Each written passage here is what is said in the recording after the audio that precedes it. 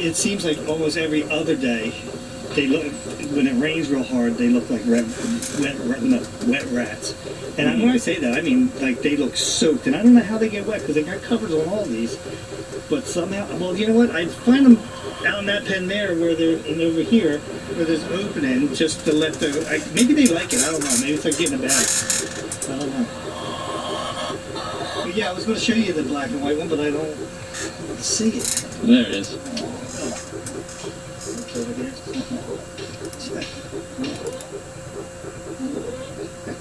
It's funny that it sounds different than the other two.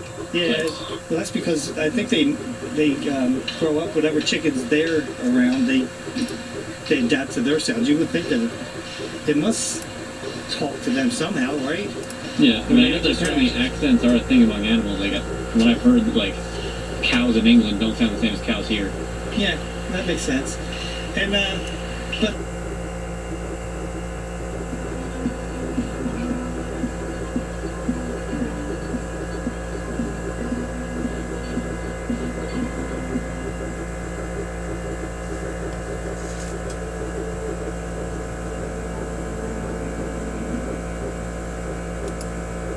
I see trees of blue. Dear reader, New York is built upon the dead. I see them burn, turning into, and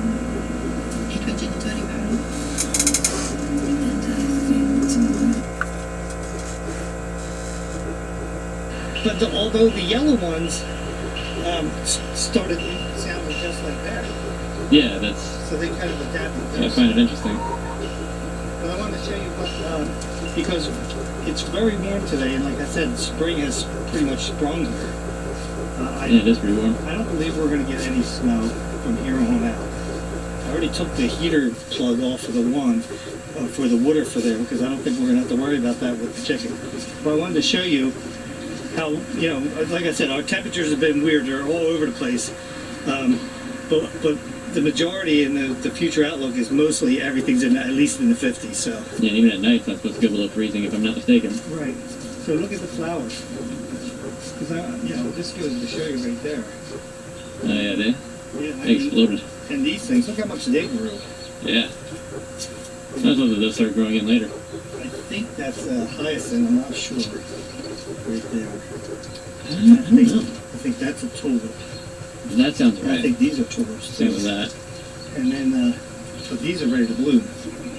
Yeah. I mean, they're really close to popping out. I can't remember what we showed them last. I think we showed them that they had the like I think they were more like this. If that much. Yeah. But yeah, so I picked up all the spiky balls over there. That you did. You did a good job. Twice. Because that's the other thing about this time of year. It's windy quite often, so it's going to blow. And I look up in the tree, and I mean, can you see how many spiky balls there are? There's a lot. But, you know, I'm not a fan of sweet gum at all. They're just. The leaves are neat because they're like star-shaped. Yeah, the leaves are, and the leaves look okay when they turn colors too. You know, in the fall. Yeah. But those seed pods, the spiky balls, I am not a favor of whatsoever. Understandable. But anyway, so the other thing my job today is going to be, I'm going to be taking all the enclosure on the inside the curtains, the solid curtains, taking all them down, throwing them away because they're getting dry rotted now. I'm trying to think of how many years we've had this now. 7? That could be about 7, 8, something like that. When does Psycho Series end? 2016. 2016, so didn't I get it after that? You got it after that. Yeah. And So that was 8 years ago, so about 7 years, I think. yeah, I'd say about that. So that's a long time for those cheap kind of curtains. Tom's going to sneeze because he's out in the sun. He's allergic to it because he's not used to it. Har. Yeah, so I got to take all them down. I bought new curtains already to put up. Okay. Are they like the same curtains? Yeah, except I'm not going to. They're going to be on rollers this time, where I can just push them that way instead of. Oh, instead of the clips and rolling them. Yeah. That's smart. but I'm gonna let that sit without the zone. So I'm waiting until getting the hot tub ready, and the hot tub's not getting ready, guys, until the end of March. Because like I said, if you look at our long range forecast right now, there's a lot of rain happening right now. Like, I mean, almost every weekend it seems like it's raining. So right, so you don't want to get a cold shower or go in the hot tub and then get another cold shower on the way in. Right, exactly. So I'm going to wait until the end of March to get that ready. But I'm going to take them down just so it can air out and that mold is it mold? Yeah, the green mold on the. I don't know. Is it mold or would it be moss? Yeah, I don't know if the camera can. I don't know from here. I know on that side it is, but we got a little bit on this side and these two sides over there. So if I leave the air hit it and the sunlight will be hitting, and I'll spray a little bleach solution on there, that'll take care of that. And then the screens are all in fine shape. It's a really thick screen, and they've been lasting forever. So good. So I'm happy with that. Like I said, I just want to get that. That's my job today. But I got to clean up this mess here. I'm just throwing that in the woods because that'll all decompose. So yeah, I just want to get you guys up to date on everything that's going on around here. And what have you done so far? That's supposed to mean. Outside, have you done anything? No, I didn't really have anything to do outside, so... Yeah, I'm doing everything without Tom saying... Oh, a little update health-wise for me, because not just I told you I had a little intestinal thing, but my shoulder... I'm going to stay in the shade if you don't mind, Brian. Yeah. Because my retina's getting hurt. My shoulder, I have to have an MRI, and I couldn't get in until April 17th. He thinks it's a tear in my labrum, which it's called SLAP, which is really funny. That is funny. It's like a superior and something else, anterior or something. But he thinks there's a tear in that. And I couldn't get in until April for that. And if I have to have surgery at all on it, I'm going to wait until after the summer, if I can. Because it hurts, especially when I'm out here working. It hurts when I go like this. It hurts when I work anything on the side like that. So, yeah, I can deal with the pain though. I mean, look at it this way. I deal with Tom all the time. What's that supposed to mean, huh? Until next time, guys. You got a problem? My drink is all the way up there, my water. You got a problem? Yeah, I got a problem. Oh, that was my knuckle. Well, you should have thought about that. Your bony elbow hit it. Anyway, guys. Best offense is a good defense. Until next time, grab yourself something cold to drink. Put your feet on relax. I'll meet you at the lounge.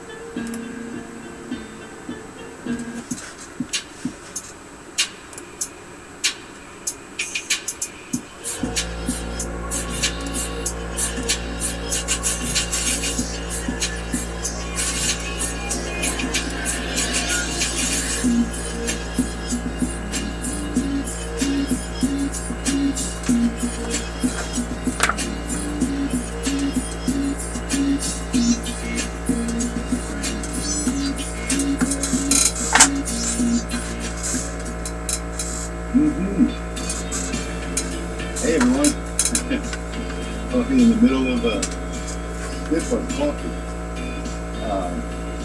We're here today, and thank you all for being here. I see we got a bunch of comments already, a bunch of people already here in the stream. We are here today doing a live, and I'm going to be talking about my learning curve with the fiber laser. So, I had now it's probably about a year old. I have the 20-watt Reka source. It's in the back, behind that 3D printer, but you can't see it from here. I do have another camera angle that I'll bring up in a moment when we start doing the testing, but I want to tell you that the first couple of weeks it was all trying to figure out how to get everything aligned. And that was probably the hardest part for me, was watching all of the YouTube videos and getting all of the bad advice. And so wanted to make this video today to talk about maybe better advice. Once you've already got it mechanically set up, you know, where you've got your framing set up and you know what your focus is and all that kind of good stuff, then it's time to actually try and figure out how to use it.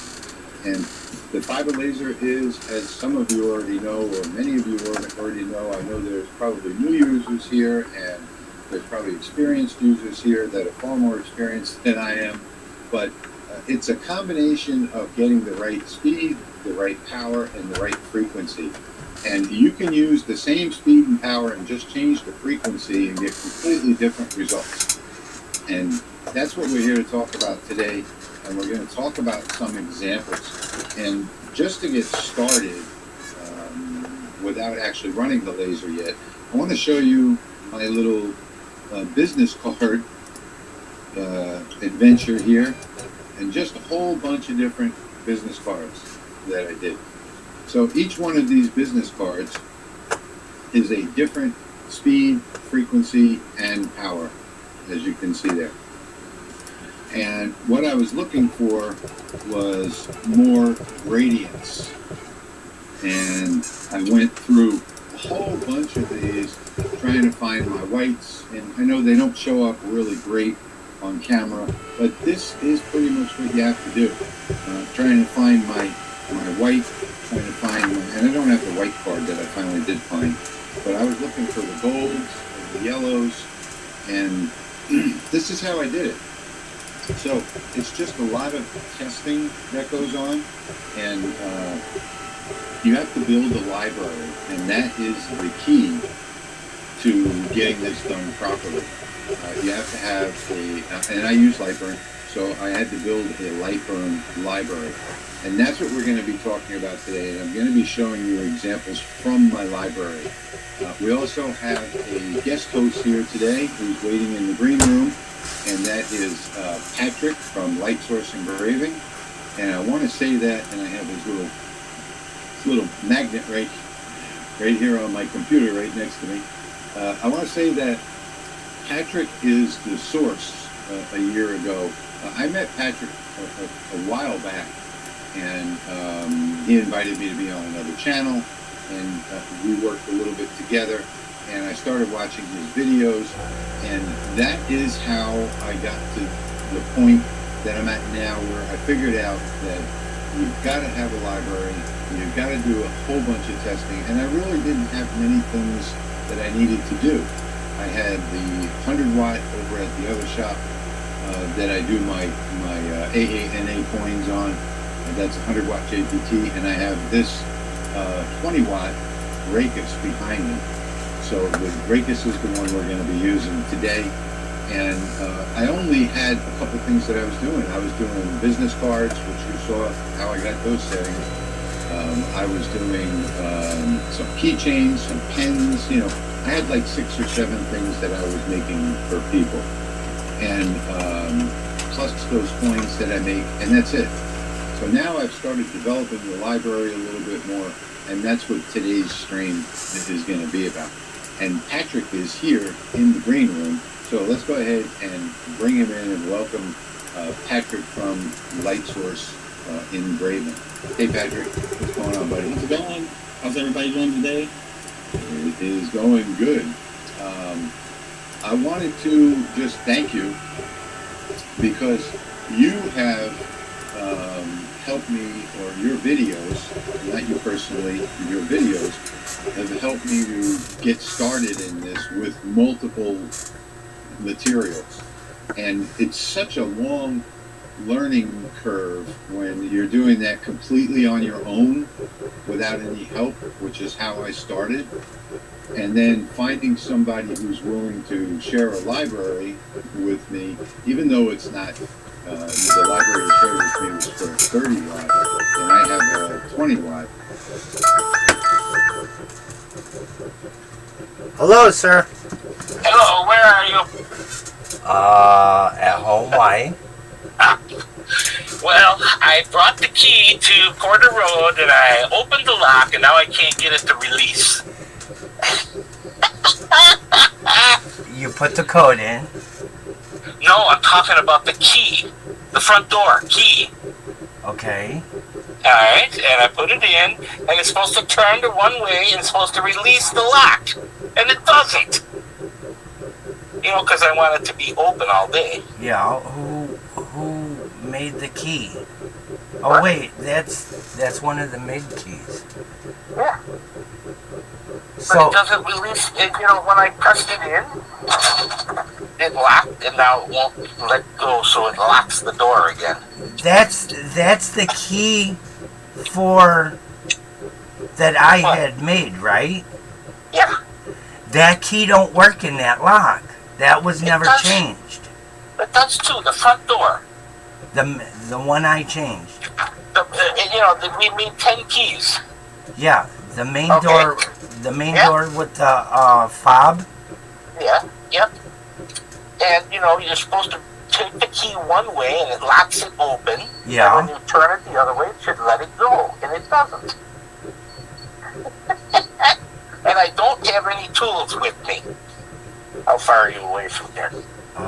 In Ransomville. What? Ransomville? Oh, you're in Ransomville. Yeah. Shit, I don't know what to do. So What? you can't get the key out? No, I can get the key out, but I can't get the little thing that holds the door locked. You know what I mean? So it unlocked, and it's Yeah, I put the key in, I unlocked it, I opened the door, I flipped the key the other way, I pushed the lock, and it locked inside the lock. So you could just open the door and close the door with the key. oh god. So now, I put the key in to turn it the other way to release it, and it doesn't release. What the hell? Yes, what the hell? So I don't know what to do. How did you take the cylinder out? You got to go through the side of the door, and there's a whole shitload. It's not your normal lock. I know that, but I gotta get it to release. I don't understand why it's not releasing if you unlocked it or locked it. So right now the key is out and the thing is in. You know, like if you press the handle it goes in, Yeah. it's in and it's not coming out.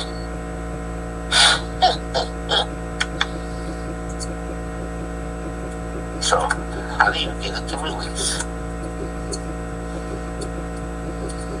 I don't see how to get it to release.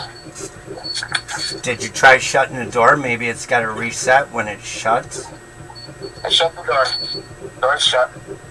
Turn the key both ways. Doesn't release. What the fuck? Yeah, what the?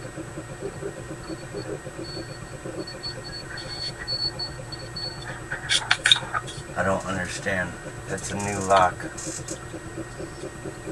It's the internal piece. It's the thing that, you know, the lack of trust. Yeah. Oh, God. Try your key. I have my key. It's in there. Oh. All the keys are the same, aren't they? Yeah?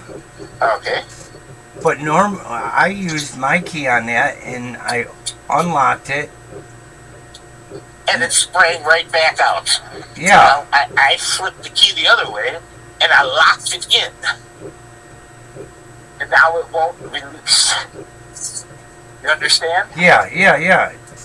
So I got to take this piece out, so that I can to see why it not releasing. Well, there's a faceplate. Yeah, but I don't have any screwdrivers with me. Oh my god. Alright, I gotta go home and get some tools. Alright, I'll tell him I'll be back in a few minutes. Alright. Alright, call me if you run into problems. I'll figure out. Run home first. Alright, bye.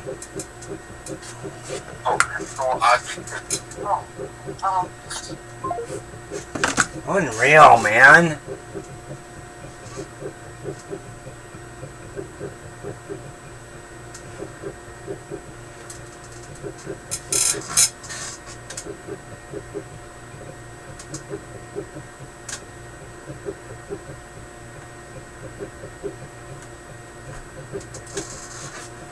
Why would you fuck with the lock? Huh? That house better be clean. No dog piss, no dog shit. How many times were the dogs out? More than once. And it actually felt good to get up.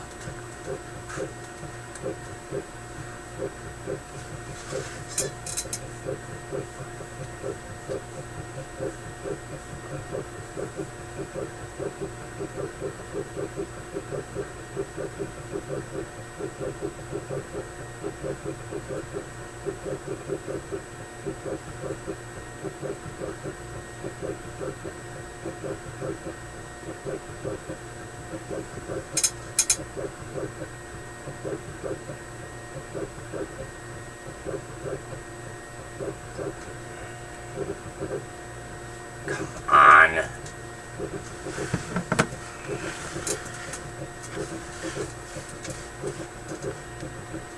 What the fuck?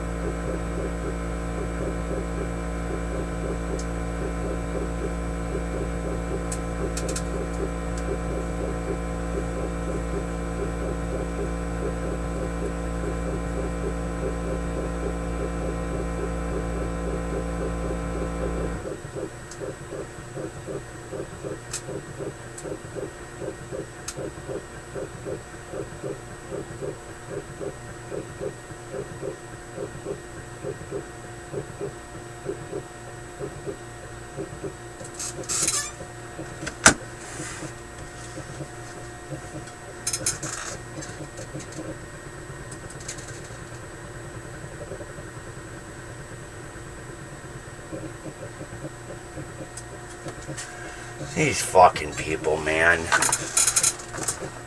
Some people at work. Yeah.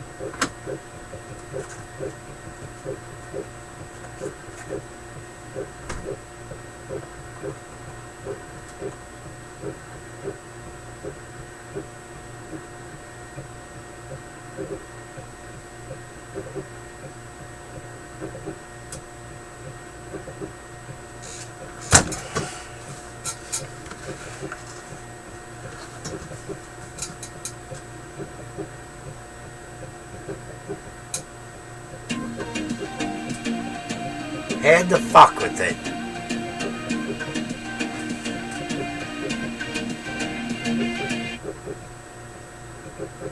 Learning curve when you're doing that completely on your own without any help, which is how I started, and then finding somebody who's willing to share a library with me, even though it's not, the library you shared with me was for a 30 watt and I have a 20 watt, it still gave me a starting point where I can then go in and, change frequencies and speeds and powers and all that kind of stuff on my own. And that really, I want to thank you for that, because that really helped me out a lot. And Patrick does have a channel on YouTube, and that is LSE Engraving. So it's down there on the bottom of the screen. And he also has a website, lightsource.pro, and he also has a Discord channel. I'm not personally a fan of Discord. I have no idea how to use it. It completely confuses me. But and the Discord's branded the Laser Maker's Realm. Laser Maker's Realm, yeah. Yep. Patrick is also my guest host, along with Steve. Hey, Steve, I know you're out there in the comment section. Patrick is also a guest host with Steve. The three of us do a channel called the Laser Maker's Realm. And every other Sunday we do a video where we make things and give you free files to download. So you might want to check that out as well. And I also want to say, I want to give some credit also to Geo, which is where a lot of this stuff comes from. So Geo is a tech guy, and he's doing file conversions for different lasers. And in fact, right before this stream, he emailed me a file conversion for a few different things for the 20 watt Raycus. So I had already done the testing. It was a little bit too late. I had already got some of my settings dialed in, but Geo is a big help, and he's sort of like the I guess the master of conversion, we call it, right, Patrick? Yeah, that's I like that. That's a good term. Yeah, so he's doing all of the conversion going on here. And let me show you my screen in Lightburn, and let me just get rid of this brand up in the top corner. And maybe we should go full screen instead. So this is what I've got on my in my Lightburn file for this video, and you see there's a bunch of stuff in here. So I've got a large blue one up top here. That is for a slate. We're going to do all these projects today. And then I've got a 304 stainless steel luggage tag over here.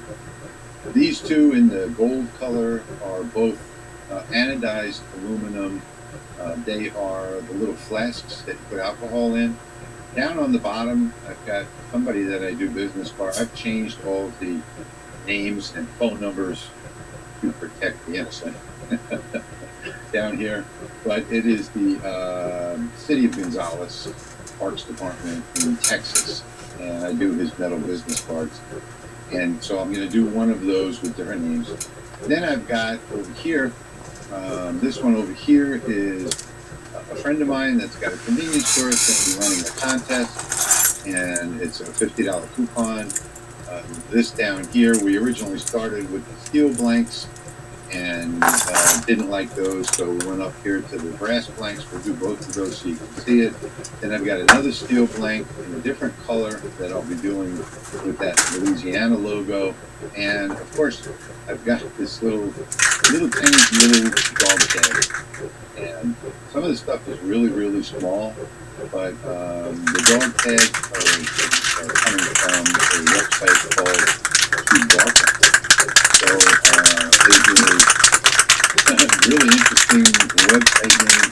I like the fact that everything is made right here in the United States. I believe they're in Pennsylvania, and the prices are not bad, and it's a really high quality dog tag. You'll get to see that in a moment. So these are the projects that we're going to run today, and we're going to run these projects. I did add another camera in the back of the shop, and I'll be going back and forth, that you can see right there, and that is the work bed of the 20 watt.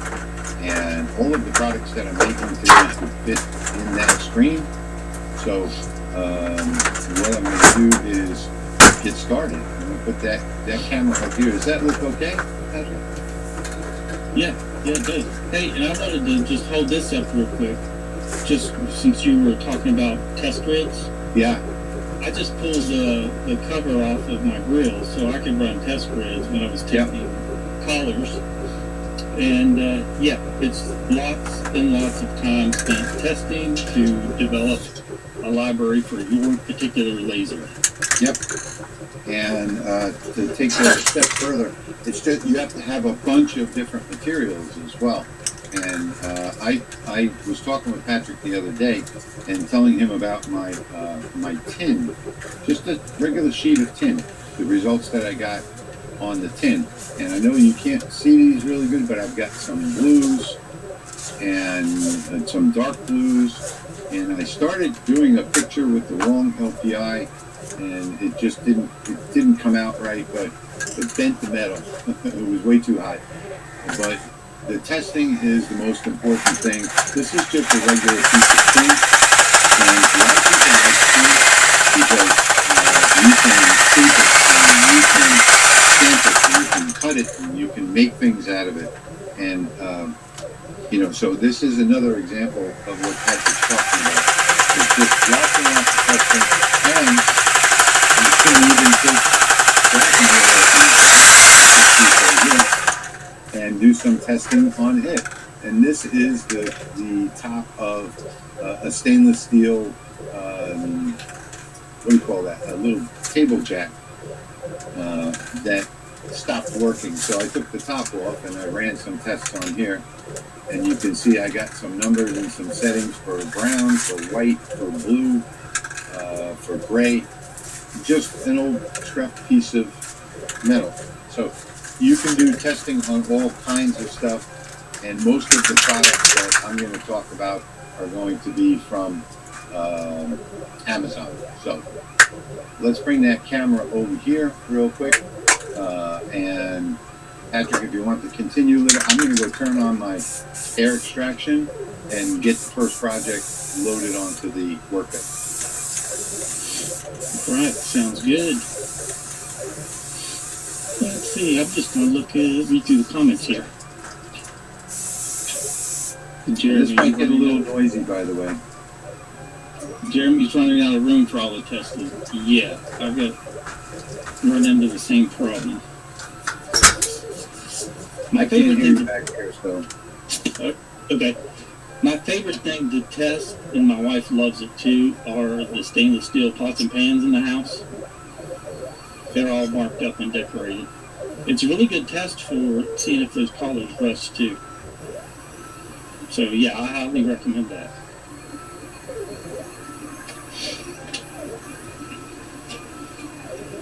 Let's see, there's folks from all over.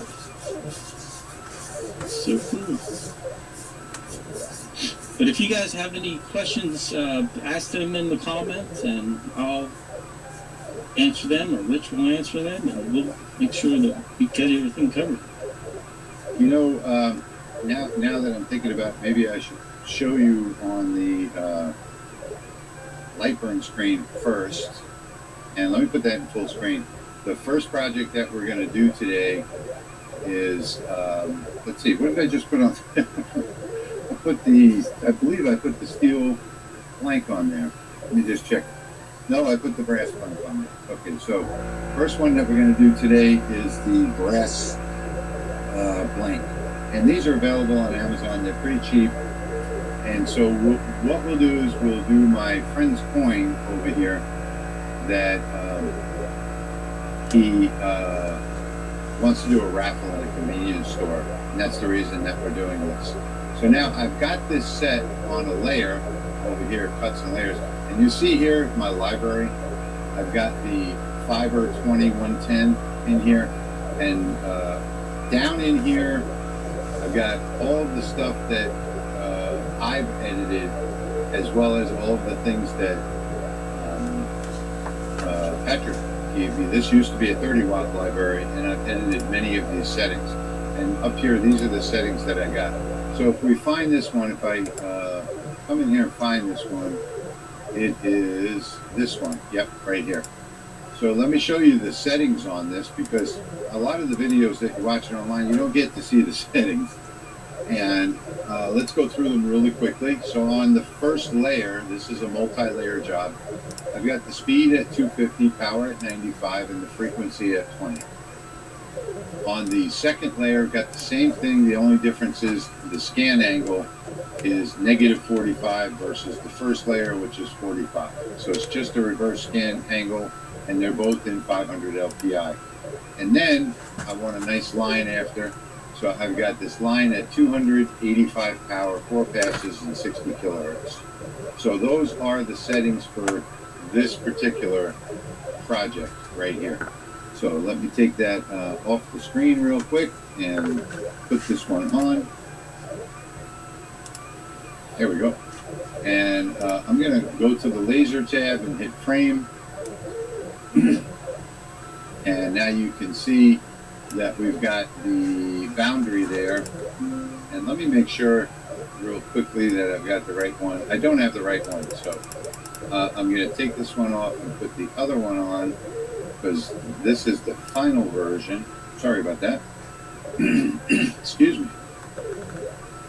So I'm going to frame that one. There we go. That's the final version. So now you can see it's not in the right spot. I'm going to hold the control key. And I have set my nudge moving with the control in the settings to 0.5 millimeters.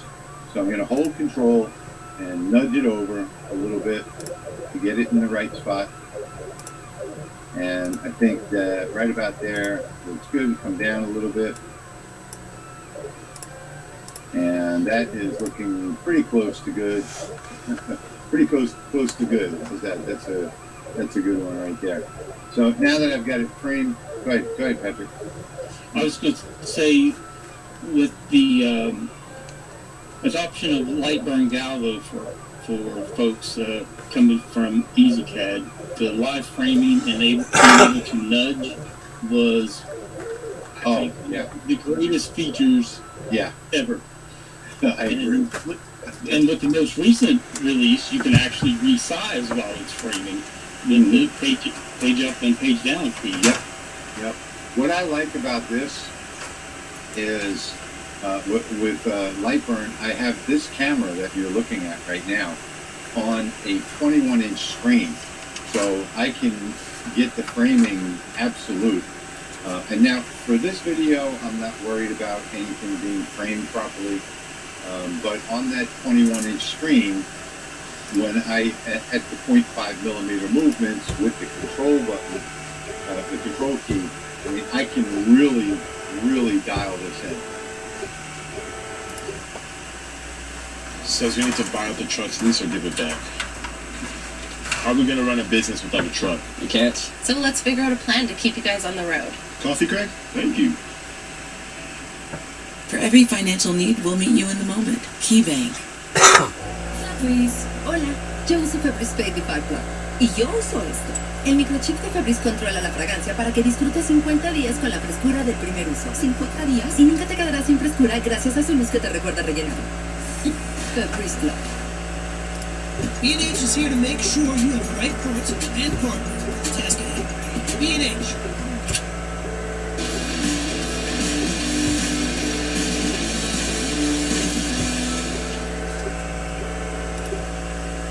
Yep, I think I have my error set to 0.1, control 0.5, and shift as 1.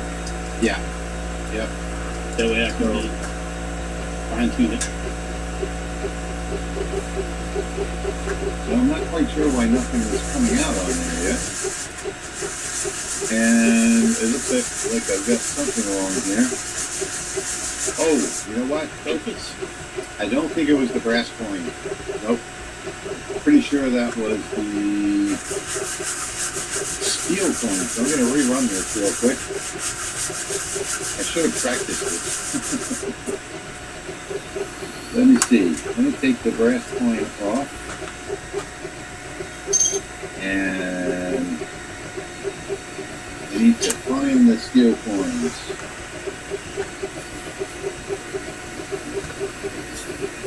And of course I can't find the steel coins. Well, just hang on 1 second, because I will. You know what? I'll put one of the steel coins on there instead. it's Murphy's Law. Anything that can go wrong will go wrong. And I know all about that when it comes to live stream. you get out of focus and back into focus. And there wasn't a focus problem. It was just picking the right coin, I guess. Material settings match up. Let me put one on here that says in the description steel blank, so I know which one I'm doing. I put that in the middle and frame it. And now I'll put that into position. We'll give this another run.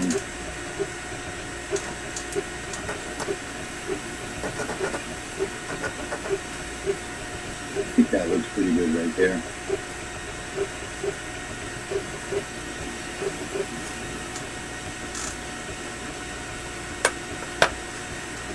So now on this one, this is plain steel. I'm doing a white engraving on this. Now we're seeing something.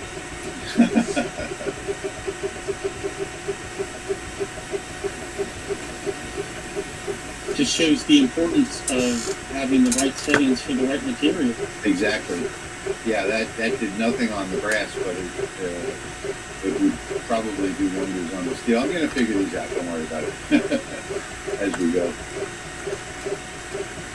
So this is just a regular steel blank, just costs a few cents. You get a whole package of like 70 of them on Amazon. I did wish I bought the ones without the hole in them, though. And this is a really complex design here, by the way, on such a small coin. The coin is really, really small. So there you go. You can get an idea. Let me move it off the spot so you can see it a little bit better.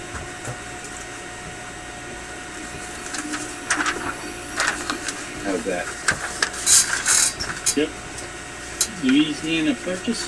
Louisiana Purchase, 1812. And yeah, so I think that came out really nice. And I do have a couple of other settings for this one, but let's switch to a different material real quick. And the reason why I've got this here, I learned that, you know, if you don't do this right, you will etch your base. So I have something behind it. Let's put this back on here. And reset the focus. No matter how careful I am, it's only a matter of time before the base gets marked. I couldn't hear you, sorry, what did you say? I said no matter how careful I am, it's only a matter of time before your base gets marked. Yeah. It'll stay nice and new, and then next thing you know, oh man, Yep. Yeah, well, I use that extra piece now so I don't screw everything up. So we are going to do an admit one token. I'm going to put that in the middle of the screen. And actually, I need to move this down a little bit. And one thing that I've also noticed is that it's important to use that P key and get your project centered directly in the middle, especially on larger products, because the laser is strongest at the middle. So here is my admit one token. So let me get that moved into position, which is right about there. That looks about right.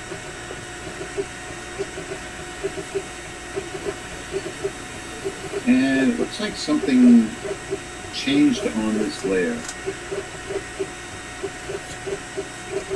Old Spice bar soap with 10 times more moisturizers for smooth skin compared to regular bar soap.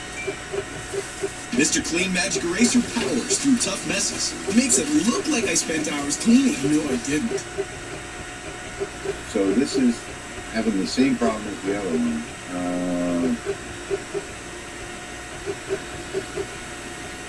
I don't know, I may have set something else on that layer by mistake. Or maybe what I should do is just go back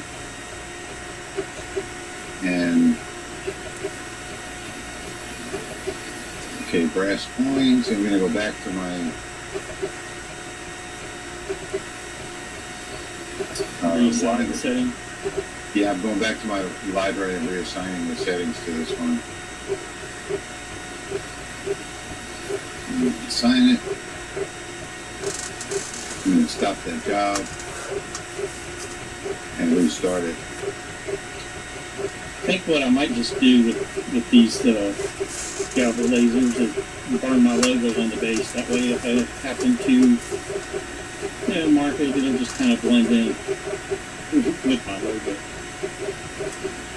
So what I did is I must have changed something when I closed Lightburn, because this layer for the brass was the wrong setting.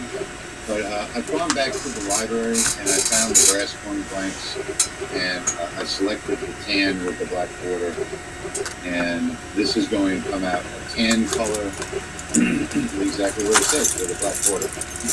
And to cover those settings real quick, it is 3 layers. First layer is 800 speed, 70 power, 30 frequency, with a 45-degree angle. Second layer, same thing, negative 45-degree angle. And you know what? That didn't come out right either.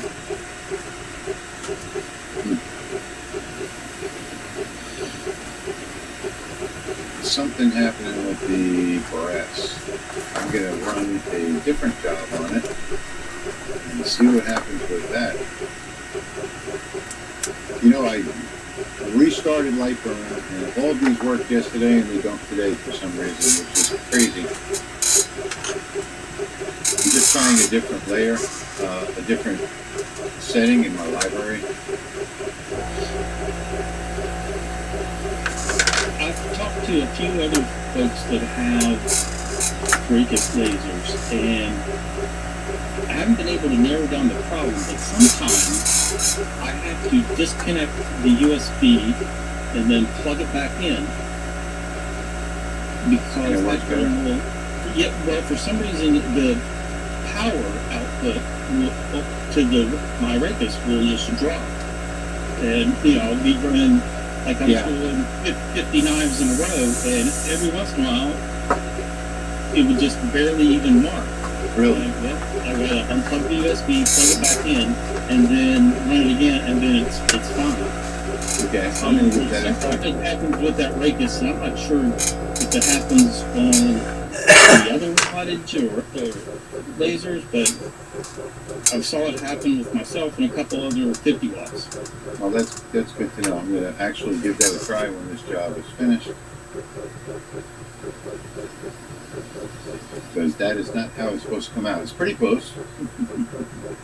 Let me give that a try. So I'm going to, should I turn off the machine? No, I just unplugged the USB and plug it back in. No, I can't even find the USB on this one. So many wires. In that case, yeah, you can turn it off and back on.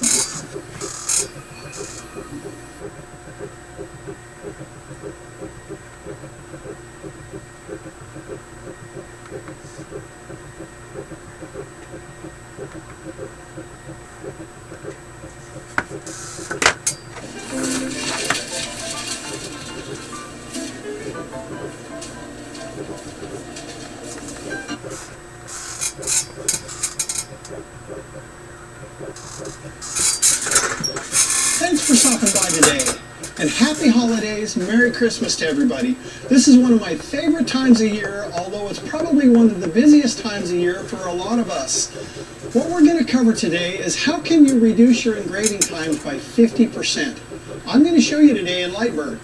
Would you believe that these two ornaments right here, this one took 4 minutes and 10 seconds, this took 2 minutes and 10 seconds, did it in half the time with just some minor tweaks in Lightburn. What we're going to do today is we're going to learn and we're going to investigate a little bit about how much difference speed and lines per inch make when you're doing fill engraves like this.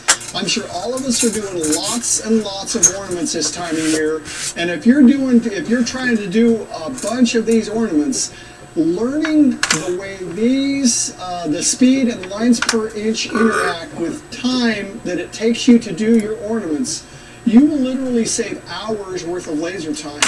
Well, that's time you can get back for creating other products for customers, right? So I'm going to show you how to do that. I'm going to show you some real live stuff on how it works. We're going to jump into Lightburn. I'm going to show you the two settings that I use to generate these two and the stark differences between the engraving times. Just a couple of things. I'm going to be on a Thunder Laser Nova 35 100 watt today. I'm going to have my laser defocused by about 1 millimeter. So my normal focus on my machine is 6 millimeter. I'm going to be focused at 7 millimeter. When you're doing engraving like this, for most of engraves, I don't care what it is, I always defocus my lens. I'm never in focus when I'm engraving. It just produces a lot better look, and it's absolutely critical for when you're doing this type of when you're making your changes in Lightburn. Because when you defocus your lens, it's going to make up for when you reduce your lines per inch, which gives you a much faster engrave. So let's go ahead and jump over to the laser. I'll show you my setup. I do have a new product that I purchased recently that I really like. I'll show you that. I'll put a link in the description for those that I'm going to show you. And then we'll go to Lightburn and we'll learn all about the difference in speed and lines per inch and the dramatic effects that it will have in your engraving time.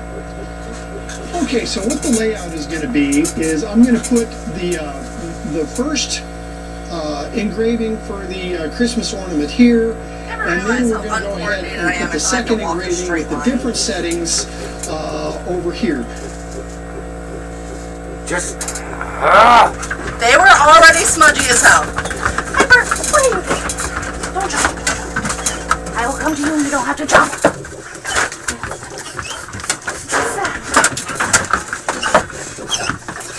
Knock it off!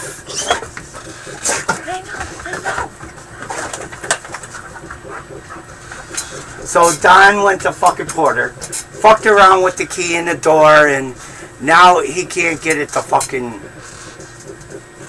not stay open. He's like, where are you? I said, home. Where's that? Ransomville? Well, I gotta. So you need a ride. I gotta take this apart. No, he's going home to get tools. So. Good. Maybe he shouldn't have fucked with it. Yeah. Why do they always touch things? That's the second.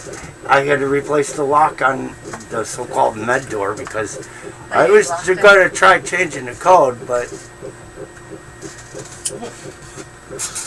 What happened? Oh, they locked something. They shouldn't have locked. So... And you got it last. $6.99.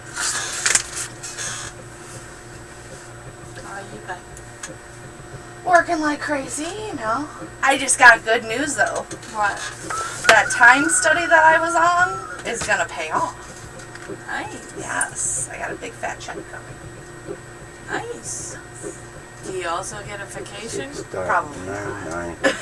But that would I have was been nice. technically off today. I didn't actually do any work today, so I called that away. I was supposed to be off tomorrow too, but now I got a meeting. Are you trying to do redneck mess? Knowing him, yes.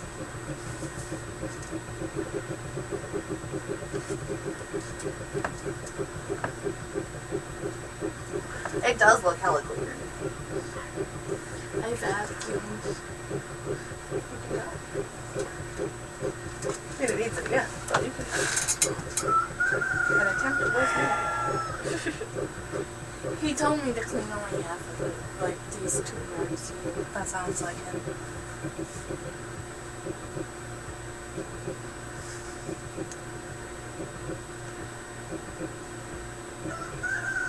I know. They missed you. Clearly. So nice, huh? So good over it. My brother's like, Juliet's out of hibernation. I'm like, what do you mean? And I'm like, you were outside. Get the goddamn dogs.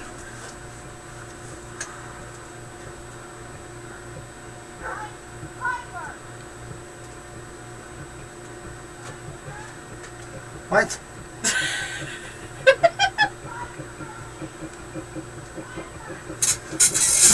Go on. Here! Get over here!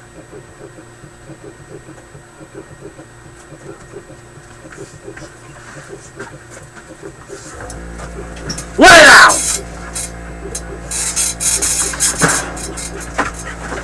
Ah! That didn't work. You got the zoomies now?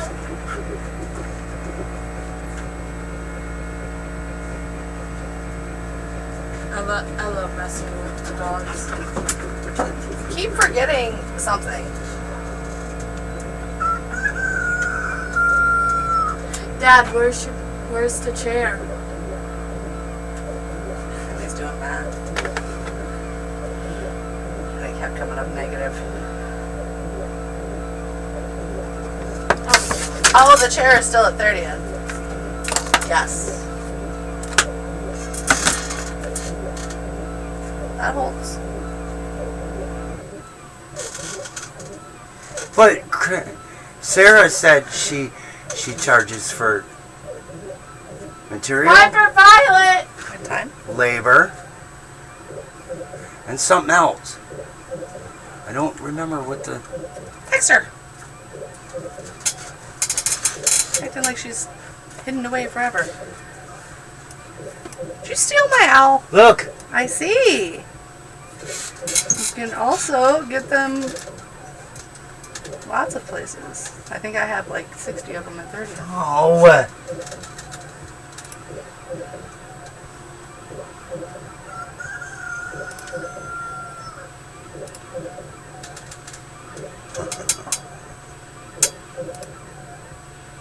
I got a fidget toy from him.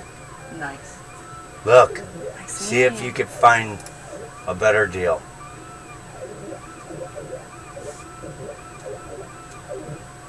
Okay? Okay. Basswood. 12 by 12. 3 mil. No. 1/8. Which is 3 millimeters. Whatever. I don't do fucking metric. So weird. The entire rest of the world uses metric. America said, So I'm gonna try we're a not new gonna one. use that. After this one, I'm gonna try a different one. Okay.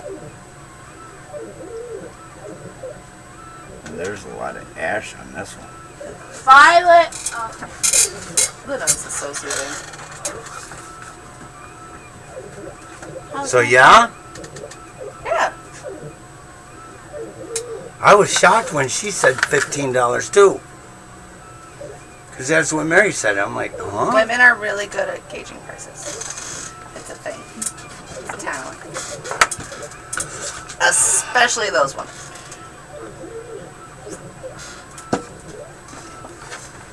No, Pam told me that. She said, we have a management meeting tomorrow. I said, we do? I'm supposed to be off. Do you want me there? She said, yes, because there's big news. What? That all of the overtime that I have worked, I have to get paid for. How about the overtime I work? You aren't on time study. Should have asked to start punching in. But if he starts to overwork, he's gonna get cranky. I mean, I'm consistently cranky. I'm just good at faking it. No one likes it when he's cranky. I think it's kind of funny, but there's something wrong up there. Takes Piper Violet! 23 minutes. I added that wrong. I want to say continue. Okay. Piper Violet here! Okay. Yeah, I can't do the whistle. Piper Violet here! Oh, I see. Okay, I see Piper and Violet near Mulberry.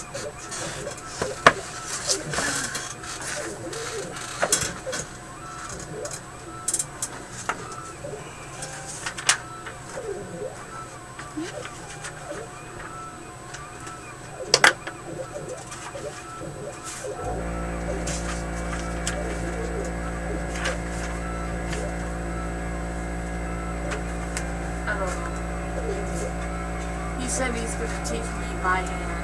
Cool. It's just hope I don't burn myself. Could be worse. Yeah, I got scalded with hot oil before. Quiet. Yes, Mr. Napoleon. Alright, how did you get the cylinder out? I took off the piece on the side of the door. Yeah. I took out the two little screws. You, and now what two little screws? On the inside. How do you get the cylinder out? What I need, this is very important. What two little screws? After you took off the faceplate? After I took off that little faceplate on the side of the door, Yeah. there's two little screws that's supposed to hold the cylinder in. Yeah. Alright, I took those out. You weren't supposed to take them out. Because now they're so- going to be a pain in the ass to put in. But the cylinder unscrews. Okay, but from where? Where's the thing that holds it? I used a pair of channel locks, but you can carefully put your key in and try turning it with the, use the key as leverage. Because Does that work? that's how I got it in there. It is solid as a rock. Yeah, I cannot turn it at all. it unscrews.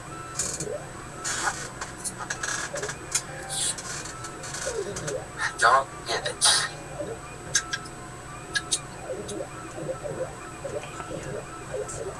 Does that unscrew? Oh, it worked. It unlocked. Ah!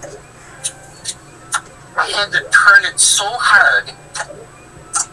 Oh, look. Maybe. So that's, I had to use a pliers to turn the key, and all of a sudden it sprung free. Yeah. What the fuck? I knew it was supposed to be something stupid. Ah! Okay. So now I gotta make it work so that it's easy for them to do. Well, I can go get some key lock dry lube and spray it in there tomorrow. And get it loosened up. Well, I gotta try this again. I gotta put all the screws back in. Good luck with them set screws. I got it. Very easy. I have a magnetic screwdriver. Yeah. Yeah. Okay. Thank you. Alright, sir. Alright. Bye. Bye. Why he has to fuck with Yes, he's done. I love when he swears. Oh, So- oh my gosh. Because he's so professional any other time. Did I do that right? I don't know. What are you trying to do? Wait. Clear. $1.08 a minute, right? No, wait. No. $25 divided by 60 minutes. Yes.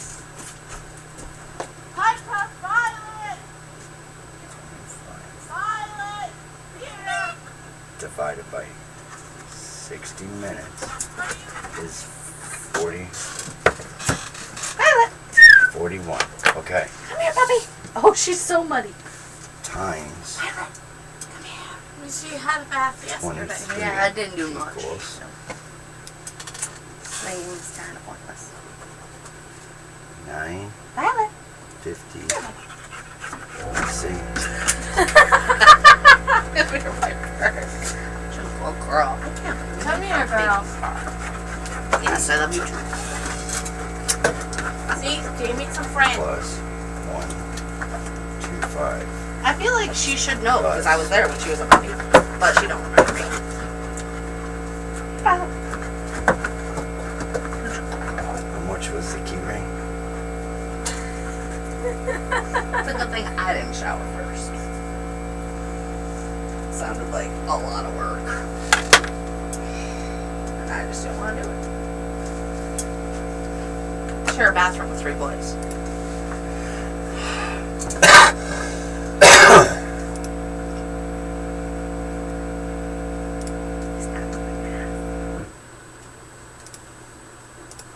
I'm not good at math. Maybe it's because Pretty of my... good at math. But I think it's just because I hyper-focused on it when I was little. Numbers are the same in every language. But I'm really good at money. See? 7 Then I'm cents. good at math. I'm not good at money math. That's what And I was on top of my reading. I was a higher or lower than any of the students in the classroom. I started testing out when I was in like 4th. And they were like, oh no, we don't know what to do with her. She finished all the reading. So they used to just let me bring my own shit to class. Would you like some assistance? No.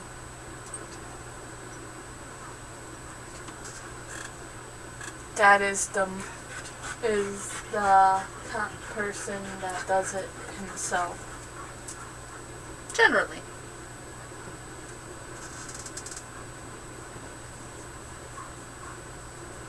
$4.10 profit. Because I added the key ring in.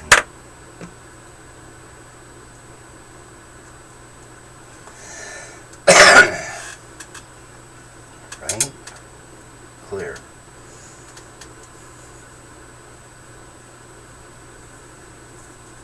$41.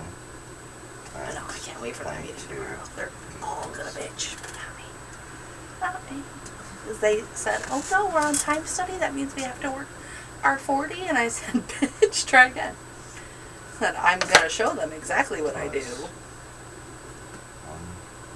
I was hitting 120 hours. Plus. Jeez. And I'm salary. So only 40 of that was paid. Nice.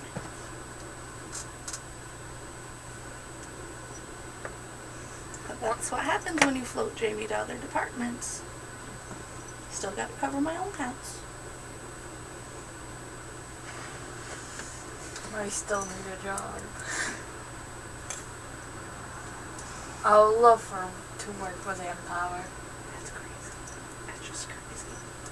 Crazy. And if I can't get in there, I could just float myself to the Ransomville Free Library.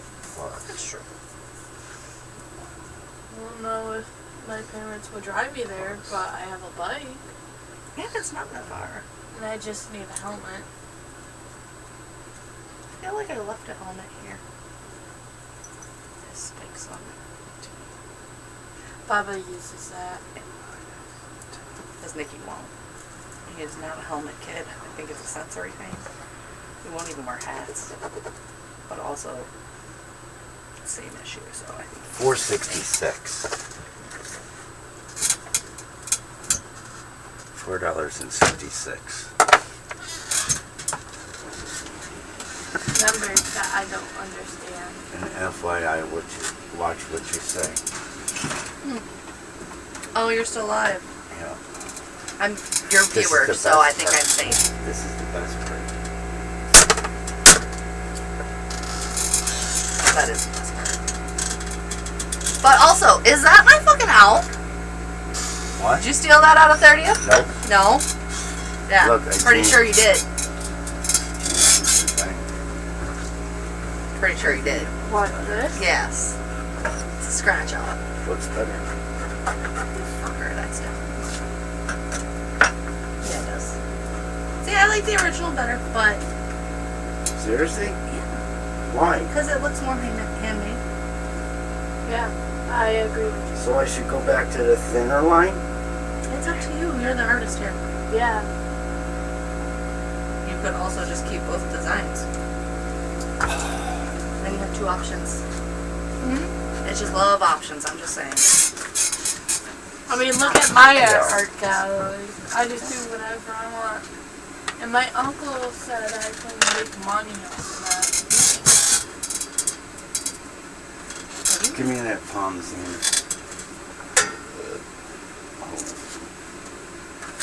It's a detail in there.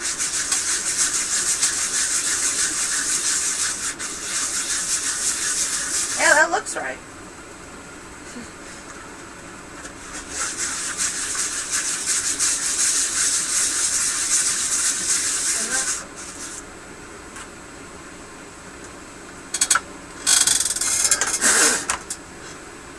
Fancy. Super fancy. Now that was the theme for my sister-in-law's wedding. Very trendy. Just kidding.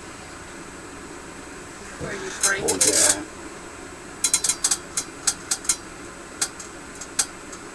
This is the only key right now. It came with these things. So it's technically not The key ring. I have key rings in the truck. You also have all the key rings.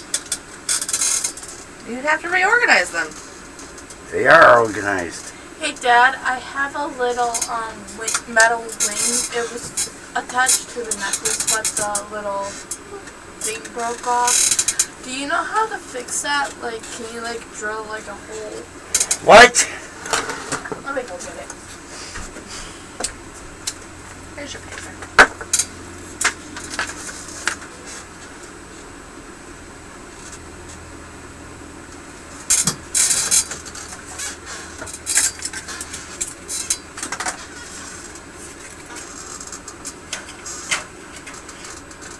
See, I redid my whole bed. No, you didn't. Yeah, I did. I looked at it when you opened it. It's very nice.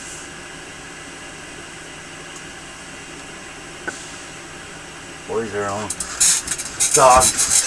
Nope. Hyper Biley here!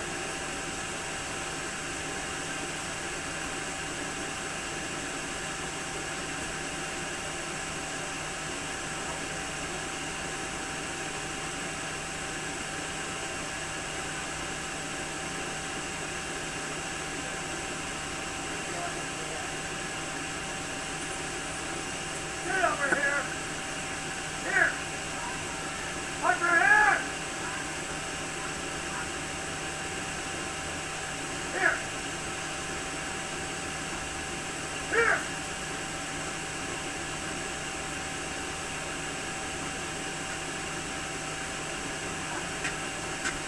Around the corner.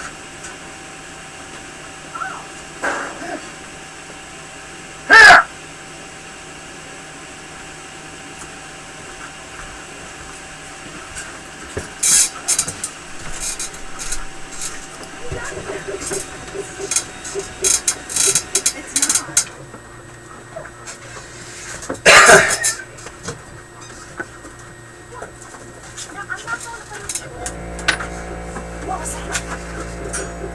What is it supposed to be on?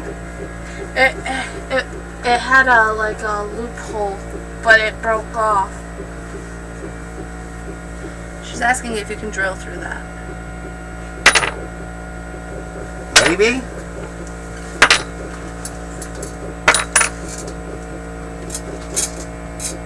So boys. Or I could make it out of wood. I want to make one more of this. My friend Faith gave it to me on the last day of school.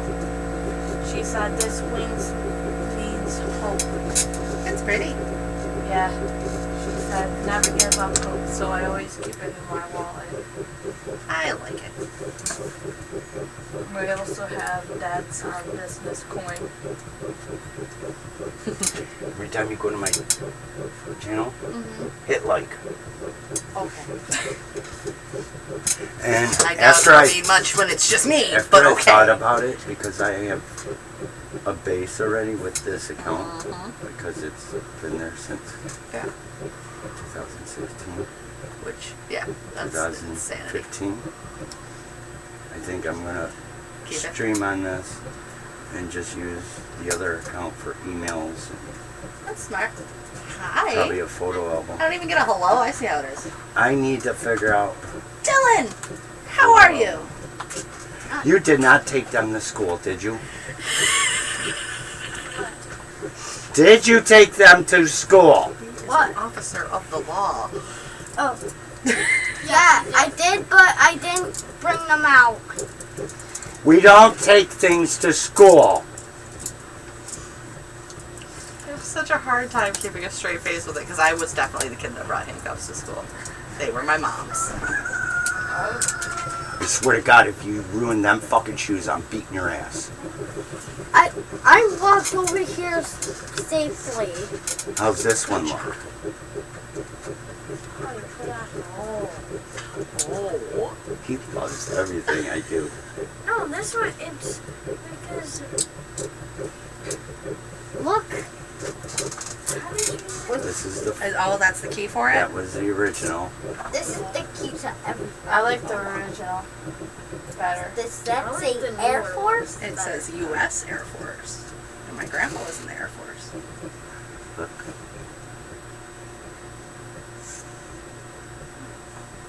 You don't even know what it is. What is this? It's a deer. That's 2 deers, actually. It's a And a deer. heart.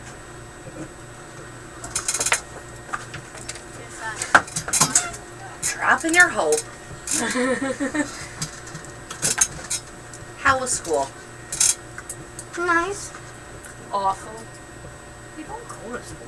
That's the part. That's the thing. Faith is still at school. Well, guess what? What? I had a wonderful day at school because everyone was treating me like a captain. Whoa. Was it because of the handcuffs? School's the normal for me. Horrible. You Oh, no. sound like Nicholas. I just want to play video games. You sound just like Nicholas. I know I do. It's pretty gross. I'm gonna go get my brand new bike. Shoot, I seen Why it. couldn't you It's bring Nicholas? Is he still at school? He's still at school. He gets home at 4. You hold my handcuffs? Sure. Oh, right back. Ow! What? I seen that. You be nice. Bully. Right? Eventually he's gonna be bigger than you and I'm gonna laugh. And he's gonna be a bodybuilder. So, what did you ask me yesterday? I don't fucking remember. That I said, it's hard to explain. No idea. There's no way. Couldn't. You're gonna save my life. Oh! Short-term memory loss. The outline. Yes. Okay. Okay. But also, you sent So, me the whole instructions, and I can read. So. How to do an outline. Uh huh. What you would do is, you would click on the image, Okay. and it outlines the image for you. Yeah. Then you go to what's, I forgot what it's called, offset.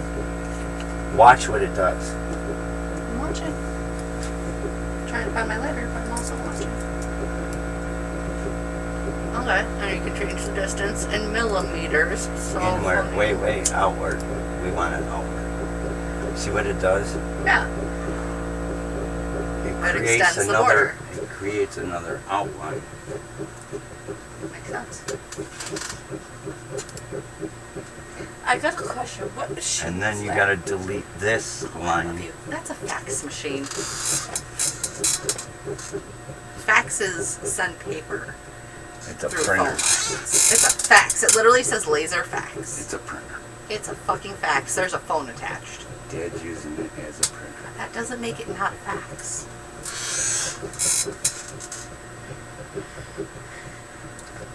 Technically, he's right. It's both. It's a multi-function machine. You can use it as a printer, like he is. But if it has a This is phone, where it's gonna throw you a loop. okay.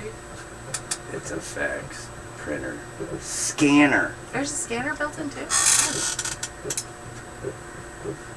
So if you draw something, I can scan it, save it to the computer. You can also do that with a Eventually, phone. when we get money, I'll get an actual Decent printer scanner. Or I'll get a USB where I just. We should change out of your school shoes if you're worried about getting them muddy. But that's just what I would do. But I wish we would change our fucking school shoes! well, number one, I don't have any more shoes. Where are all your shoes? Boots! Put found boots your on. Sonic shoes. They're on the kitchen table. Number one, I don't even know how to tie shoes. You're getting your shoes muddy. If you put them on, I'll tie them. But also, Nicholas doesn't know how to tie his shoes, so if you learn first, we can make fun of him. I'm just saying. It might be good incentive for him to learn. I just wanted to see your opinion. Dad says no, but I just want to know your opinion. Do you trust me going on the road? No, not even at all. Now, when they do fucking 55, 70 down this road. So that means I can't And ride you have my a very short attention span. And that means I can't ride my bike. I also, for the record, would not ride my bike down this road. Like, because I know my attention span. I can barely drive. A bike, I'm way more... Shut up! I like this one better.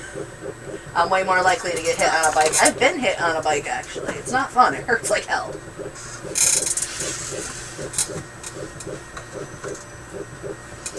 I'd say, like, maybe when you're 13, if you're responsible at 13. What about you, Dad? What age would you say that I would be able to ride on the road? Probably in mid-30s. 27. There we go. 27? It's not just... What about That's a me? great number right Dom's 15 and he can. But that's because... He doesn't have the built-in Wilson ADHD. Yeah. Yeah. You know what I gotta get now? What? Harbor Freight. They sell powder coat. Only two. Shut up. As far as I know. I don't think they sell more than that. Black and white. You could put powder coat in this. You can also put epoxy in that. Just put powder coat in there. Stick it back in the laser and you cook it. Smart. But also you can epoxy the shit out. It's so easy. Epoxy costs more. Epoxy is on site everywhere. So, when he... And you only need sometimes- tiny, tiny bits to fill those. When he does something like that again, I'm gonna ask him if I can, like, take my Sharpies and just color it in. There is a Mickey Mouse on the dashboard of my truck if you want to color it in that he made. Okay. Have at it. Because I was intending to color it in, and I'm never going to have time to color, let's be honest. You could also use paint, and then sand the outer edge. I really fucking dialed this in. That was the goal. Wait till you see what I'm gonna do next. Fuck it, we're gonna do it now. Yes, save.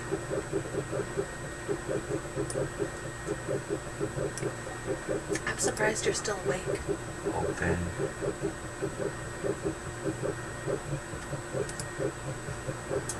Everything. Pictures. Or did I save it in projects?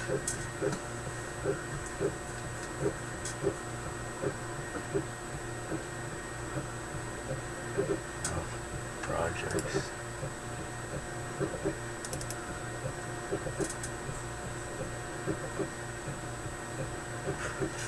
You haven't named this cookie there. Now what? Hello, sir. Hello, I couldn't get the cylinder out, but I got it to release. And there's something wrong with the lock itself, because when you flip the key to the right and you press it in, it locks in place. When you flip the key to open it, and right at the end there's a little thing that's supposed to let it go, and it doesn't all the time. You gotta wiggle, make it, it's terrible. Okay. So something is wrong internally of the lock. So you're saying it's the actual cylinder lock? I'm saying it's the actual lock itself, not the cylinder. Okay, the door. Then. So the door itself, there's supposed to be a little release when you go all the way to the left. Yeah. There's a little release, and I'm wiggling. All of a sudden the lock releases. Don. Yes. Yes. Calm down. Oh, it makes me freaking crazy. I will talk to Niagara Lock guy. Okay. And I'll see what I can do. See what he says, because Yeah. it makes it so much easier to just do that, open the door. Yeah. But we can't have it where they can't unlock it. They can't lock it again. It's Yeah. ridiculous. But it's locked right now, and Okay. I don't know how else to describe it, but it doesn't release. Yeah. Well, he'll know. As soon as I tell him, he'll know. Yeah. There's a little cog inside there that's supposed to release it, and it's bent or whatever. Yeah. So, all right. Yeah. Let me. You good? Talk to them. I put the key in the box. Okay. Cool. Okay. You're happy where it is? Yeah, it's fine. I had to get close to a stud, and there's no stud near the door, so I got it on the frame. Where it is, it's on the frame. Yep. And that's fine. All right. And listen, if they rip it off, they rip it off. What am I gonna do? Oh, they're not ripping that off. I got it. I hit that frame good. So. Yeah, so I opened it and put the key in it. So the key is in it right now. All right. Cool. Oh, terrible night. Terrible. I should have done this tomorrow and not today. I know. I'm like, what is he doing there today? I'm gonna get another chip show at Becky, and I said I'm just gonna do it. Yeah. Shit. What an idiot. Yeah. So, whatever. All right. I'll talk to him tomorrow. Okay, very good. All right. All right, boss. Bye.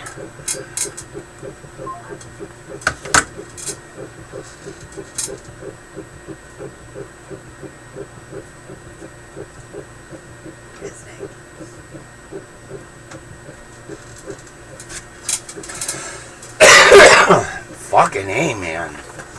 This is from your children. What? Picture.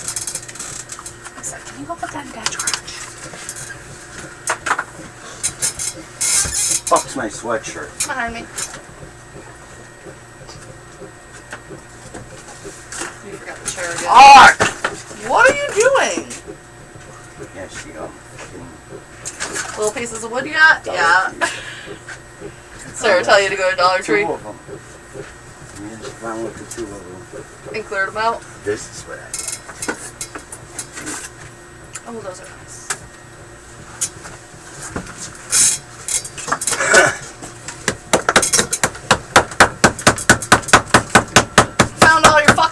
treasures. Only 2. Only 2.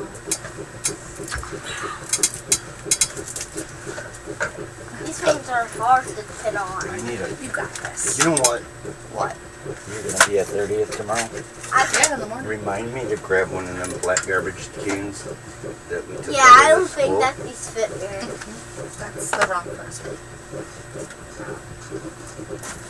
Remind you to grab one of those black garbage cans. Yeah, that we took out of the school. And the chair. Yeah, and the chair to replace this fucking thing. Almost like you could have grabbed it so many fucking times. I hate high tops. This is dumb. I know they have to tie. I have Converse. I mean, I love high It's a tops. project. It's putting them on others. That's the trick. Putting them on yourself is different. Yeah, remember, I get people dressed every day for a living. My older brother gets me dressed because I don't know how to put on anything. Takes practice. Plus, you're 6. Like, you got some time to practice. But I do have a stomach ache. You do? Yeah. Why? I don't know how. Did you eat lunch? I ate lunch. There's so many things that were unhealthy, but my stomach hurt for the whole entire day. I had to use the bathroom today a lot, like 1,000 times. Like 1,000? Yeah. So you didn't go to school today, you just went to the bathroom then? No, I actually went to school. My brother thinks I was fine. Yeah, that's good. That thing's so annoying. I like that noise. I don't. Cause It sounds like a spaceship to me. I think that's why I like it. Hey, how come that shoe went on so much easier? That's because this one's the easiest one. Is that the easier foot? Yeah. This one's the harder foot. All done. Now you can go step in the mud. Yep. Where are your... Go put those in the house. I only have 2. Yes. Yeah, you don't want to lose them. I am not going to do that. Well, just down here. I want to have peace. I want to have peace. The amount of trauma that comes out of him. Sometimes it's annoying. Yeah. But sometimes it's hilarious. Sometimes See, I'm not around enough, so it's always hilarious. I don't get to hit that annoying part. It's cool. And sometimes I just want to... That holds. But I can't because it's not my child. I mean, I hit other people's kids, but like, you're really not supposed to.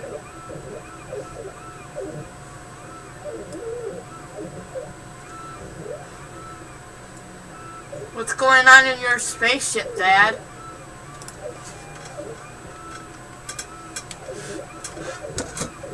Cutting it.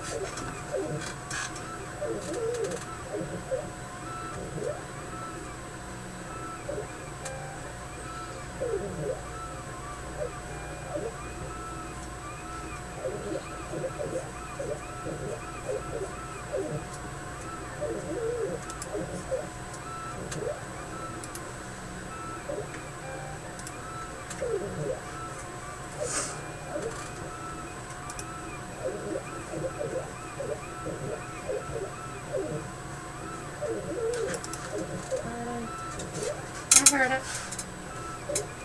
Taking over by the house. Where are the dogs?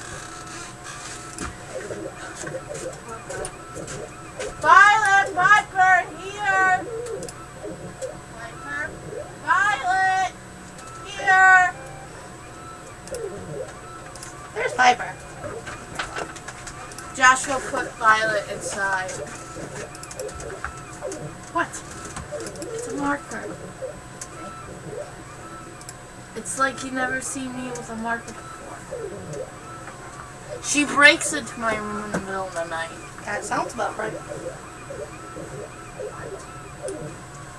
Violet comes in my room because when I think she hears me sometimes like move around in my bed.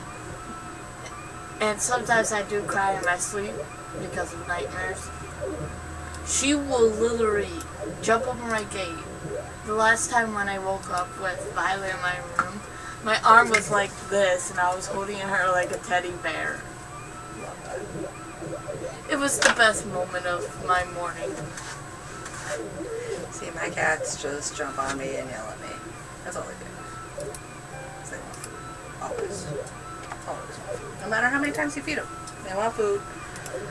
They don't want snuggles. It's not just the food. Lucky comes to my room to snuggle. He's a snuggler. I'm pockets and it's really starting to piss me off. Tiger girl pants. I want pockets.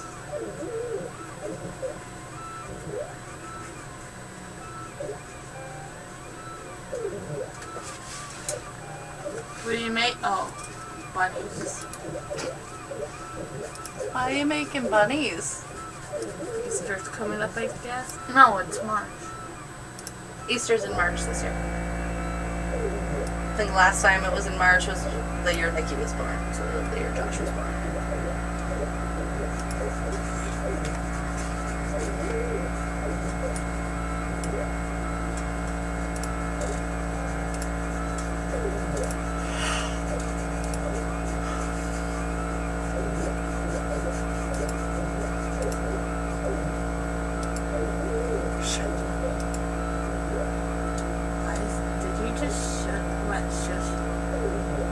Shit, but real under his back. Duh. Ungroup.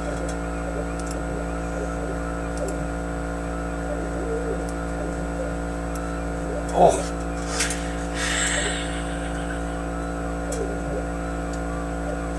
Everything all right, Dad? Sat up so straight.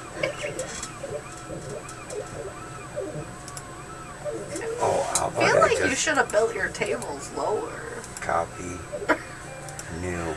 So you didn't have to be at a bar stool. Never been to a bar before. That's what that chair is. It's alright. That chair is not that high. There's no fucking way. 35 inches. Phil. No. I don't want Phil. He has no idea what happened to the back of it. Oh, this chair? No. You see those two holes? There's a part that goes on the back. No one has no clue what happened to it. That sounds about right. At least there's room for chairs. There's no room for chairs at my house. Tiny trailer. Too many people. It's a great dinner.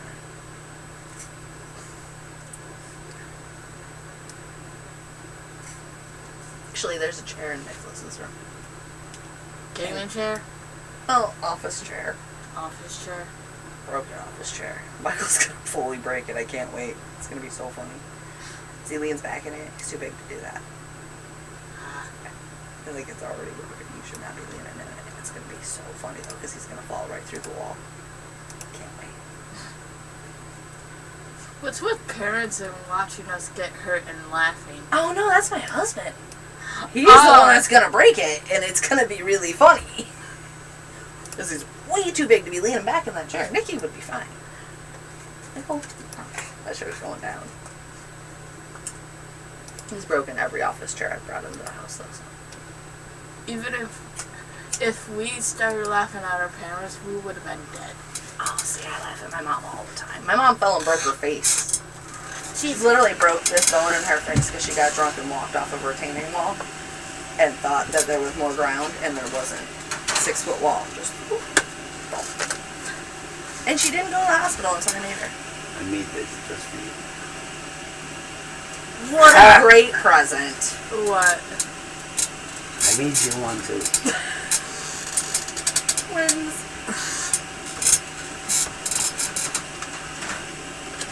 I like It looks like a tiny shelf bracket for like a dollhouse. Yeah. So now.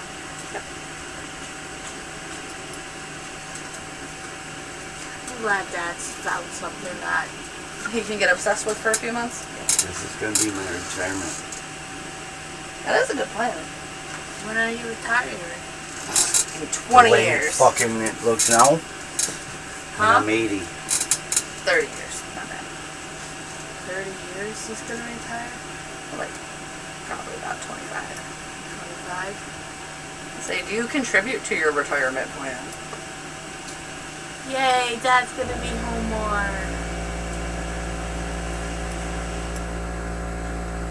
I don't know when Mom's gonna retire. She's still young. She's still in her 40s, right, Dad? Or just He done. can't hear you. Dad, I think you need hearing aids. No, he just ignores me.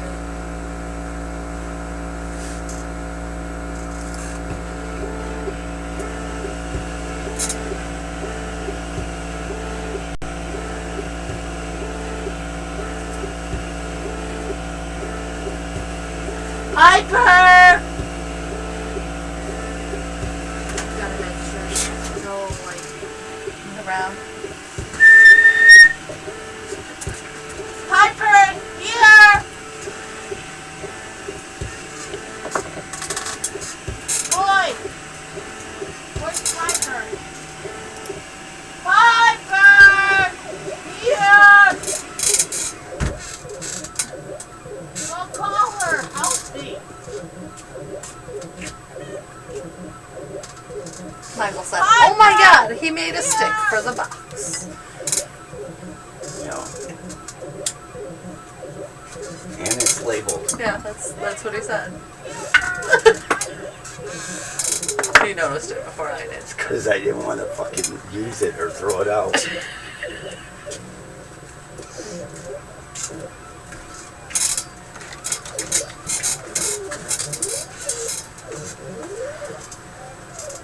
This one came out darker.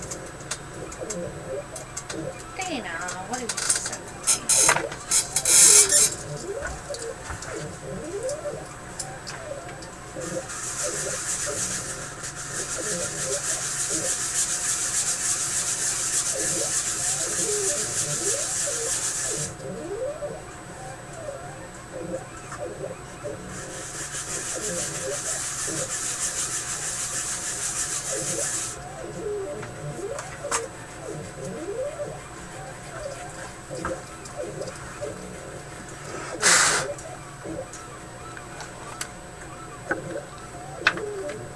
Why did that one come up darker?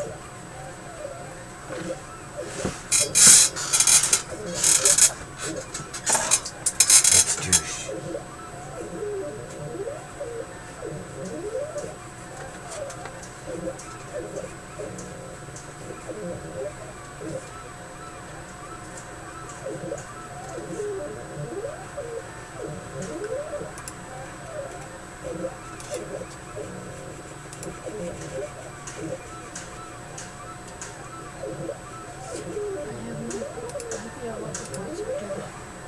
Getting into shenanigans, clearly. I hear one of them hitting some of them with a stick. Couldn't tell you what they're hitting.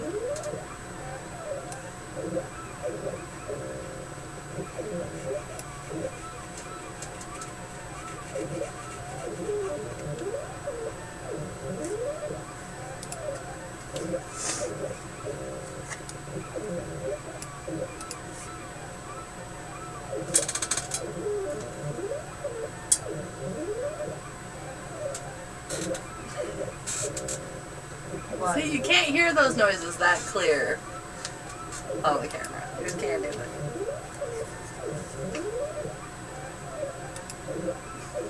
It's like its own little symphony.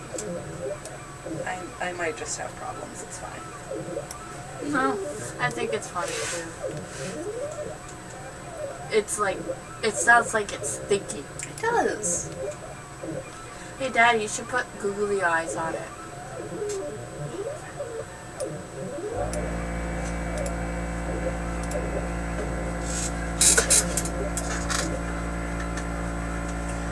One time I used glue 2 googly eyes on a rock and just wrote the name Rocky and gave it to my ceramics teacher. Love that. And he goes like, and then he makes a whole announcement saying we have a new class pet now.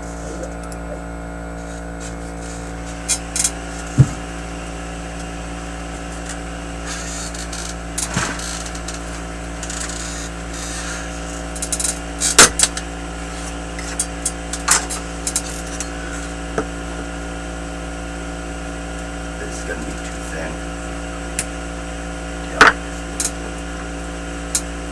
That's how you learn. Yeah. Ooh, that looks fun.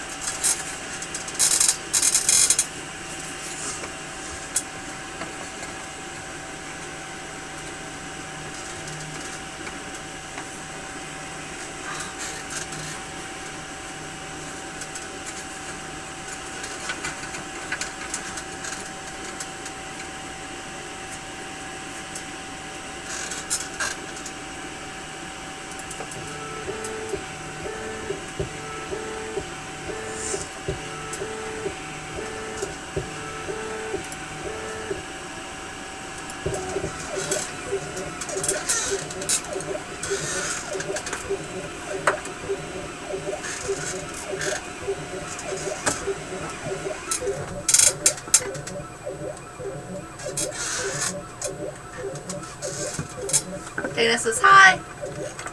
Hi! Tell her to go on stream. She's driving. So how many people watch my dad? Pretty sure it's mostly me. No way. That's thicker.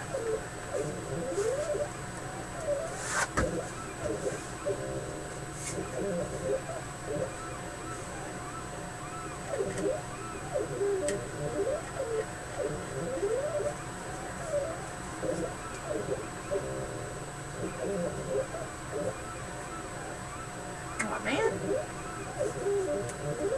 Hate when my markers dry out. If you store them upside down so that the ink flows towards the tip, they dry out less. I did not know that. Pro tips. Dad, can we have a card, please? Yeah, you can use all those boxes. No, that don't tell him that. Maybe later. Wait, Dad, is that spray paint? Then what is it? Yeah, then what is it? But Dad, is there any spray I know, paint there- in the basement? Come on, Dad.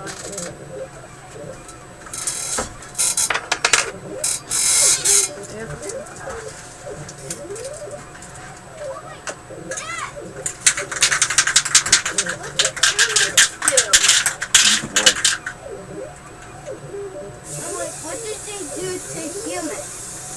Nothing. Did they just hurt them? Well, I did kill a lot earlier. You're killing termites? Okay. Yeah, I'm scared. Hey, they can't hurt you. I didn't know what they do. Dana says hello. Tell them. Dana, I said hi. Whoa. Why does it smell so much? Because he just sprayed the clear coat. Gotta wear these glasses for safety. Safety first. Safety first? Yeah, I want to look into there. Makes sense. That's really cute. So not stick first.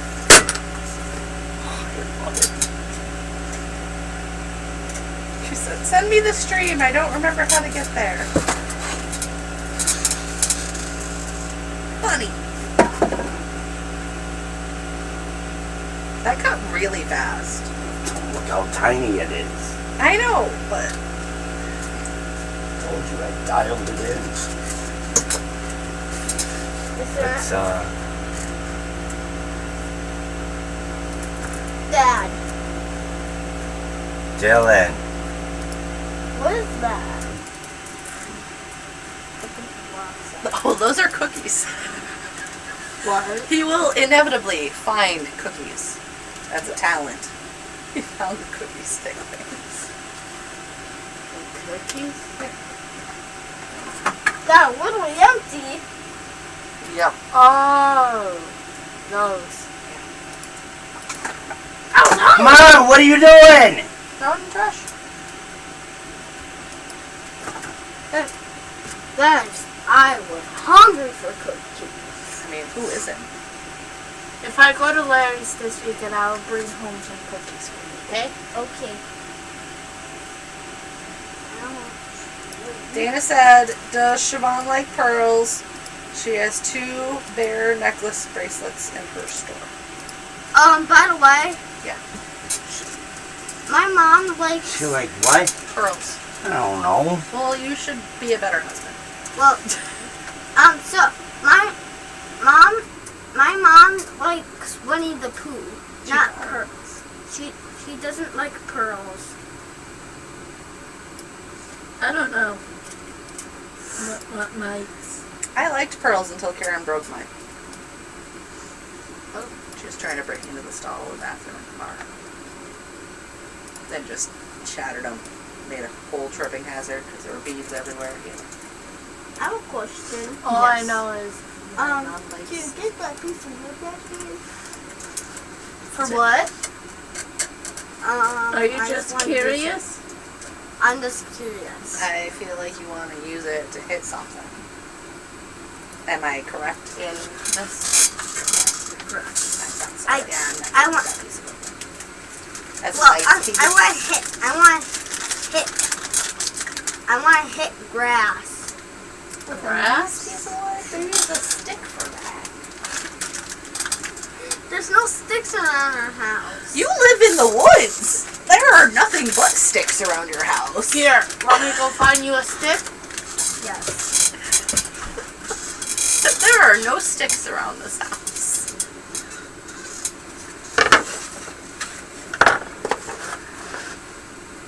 Look up there. It says Dylan.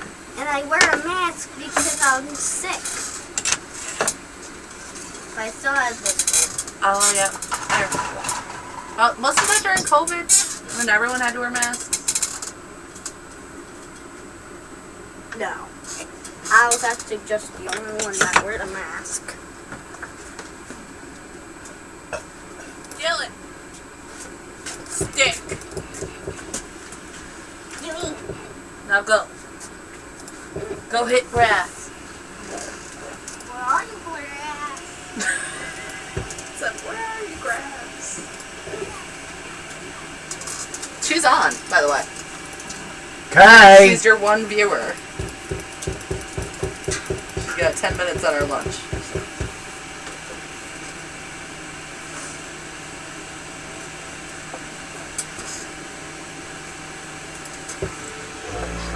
Oh, are you a dog now? Why are you putting sticks in your mouth? That's never a good idea. Go fetch.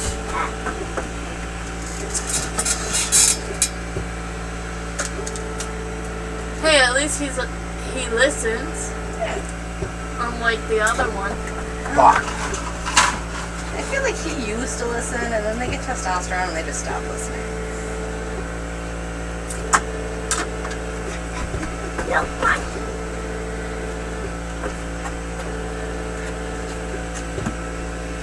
Hey, sweetie. Hi, Piper. Huh? Ah, you got in my mouth. What got in your mouth? Her tongue.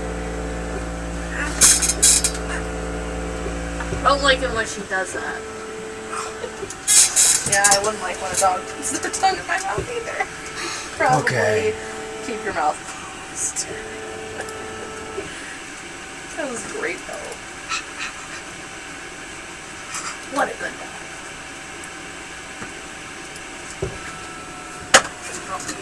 That was the best though. Do seagulls like watermelon? I don't know. They're fucking sky rats. They're not sky rats. They're definitely sky rats, but like also I feel like they eat everything, so I think it'd be fine. They're called sky raccoons. Rats from the bay. I saw the one without the legs. It's a soul. I used to live on the west side of Buffalo, and we would go down to the foot of Ontario a lot. Grab Fuck with the seagulls. Like, I saw the wood. I want to make friends with them, just like feed them. so does Dana. Don't put those in your mouth. That's metal. I do it all the time. It's not good for your teeth. Why lick it? Don't lick handcuffs. Things I never thought I'd say out loud. I'm trying to see if there's any fingerprints. Can you taste them? What is the... What? Okay, stop being weird. I'm trying to see if there's any fingerprints. I don't know where the logic is there. There's a fingerprint. Probably yours. No, it's a big fingerprint. Oh, it's probably mine then. You asked me to hold them. No, it's from you. You can taste the difference in fingerprints? Yep. Oh, okay. It's kind of weird, but I believe you. That's my brother.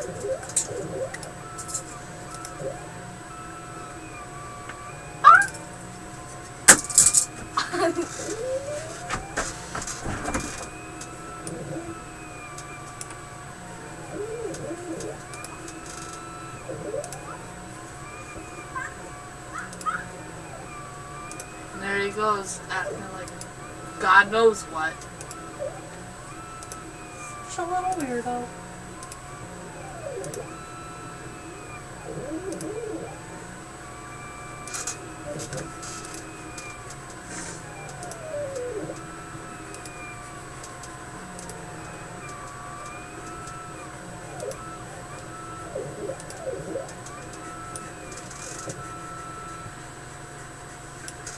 Hey Dad, when are you gonna let me take driving's license? I mean driving license. Dad. Is it laser? What? Sorry. When can I drive? Never. Why? How would I be able to get to and from work? Who would drive me if I can't drive myself?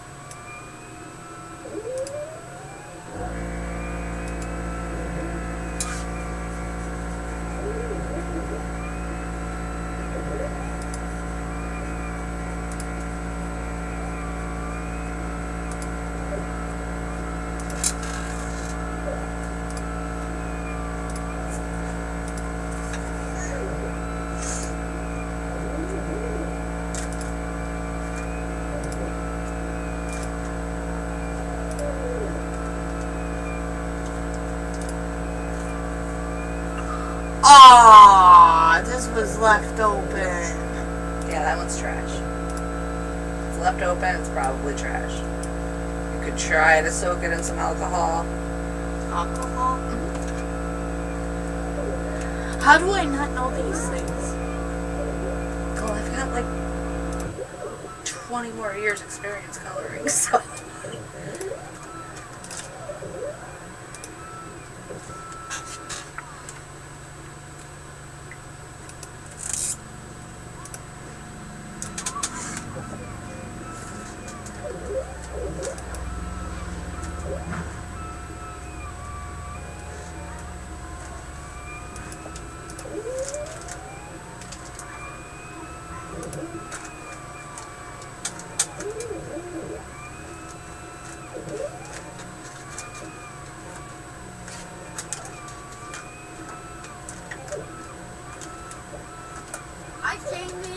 Hi, Dylan.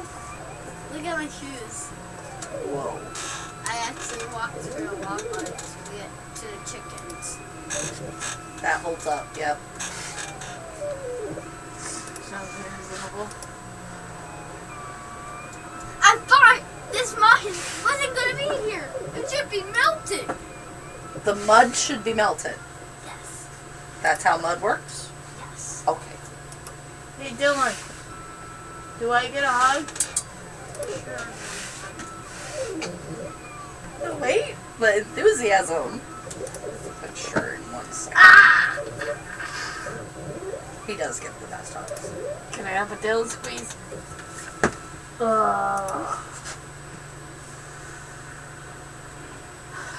Stress toy. Reasonable. Love you. Love you too. Beautiful. Now I'm gonna go in my base, which is somewhere secret. I feel like I've been in your base, so like, unless you built a new one.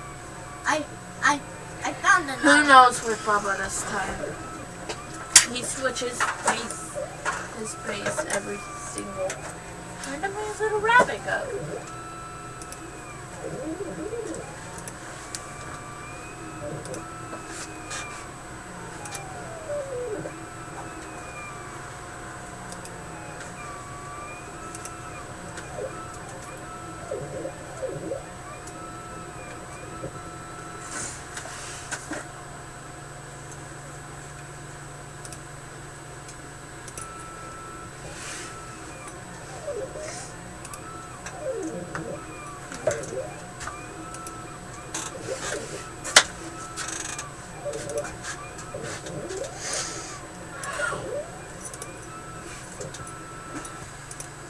Why do I keep yawning?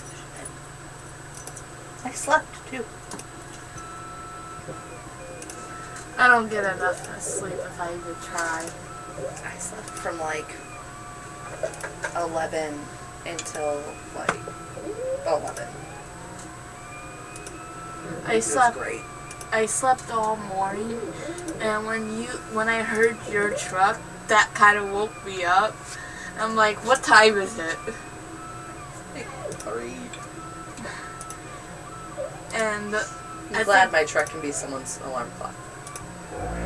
That's why La's such great jokes putting a backup alarm on it. And I'm guessing I was not feeling good because I also had a really bad headache. And I just didn't feel like getting up. Sounds like me. But if I kept sleeping, my mom would have yelled at me, so I kind of had to get up.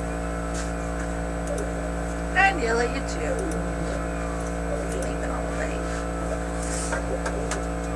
But also, I am the first person to sleep all day. If I get bored, I fall asleep.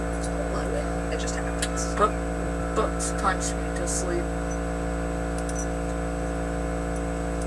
If it's a good one, then I'll probably be up all night reading it.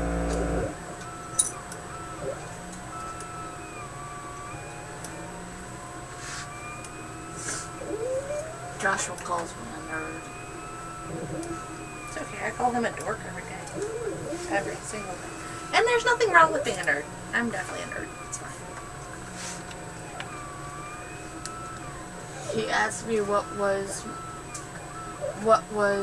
my school's favorite movie in the school, at school, and I'm like, well, me and my classroom always watched Harry Potter's on Fridays. Oh, see, I was a Harry Potter kid. Except my mom, bless her heart, thought that Harry Potter was real witchcraft for a long time. So I got introduced really late once she realized, no, it's not actual witchcraft. What the fuck are we doing here? Like, she wouldn't let me read the books until I was in high school. Even though they were very active when I was in elementary and middle school. She was like, no, it's witchcraft. And I was like, you let me read the Anarchist cookbook, but not Harry Potter. Okay. But for my birthday every year when I was like a teenager to like early 20s, we would do a marathon of all the Harry Potter movies. It takes 27 hours. Not accounting for like bathroom breaks. But that was our thing. We also did Lord of the Rings. Really hardcore in my house. Ooh, I never read that series. What? Jeez. Or The Hobbit. Well, now I'm gonna have to bring you books.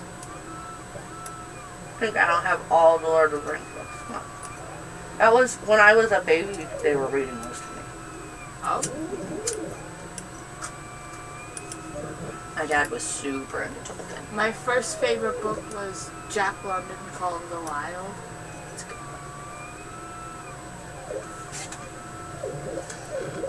I don't know my first. The Bachman books are somewhere. My friends called me Bookworm Juliet. And I'm like, there's nothing wrong with being a bookworm.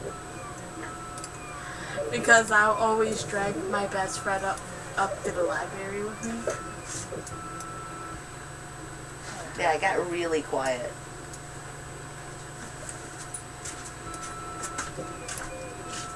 Library?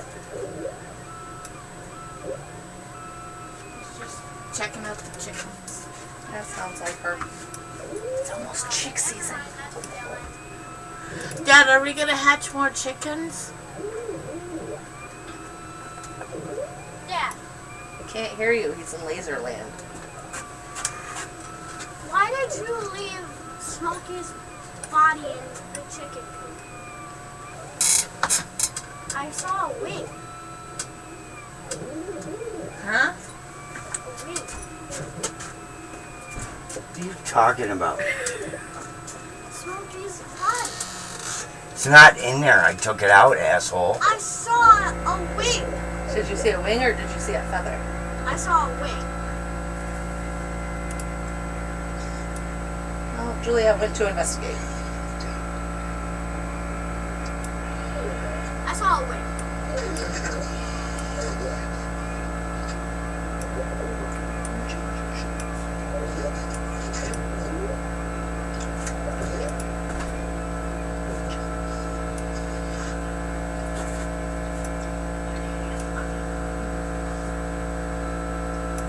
Oh yeah, so Jamie, remember that one time when you asked me who Zoe was?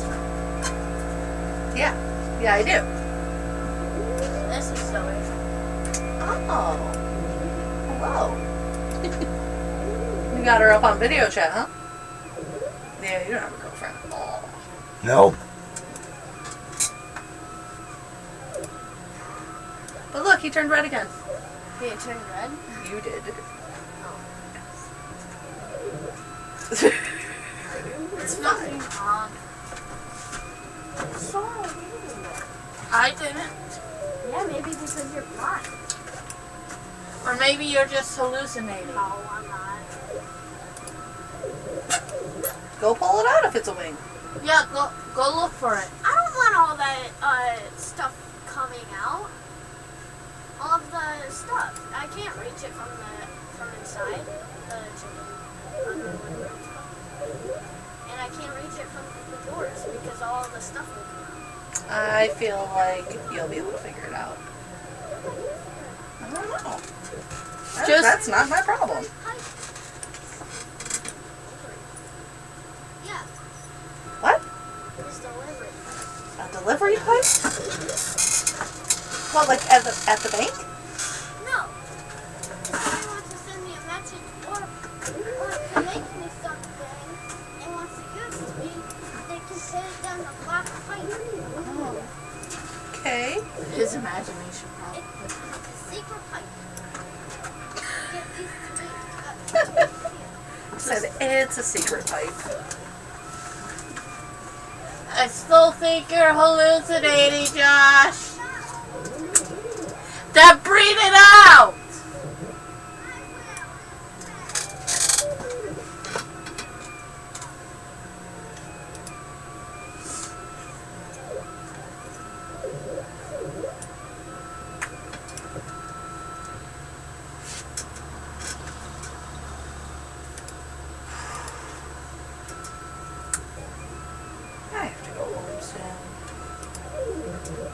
told my mom, I'm just going to Ransomville and back. I'm fine.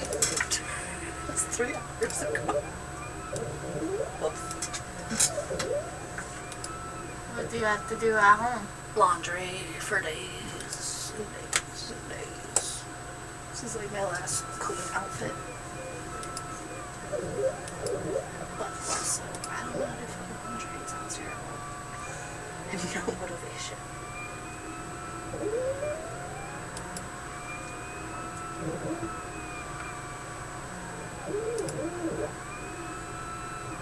Dana wants to go driving tonight.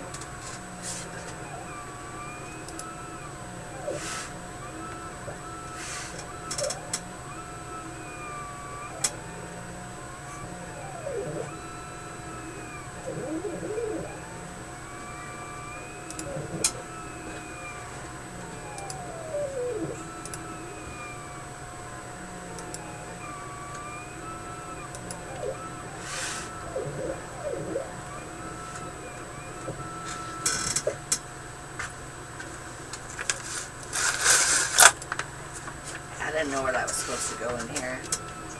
He just said, go put that in Dad's pouch. Hi, Piper. Did you find the stick? I know. He left it here. He wasn't being a good dog. She said, this doesn't belong in here. Let's bring it outside.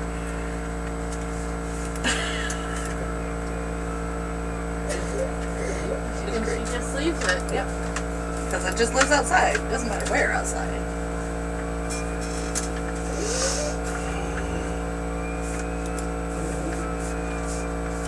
I don't know who's doing it, Dad, but a dog's eating the cat's dead rat. What? I found 2 dead rats, and I saw one of the dogs eat it. I don't know who, but Pretty normal. I did not want to see that. And I even had my breakfast in my hand. I just want to eat, man. No eating for you. What? What? Paper.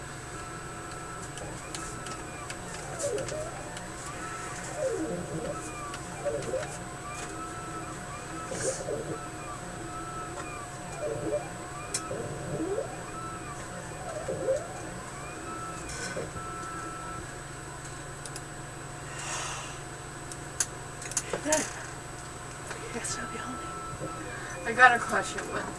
What do you think Bubba's gonna do when he grows up? Oh, I have no idea. Depending on his personality right now. Get into shenanigans. Whatever it is. There's gonna be shenanigans involved. He said he's going to be a YouTuber when he grows up. So does Nicholas. So does every 10-year-old.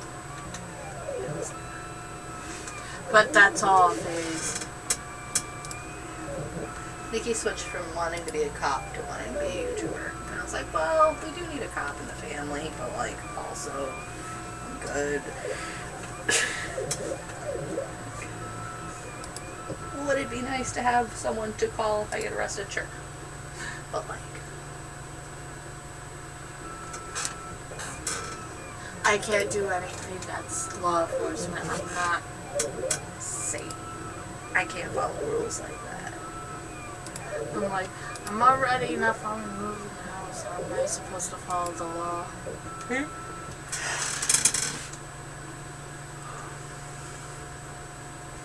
But my friends said, how are you doing? An Easter thing.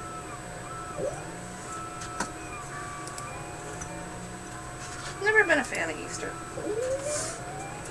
The only candy I like, it's the orange jelly beans and Kit Kats. Yeah, that is a good time to stock up on that then. You know, it just has always felt like a pointless holiday.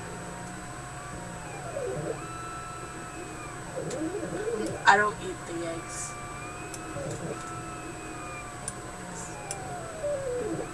because they make me gassy a little. I don't like bloating. Yeah. I'll be okay with devil's eggs. See, if regular hard-boiled eggs do that, deviled eggs should do. But deviled eggs are more delicious. I think I've just made random hard-boiled eggs without the intention of them being deviled eggs in the end. I just walk around eating hard-boiled eggs. It's weird. And there's these eggs where you boil the outside and the yolk is still like soft-boiled. Yeah. Those ones are good. Huh? Those are good. Are they called lava eggs or? I guess. You're asking me a lot of questions about eggs. I don't know. I'm just hungry. That makes sense. I can too, actually. I can go figure out what I'm doing for dinner. I'm like off today, so I should cook.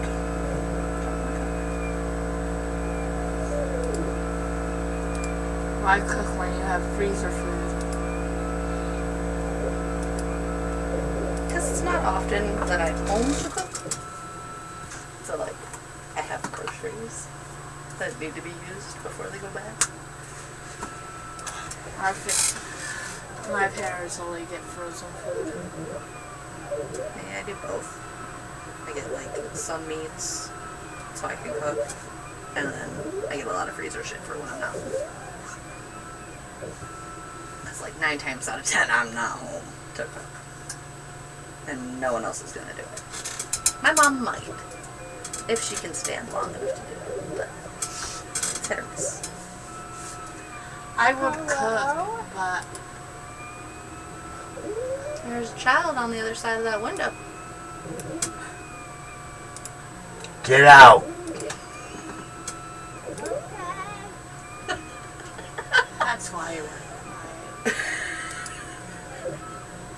I said, hello? I mean, I would cook, but if I had ingredients to cook. I hate cooking with a fiery, burning passion. I usually only do it when I'm angry.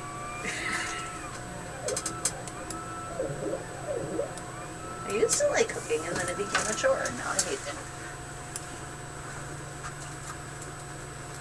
Same with baking. Fucking hate baking. I have to start working on Nikki's cakes though. It's birthday soon. Oh, I want to come over just to get out. Hi. Hi. But you just threw a stick outside. Well, guess what? What? What? I had my secret base behind Dad's garage, but it's bigger. He wants me to make him that. And That's look gonna take Oh no! Luckily it's real small. Yeah, but... Oh look, we match! Did you hit a wall too? No. No? I got into a fight on the bus. You did. They say my hand's not broken. Your hand's not broken. But ate the ball. Just swollen, but it's not broken. You know how I know it's not broken? I can move my hands. Broken hands don't do that. That sounded helpful. I always go to my teacher and says, my hand sounds like a broken mixer. And she goes like, ugh. What you doing, Dylan? Oh, did you find a thing? Yeah, trying to fill it up with water. But do it in the muddy water. Don't use that shop water. I want to use clean water. Are you drinking it? I wouldn't. I'm not. Okay, making sure. Gotta check. What are you gonna do with the water? Not get wet, because it's kind of chilly. You try to clean that truck? I'm pretty sure that's a lost cause, buddy. So I'm gonna try to clean the truck with a syringe full of water. And that truck hasn't run in years. Or it has run, but it hasn't moved from the house. Do you know what all needs done to it? By the way? Oh, you're tuning me out too now. I But see. I try to use the one. Lots of fucking work. That's not an answer. Forward Varied drive, and U-joints, cluster, brakes, tires, tie rods. like 5 of those could be knocked out in a day. Yeah? Okay, do it. I have. Go pick up my husband. I would question After you get the Can fucking money you to turn do on- it. Can you turn on the water? It's gonna be a no from me, buddy. Nope. That was a good try. Good effort. Because if I That give you probably water, was- you're gonna get wet. And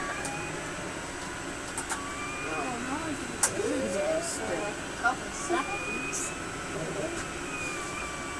Final The disappointment that came with it. Can I steal honey bun from your dad? Yes, Juliet.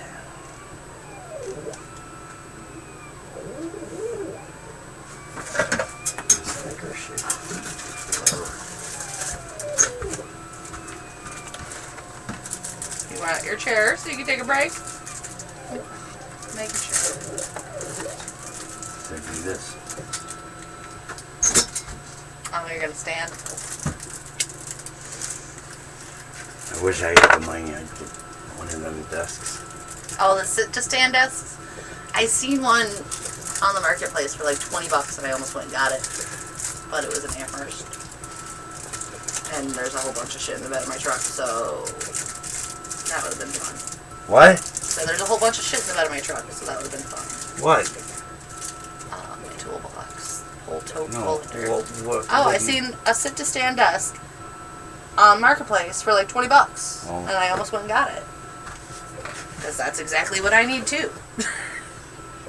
Locked and roadie. Oh.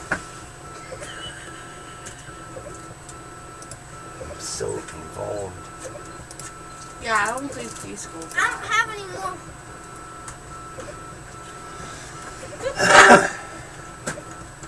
I gotta go get some more bullets. What happened to my imagination? Yeah, this didn't That turn is out out the when you way turn I wanted. 18. Unless you have a creative outlet, which you do. You draw. And that's usually what it gets I channeled got a into. question. Is it healthy to have imaginary friends? Oh yeah. I never said I was healthy though, so. I had an imaginary friend for years. She actually, that's what happens when you're an only child. You just make up people in your head. She got married and stopped being my imaginary friend. Yes.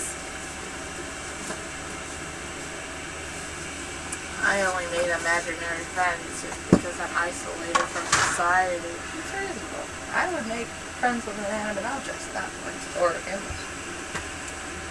The chickens aren't my friends. I talked to Lucky about house problems. Yeah. And he just gives me the evil glare. Like, why are you talking about this? Hopes to process. And since I can't go to counselors because my insurance doesn't cover it, that's definitely not a help at all. The county's suing me for going to counseling. Why? Because I never paid them for it. They're taking me to small claims court. They're also not going to get their money. They didn't fix nothing. I like the fact of counselors because you have someone to talk to. It's reasonable. My high school counselor was awesome. But she moved from the middle school last year. I don't remember my high school counselor. I don't think they did much. They didn't see a whole bunch of red flags, so.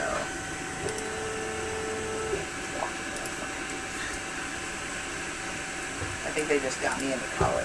They were like, okay, we don't have to do insurance.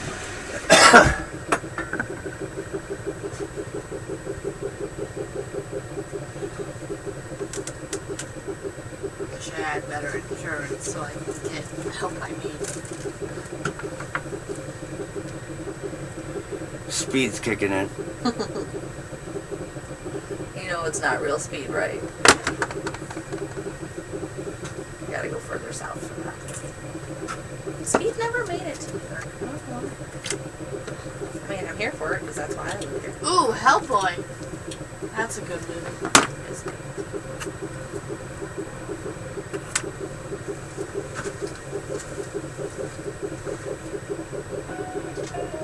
The chicken or the egg? The question isn't which came first. It's which comes with peanut butter.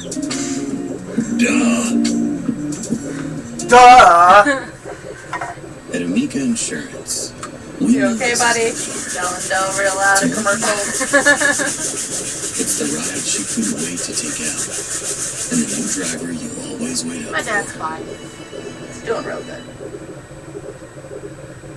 Over here. This first engraving we're going to do is a fairly slow speed, normal lines per inch settings, kind of what most people use. And then we're going to jump to this one over here. Holy hell, that his has is ginormous. the changed parameters, and you'll see how much faster they become. The other thing that I'll mention before we get into Lightburn is I found these new pins, hold down pins, on Etsy. I'll put a link in the description. I purchased these probably a month ago and been using them, and they come in different sizes. What I really like about them is they're short enough that you can actually put them over the slats and they don't interfere. So you can put these in your honeycomb just about anywhere. You'll also notice that they come in different sizes. So this is 1/8 inch. They come up 1/4 inch, 3/8, 1/2 inch. The other really neat thing that I like about these actually is they cheap. have a I thought removal they were tool. So if you want the ones to I remove something, seen all you've got to do is were stick 100. this underneath and pull it out, and it works This one great. I It saves your found. fingers. Give these a try. They're really nice. So that's what we're going to do. We'll go ahead. This first one that you're going to see is going to be with normal settings, And it comes then we're with going the to jump ground over plate. to the one with So keep your the table from improved getting burned? settings, and we'll see what And kind of a it's time difference we magnetic. can I get. just gotta buy the fucking magnets.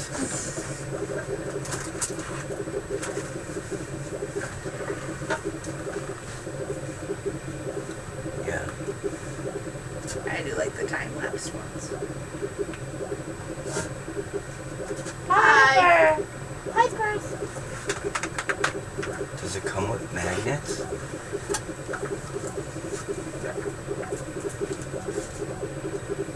No. Yeah. For edge. Comes with one metal base, 4 edge covers.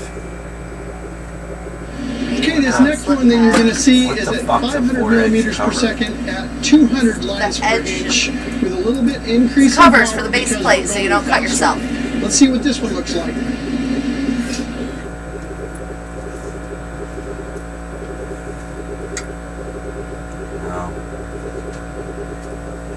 No, but also magnets are not expensive. They're magnets. Like, you can get hella strong ones at Harbor Freight for like $5. Thin ones? Yeah. Like the kind you have to keep away from children so they don't fucking eat them? Yes. Okay, the run time on that one looked like to be 2 minutes and 27 seconds. Let's go ahead and pull this out. Children eat I'm magnets. going to move the camera over just a little bit, then I'm going to hit this with a sander right quick. And let's see what it looks like. What did he change? I wasn't paying attention. Neither was I. I was on the one video that you rewound 900 fucking times. Literally trying to get his settings tuned in. Did it in half the time with just some minor tweaks in Lightburn. What we're going to do today is we're going to... This is what I want. You want? Listen. Thanks for stopping by today. And happy holidays, Merry Christmas to everybody. This is one of my favorite times of year, although it's probably one of the busiest times of year for a lot of us. Actually, no. What we're going to cover today is how can you reduce your engraving times by 50%. I'm going to show you today in Lightburn. Would you believe that these two ornaments right here, this one took 4 minutes and 10 seconds. He tells me something I already know. Seconds. Did it in half the time with just some minor tweaks in Lightburn. What we're going to do today is we're going to learn and we're going to investigate a little bit about how much difference speed and lines per inch make when you're doing fill engraves like this. I'm sure all of us are doing lots and lots of ornaments this time of year, and if you're trying to do a bunch of these ornaments, learning the way these, the speed and lines per inch interact with time that it takes you to do your ornaments, you will literally save hours worth of laser time. Well, that's time you can get back for creating other products for customers, right? So I'm going to show you how to do that. I'm going to show you some real live stuff on how it works. We're going to jump into Lightburn. I'm going to show you the two settings that I use to generate these two and the stark differences between the engraving times. She drives you Just home. a couple of things. I'm going to be on a Thunder Laser Nova 35 100 watt today.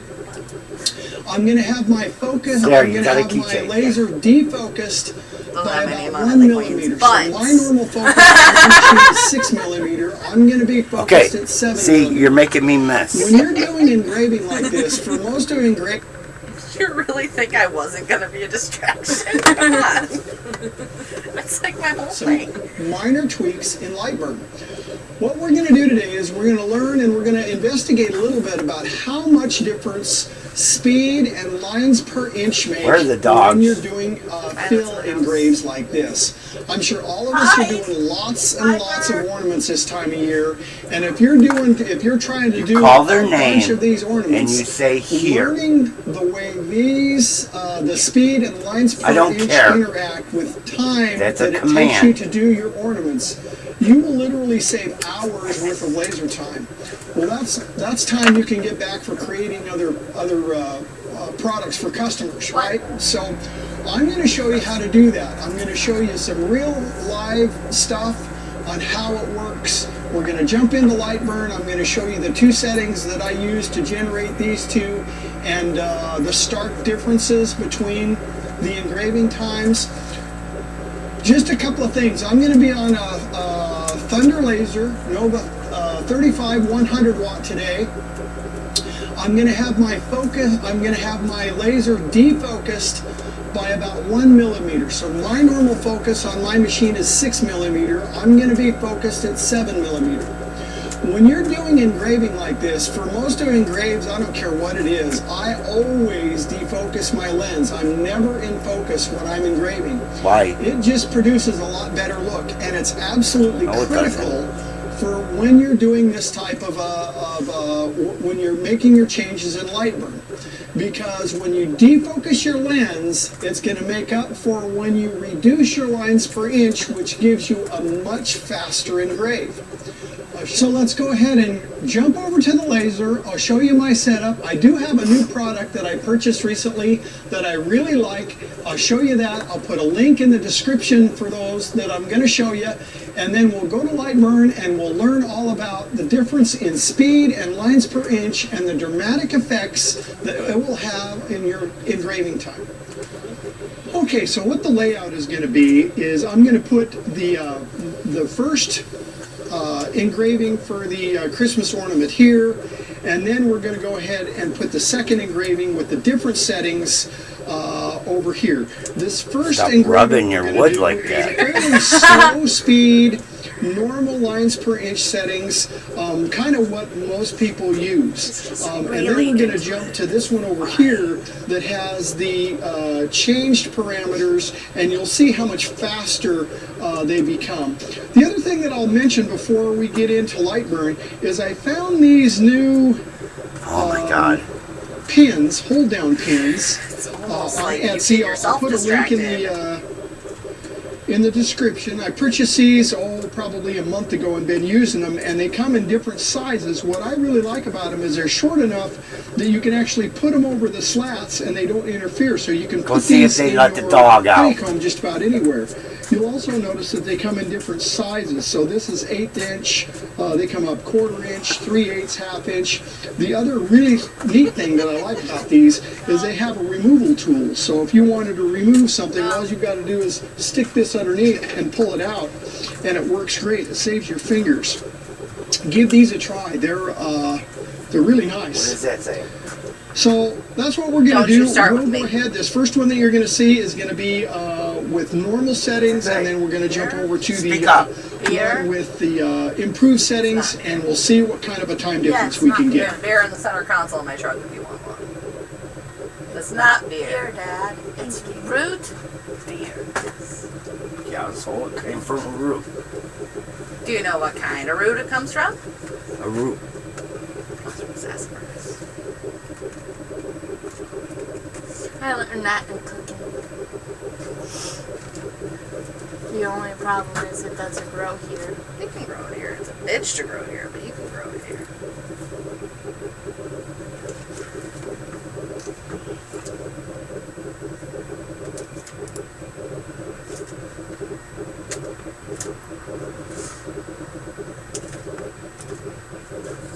And no, we're still in fake spring. I'm not moving the jungle outside. Okay, this next one that you're going to see is at 500 millimeters per second at 200 lines per inch with a little bit increase in power because we're going faster. Let's see what this one looks like. It's supposed to be 36 on Sunday. That's going to be a big no from me.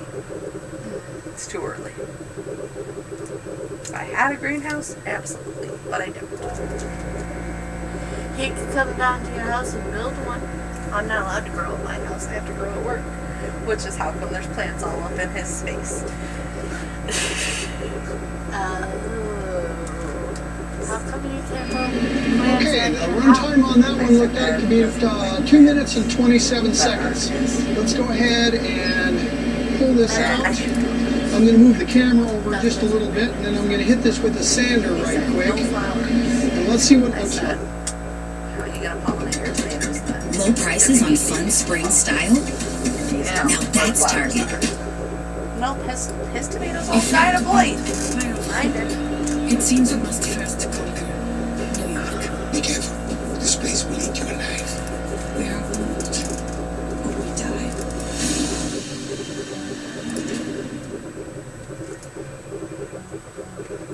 Looks like.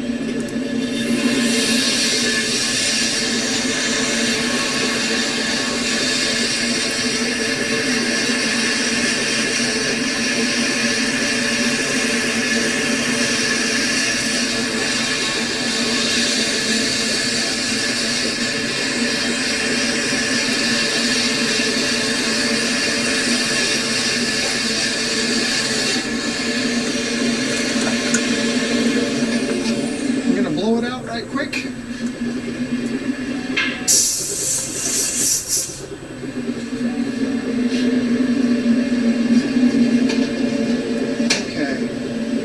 That's the trick. Check that out. Now the intensity on this one on the right hand side is just a little bit lighter. I could have gone up in power just a little bit, but you can see that there's very little discernible difference between those two.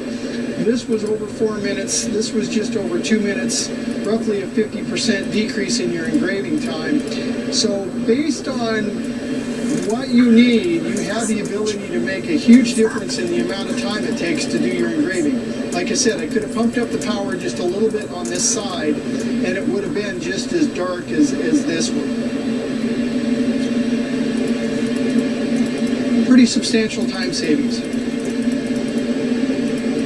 Time is money. One other thing I'll mention too before we go to Lightburn, you notice that there was a lot more residue on this higher lines per inch, and that's primarily because you're burning more material away. You notice that this is just a little bit deeper engraved, so there was quite a bit more sanding that I had to do to get it to where it was reasonable, where I didn't have to do near as much sanding on this right-hand side. So reducing your lines per inch based on your design can mean that that things clean up a little bit easier as well. So jumping into Lightburn here, before we get started with the meat and potatoes of how we're going to save all this time on our engravings, there's a couple of terms that I want to make sure that everybody understands. So I've drawn a 1 inch by 1 inch square over here. It's the black layer. I've set it to fill. Go ahead and put this where it should be. And we're going to change this to 317 lines per inch.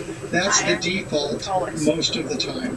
So what that really means is there will be 317 individual laser lines go across, back and forth, across to make up this engraving. And I do a lot of engraving at that rate. That's kind of a middle of the road engraving. When you're doing pictures, you can be up around 600 to 1,000, and that's why pictures take a lot longer, because your line interval is so much denser. So in this particular case, if I go ahead and I generate a preview, and I come and I look at these lines, you can see these lines are pretty tight. There's 317 of them for this 1 inch of engraving space. And it's going to take me about 42 seconds to engrave this 1 inch by 1 inch square. I didn't know The farther down I go with my line interval, the quicker your engraving becomes. So if I change this to, let's say, 200 lines per inch, and you notice you see that this line interval changes the same. They're connected. So if you change one, it'll change the other. So now I've gone from 317 down to 200, and I say okay. And if I preview this now, and I look at this, these line intervals are quite a bit further apart. In other words, there's 117 fewer lines in this 1 inch square than there used to be. It also dramatically reduced our engraving time. Now, the real question becomes, can I get away with reducing this line interval and still be able to make my product good? And for the most part, as long as you have some fairly large designs, you're going to be fine. So that's one of the things that we're going to talk about in our settings is line interval. So there's two components in order to dramatically save time when you're doing a fill or an engrave. One of them is the speed in millimeters per second, and the second thing is lines per inch. And it's a combination between those two things that you can make a dramatic difference in how much time it takes to get your ornament engraved. So that's what lines per inch mean. Next, we'll go ahead and we'll look at these settings. We'll do an estimated amount here, and we'll see how dramatic of an effect this is going to make. Ornament that we've got here. This is roughly just a little bit over 3 inches is how big this ornament is. And if you look at my settings, I'm going to start with 300 millimeters per second at 21% power for both min and max, because this is a raster engraved, so your minimum and your maximum power should be the same. In a raster engrave, I've got my air assist off. I've got my bidirectional fill on. My line interval is defaulted at 317. And I'm going to say fill all shapes at once. And because this is all a blue layer, it's just going to engrave this entire ornament in one fell swoop. If I come up here and I preview this now, let's take a look at what it did. So it basically is going to go back and forth, back and forth, back and forth in a raster format and engrave not only the text but also the border that surrounds the ornament. And you notice that the estimated time is 4 minutes and 48 seconds. I'll show you the actual time here in just a minute, but roughly it's going to be 4 minutes and 48 seconds. Now, I will tell you that if your estimated times are way off, the quick way to fix that, as long as your laser is connected to your Lightburn, come up here to your wrench icon, go to additional settings, and read your parameters from the controller. So when you push this button right here, it will go grab your controller information and populate it into this information here, and your estimates will get much closer, because it's actually, if you don't do that, you're just using Lightburn's defaults, and it's hard to tell how close the defaults are in Lightburn versus your machine. So we've got about 4 minutes and 40. U.S. General from Harbor Freight. Roll cannons, carts, accessories, tool organizers, and part trays. For the weekend mechanic and the accomplished technician. Only at Harbor Freight. You know, we could finish the basement into an exercise room. Shirley puts her ears back when she's in trouble. I'd say, based on our last conversation, a little renovation might be good to go, Tina. For every financial need, we'll meet you in the moment. KeyBank. 48 seconds to generate this. I gotta go home. I don't have running lights. Just a little over so 3 inch. Get there before the sun goes down. Okay. So if you had 100 of them to do, that's quite a bit of time, right? Compare that to the exact same design. And what I did with this is I changed two things. I jumped up my speed from 300 millimeters per second to 500 millimeters per second. And the Thunder lasers that I use, they're good for 1,000 millimeters per second, but realistically I typically don't go above 600, but they're certainly capable of that. But let's just say that we jump this up to 500 millimeters per second. Of course, we have to increase the speed, or excuse me, the power, because we're going faster, so it takes more power because we're going faster to provide the same result. And I also dropped my lines per inch from 317 to 200. And I say okay. And let's go ahead and take a preview. And you notice now we went from well over 4 minutes to 2 minutes and 7 seconds. We'll look at the actual numbers here in just a minute.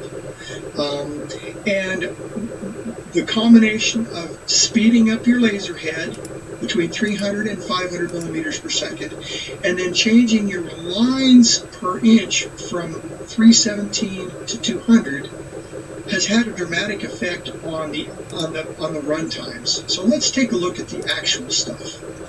So these are numbers that I actually got off of my controller. So I'm going to fill this in just so.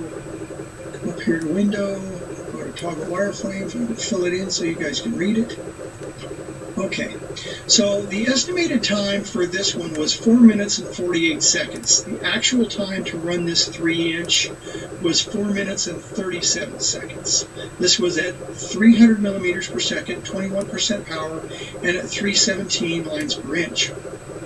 On this one over here, we've got an estimated time of 2:07. The actual time wasn't as good, meaning it overran, 2:27.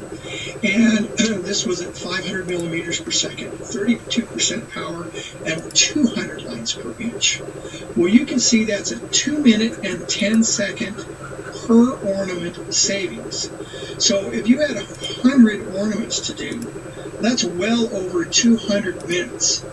So, you're looking at roughly well over 3 hours worth of engraved time that you just saved by changing your lines per inch and increasing your speed. So you can see that just by tweaking your lines per inch and your speed will have a dramatic effect on, what this looks like. Well, as you can tell, by changing your speed and your lines per inch settings in Lightburn can have a dramatic effect on how long it takes you to create your engravings.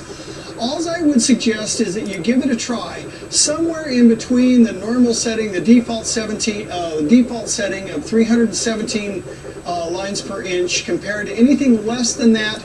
It just depends on what you're looking for, but I promise you, you can have a dramatic effect on the amount of time it takes to get those things done.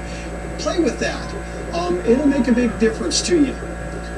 As always, I hope this information was helpful. If you like the content, I'd really appreciate it if you'd like, subscribe, and if you can, send me a thanks. That's what helps support making these videos. I really appreciate it. The other thing that I will tell you is I'm very excited. We are about 9,400 subscribers now.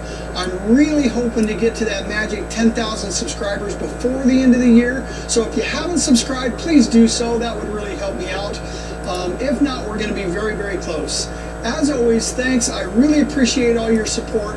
Happy holidays. Merry Christmas. Until next time, have a great holiday.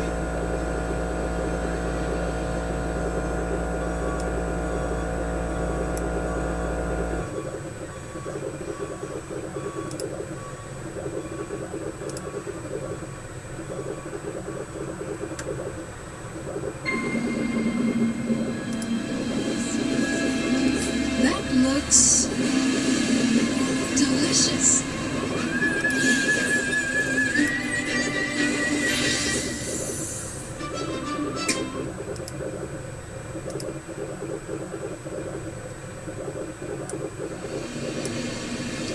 Hey, thanks for stopping by today. We're going to cover the basics of engraving today. Have you ever wondered when you do your engraving why you have so much residue in one area or another and that you might not be able to get it clean? What do I have to do to get rid of that or reduce it? How do I get my engravings maybe darker than what I'm getting? Those are the things that we're going to talk about today. I'm going to show you some examples of what I've got on this board, and what I've done today is I've kept the speed the same. So we're going to do all of our process today at 400 millimeters per second. Most of my favorite engraving speed ranges anywhere from 350 millimeters to 500 millimeters per second. And then from there I adjust the power up or down and also the airflow up or down. You're going to see today that airflow, especially on wood and acrylic, will have a huge influence on how much contamination you get on your engraving and how much work you're going to have to spend after you pull it off the laser to clean it up.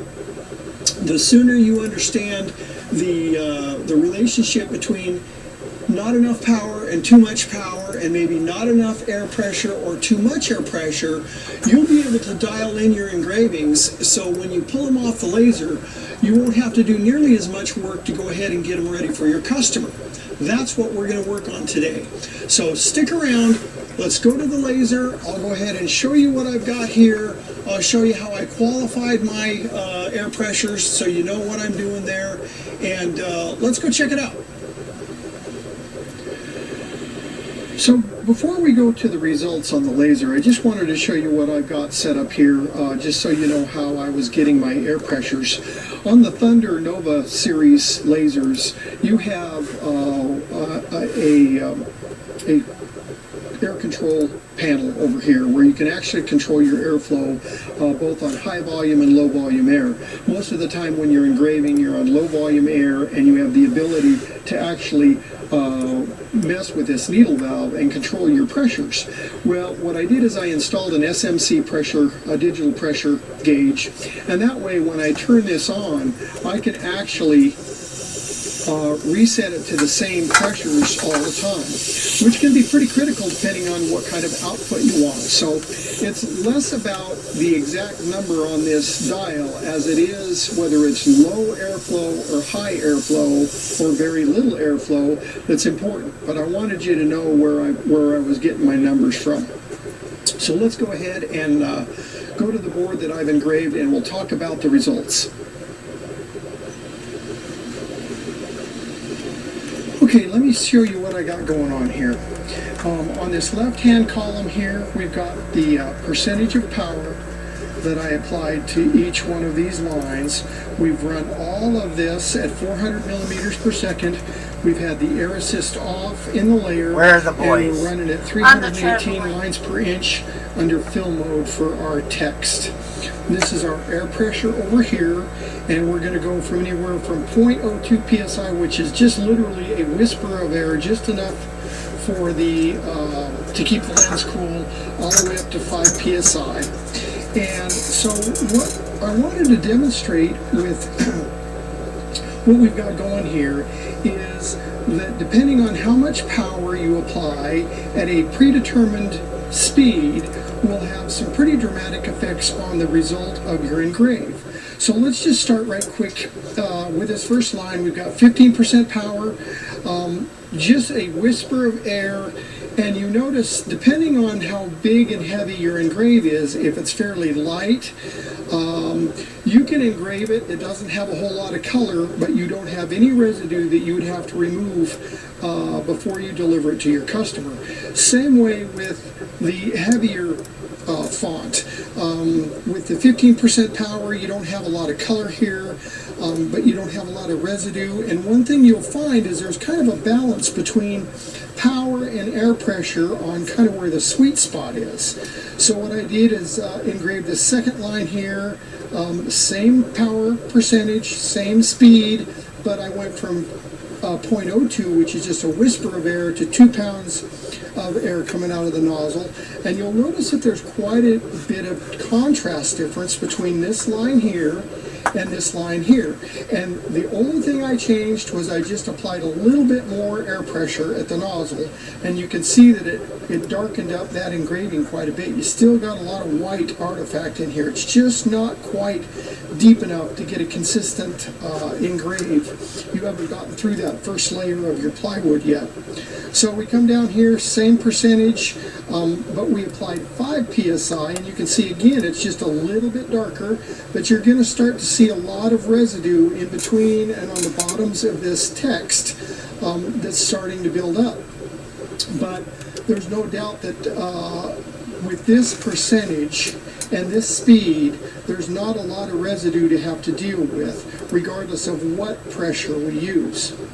Compared to if I jump the power from 15% to 20%, you can see back to just 0.02 psi, just a whisper of air.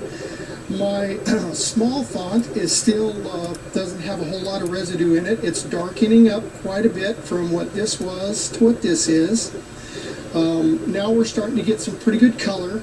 You can see that we do have a little bit of residue. It's diffused, and that's what your lack of air pressure will do, is it will diffuse it, that residue over your font, which is typically easier to clean up. At 20%, now we're getting into a pretty nice color. And this, we went from a whisper of air to 2 pounds of air. You can see that now we're getting a residue line in the bottom, and that's what that is that's the airflow coming along these letters and pushing that residue at the ends. We engraved this from the bottom up, just so you know. And then same way, so in this particular case, the 20% at 400 really gave you a nice color, didn't give you a lot of residue, and this is looking pretty good so far.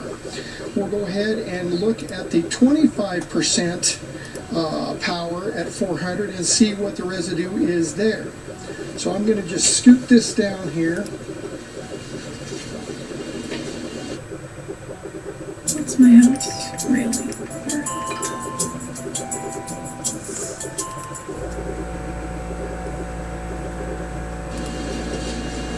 Line this up.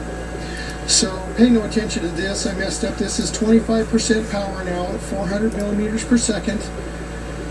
And you can see now that we've got a pretty deep engrave here.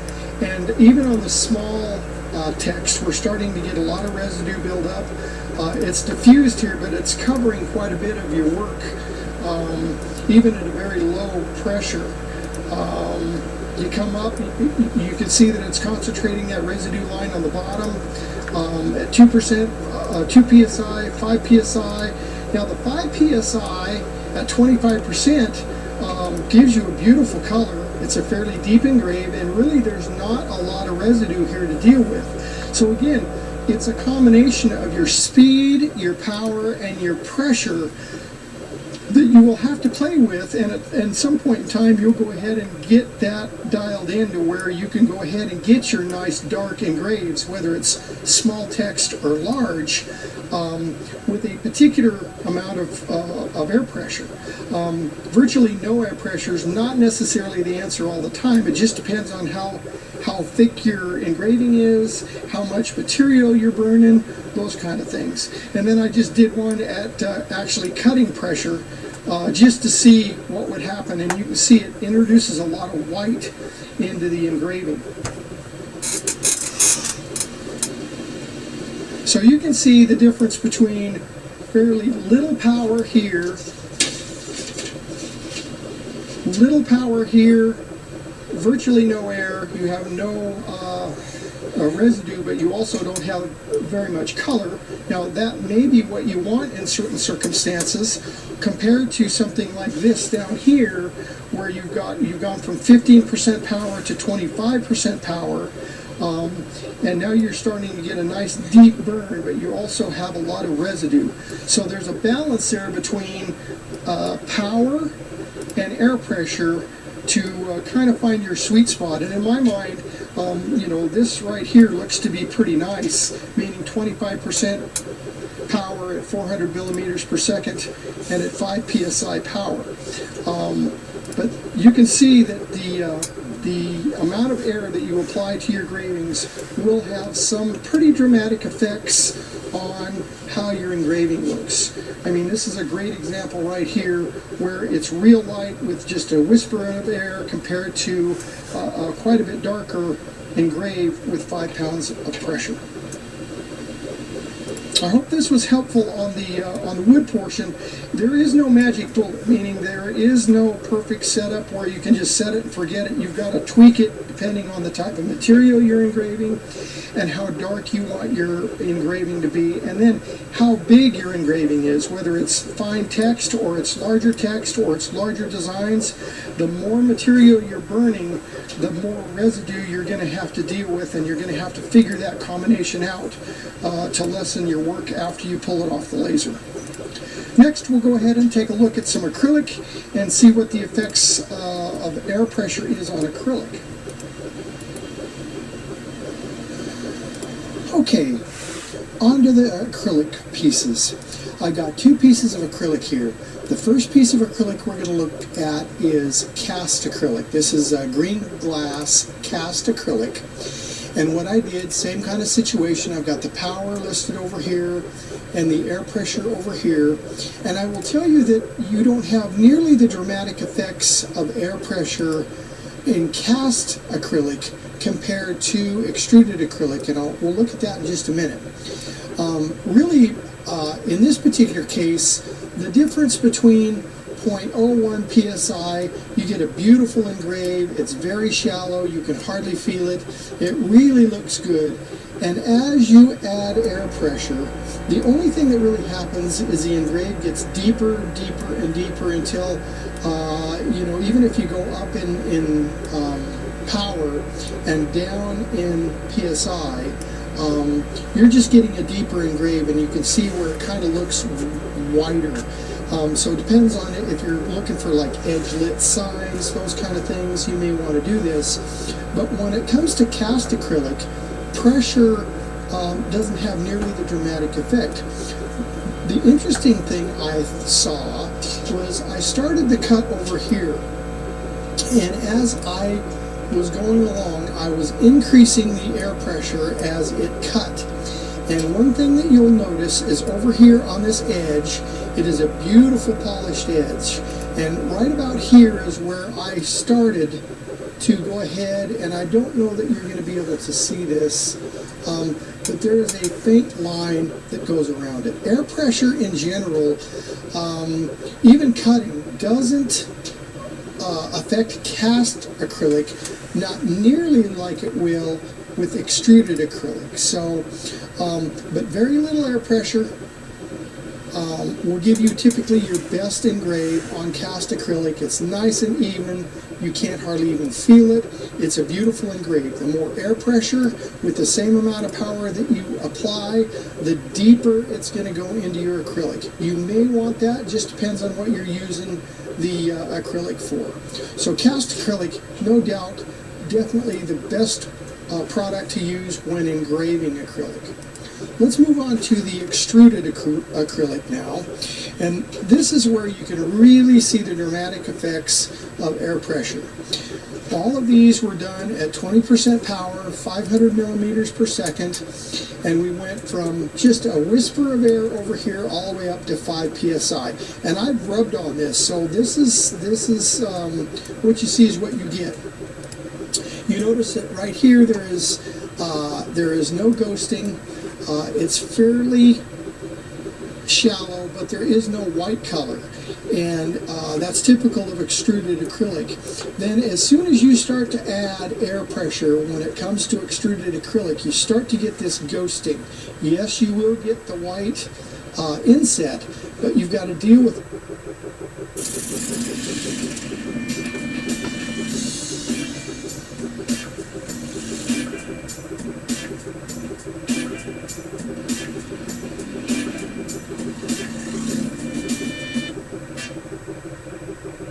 Hard-working hands need hard-working skincare. That's a job for O'Keeffe's working hands. deal with all this ghosting down here. And I went from a whisper of air to 2 psi to 5 psi, and now you can really see the effects of air pressure when you're engraving acrylic. You've got a horrible ghost all the way around your engraving. There's a lot to deal with. Here's the other thing that was interesting, is I started with no air pressure over here at all. Beautiful cut, polished edge, and I'm not sure this is going to show up in the video or not, but I started to increase the air pressure right here. And you can see that there's a rough edge on the top starting, and as the air pressure got higher, this crystallized band got wider on the top. And pretty soon, like right here, you can see that about a fifth of this thickness of this acrylic is frosted. And that has all to do with just air pressure. And compared to this, that's just beautiful, doesn't have any crystallization at all. It's a nice polished edge compared to where we started to apply the pressure here. And pretty soon, by the time we got all the way over here, you can really see how the top part of this acrylic is frosted and it's rough and it's really not acceptable. So anyway, I just wanted to demonstrate the effects of air pressure when it comes to cast acrylic and extruded acrylic. And you can definitely see if you're looking for engraving, your cast acrylic would definitely be the way to go. Extruded acrylic's okay, but it's not great for engraving. It's good for everything else other than projects that you have to engrave on. Anyway, just thought I'd let you know kind of what's going on with air pressure and what symptoms you might be having when it comes to acrylic. Let's jump over to the sign material, and I'll show you the effects on air pressure and how your sign material will turn out. We are going to do this next demonstration live just because I wanted to show you the dramatic effects of just strictly airflow on this sign material. This is just two-color blue Romark sign material. And what I want to show you today, the way I'm going to do this is I'm just going to engrave a long rectangle. I'm going to start it off with the correct air setting. And this is pretty much what you're going to see. You're going to see where we're going to start off with very little air, just a whisper of air. And then what I'm going to do is I'm going to come over here and I'm going to go ahead and start turning this up. So you can see the airflow difference up here on this pressure gauge. And then we'll come back and you'll be able to see with just changing air pressure on what a big difference it will make in the result. So we've got a good result here. Too much airflow coming in here ruins the piece. I turn the air back down and we go back into the sweet spot.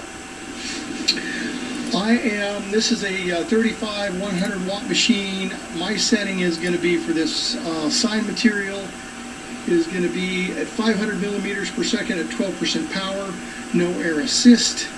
And what we'll do is we'll go ahead and set this up and run it, and I'll show you what I mean. So I'm not going to change the speed or the power in any way during the time that it's running this rectangle. The only thing I'm going to change is strictly the air pressure. Okay, we're all set up. We'll go ahead and get this file started. I am just at a whisper of air set right now. And what you will see is you will see that we're starting out with a nice bright white engrave. That's the way you want it. Very shallow, nice and clean, no artifacts. So what I'm going to start to do now is I'm going to start to increase the airflow to that nozzle. And you'll see that it will degrade pretty quick. You can already start to see the blue coming in to the white. I'm only at a ½ pound of pressure right now, and you can see that it takes very little airflow change to make a big difference in this sign material. I'm about 2 pounds of pressure right now. You can see that it's getting worse. The more airflow I have, the worse it gets. I'm at 5 pounds of pressure right now. You see right here, I'm at 4.6. We can see that it's very blue. I'm going to go ahead and take it back down to just a whisper of air. Just about 0.2. Still keep that lens cool. 0.1.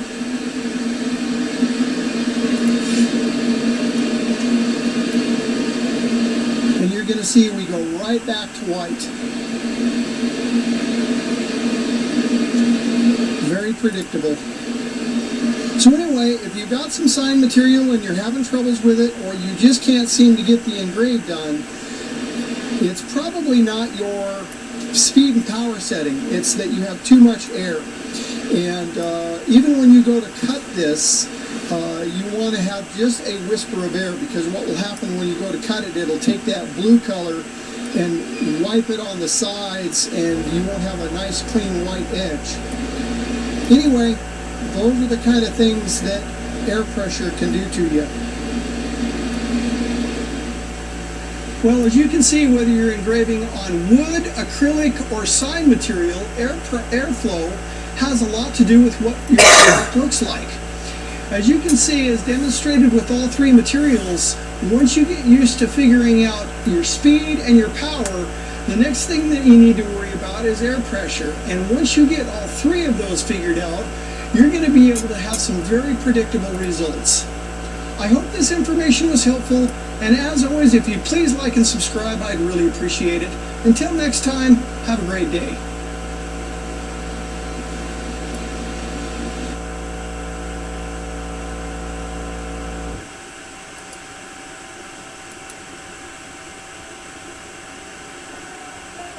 The chicken or the egg?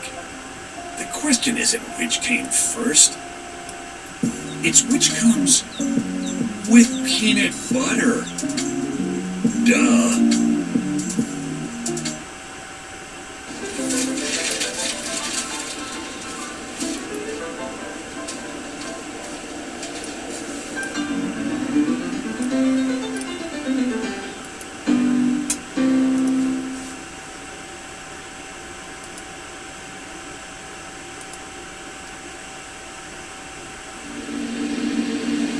Hey, thanks for stopping by. Today we're going to talk about minimum and maximum power settings in Lightburn. Have you ever had your corners burn, or maybe an intricate line design, and you just can't seem to get it where you don't have to do a lot of sanding? Well, today I'm going to show you how you can eliminate all those issues. It has less to do with your maximum power settings and more to do with your minimum power settings. And just small adjustments on your minimum power settings can have dramatic effects on what your work looks like. And I'll be able to demonstrate that for you today. So let's go ahead and check out what minimum and maximum power settings are all about when it comes to line work in your laser. Before we get started, we need to talk about the minimum threshold that your laser tube has before it fires. That's pretty critical in determining what settings you're going to start with today on your minimum power. It's real easy to do, and what it is as you reduce your power settings, at some point your laser tube is going to cease to function. For an example, my minimum power, or my minimum percentage of power for my Thunder Laser Nova 2460 watt is 10%. If I set either my maximum or my minimum power at 9%, my laser tube does not fire and nothing comes out, nothing happens, okay? Once I go to 10%, I start to get a faint laser line, and that's pretty much the threshold that you want to determine. The quickest way to do that is just go ahead and draw a square, set your minimum and your maximum power, let's say start at 15%, and go ahead and run it, and keep dropping that setting from 15 to 14 to 13 all the way down until all of a sudden your laser ceases to function. And at that point, you've just determined your threshold. It'll hit you in the ballpark. Most ranges will go from anywhere from 7% all the way up to 14%. You're probably going to be somewhere in that range. But determining that and knowing what that is pretty critical to the process that we're going to discuss today. So go ahead and try to determine that before you try some of these methods that we talk about today.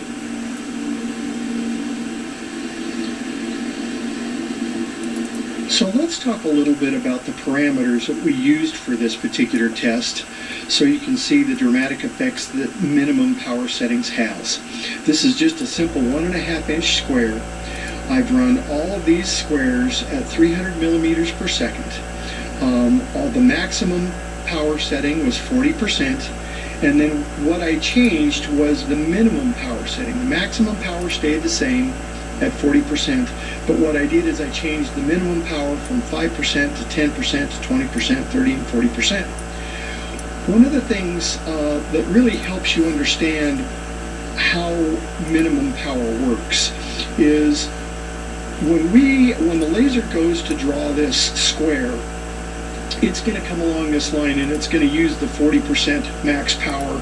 It's going to slow down, and as it comes around this corner, you notice with a 5% minimum power, I don't have any line here at all in the corner, and that's because this 5% is below the threshold of my laser tube, and so it basically turns it off. And then it starts to go with the 40%, goes along here and turns it off. So when you're doing line work with your laser, this is how critical minimum power is. If you set your minimum and your maximums the same when you're doing line work, you're going to see that you get some pretty cruddy results. And so in this particular case, because I'm below the threshold of my laser tube, it actually turns the laser off in the corners. You would almost think I've got tabs set, but that's not the case. It's just that I'm below the minimum 10%. In this particular case, I boosted it up to my threshold at 10%, and you see now that I have a very nice clean corner, no burns. None of this has been sanded or anything treated in any way. And you can see now I have a complete square. I don't have any missing parts, and that's because I've got my minimum threshold set. Once I go to 20%, you're going to see I'm going to start to get burning in these corners. And the reason being is because when the laser slows down to come around this corner, the minimum it's going to go down to is 20%. So when it comes down here, it's applying 20% power to this corner when it has to slow down and change direction. And it's more dramatic the higher minimums you get. So when you go to 30%, you'll notice that my burning gets a little bit more severe. And then when I go to 40%,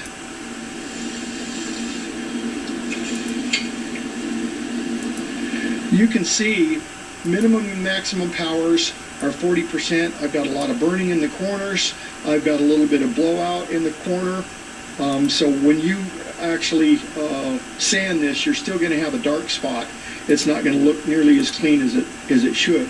So when you're doing line work with your laser, not necessarily engraving, but line work, and you're setting your minimum and your maximum powers the same, you're never going to get a quality cut. And that's where knowing where your threshold is on your laser and setting your minimum powers appropriately can really clean up your line work.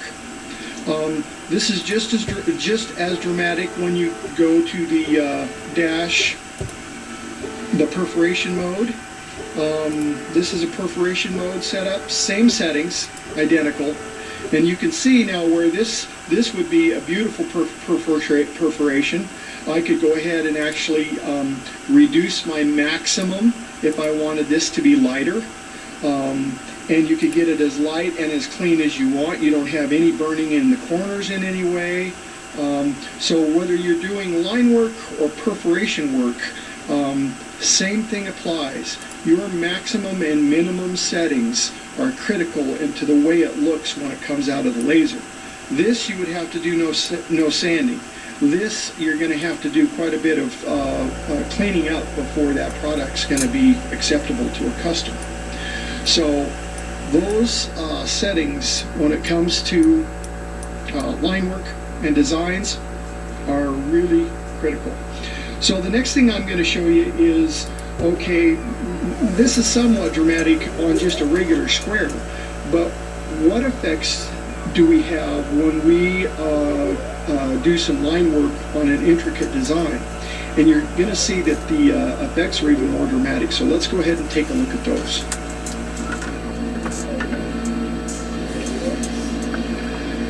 Okay, so this is a pretty intricate piece of design for line work.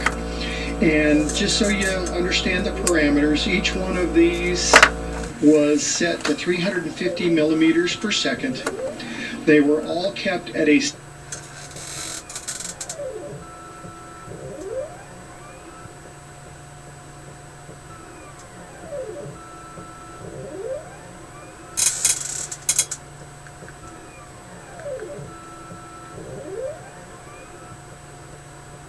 We have filed four petitions in Florida against stalking on Lynette and John Crook. And Judge Craig DeThomas sealed it all. He doesn't want you to see it, but we're going to show you anyway. Have you heard anybody shooting in that area today? Two of these petitions are filed by me, one against Lynette and one against John Crook. And two of these petitions are filed by George, one against Lynette and one against John Crook. And as soon as we filed them, Judge Craig DeThomas immediately sealed them within the legal system. And we had to pay extra money to have them unsealed to be released to us. And now we're going to release it to you. And we'll tell you exactly why he sealed them in just a bit. So they're thick, there's no doubt. They're thicker than a Snicker. But in all reality, Lynette and Crook have done quite a few things. And you can see here Jeremy Hales on behalf, I'm the petitioner, respondent, Lynette Preston, or Lynette, however you want to go. And we talk about the addresses here, right? This is thick. Now, I've got to describe her. She's white, although she claims she's from a black family. I'm still not sure how that happens. But as a citizen reporter, I gotta put the information down as I see it. Now, I'm colorblind. Color means nothing to me. Gender means nothing to me. Your religion, these things mean nothing to me. I love people for who they are. Be a good person, I'm gonna love you. Be a horrible person, I ain't gonna be that fond of you. But she says she's white, female. That's probably up for debate as well. Date of birth, 8/5/62. Weight, 115. Height, 5'2". You know, these are guesses. Apparently now she's 80 pounds, according to some of her supporters. And the interesting thing is, the firearm weighs well under 2 pounds. And that can unalive anybody in a heartbeat. All right, what kind of vehicle? A Jeep, white. It's a Gladiator, right? Oh, nicknames: Michelle, Lacey, Alexis. let's just be honest. This is not long enough for all the names. Not in a long shot. Now, previously we knew of 39 aliases. Now there's 40 because she's changed her name to Michelle Preston Sr. New alias for her. New alias, new con. Okay. All of the things that she's done. She's committed stalking, previously interacted, harassed, stalked, cyber stalked. She's already been found guilty on all of this. As a matter of fact, you're going to see it here in just a moment. And threatened harm, family harm, intentionally injured, killed family pet. No, that's the one thing she hasn't done. She has never, ever, ever been on our properties that we have allowed. Never. Now, she would dump rotten food at the entrance of the gate in hopes of getting money in return from us. But she has never, and Crook has never been invited or allowed on our property. He's trespassing. It's all on video. Yeah, that is the trespassing is all on video, which we'll get to. She would take chalk and draw weird smiley at our entrance at our road, which is yeah. Okay. Used, threatened against petitioner weapons. Yep, guns circled right there. Criminal violence, if known. Yep, they have records. Both of them have records. As a matter of fact, she's had an injunction to keep her away from her own grandkids. Judge issued for good cause. He has domestic violence. She has theft in her background as well. But she wants to claim she's got a clean record. There's nothing clean about either of these two individuals. And we go on another order of protection. Yep, we already have one. So let's see what happens here. We've got to go on through all this information. I'm asking for George to be protected as well. Understand there's some information in here for George's own protection and for others' protection that I've redacted. And this is a good time to remind everybody, don't ever, ever contact anybody that we are sharing the news about.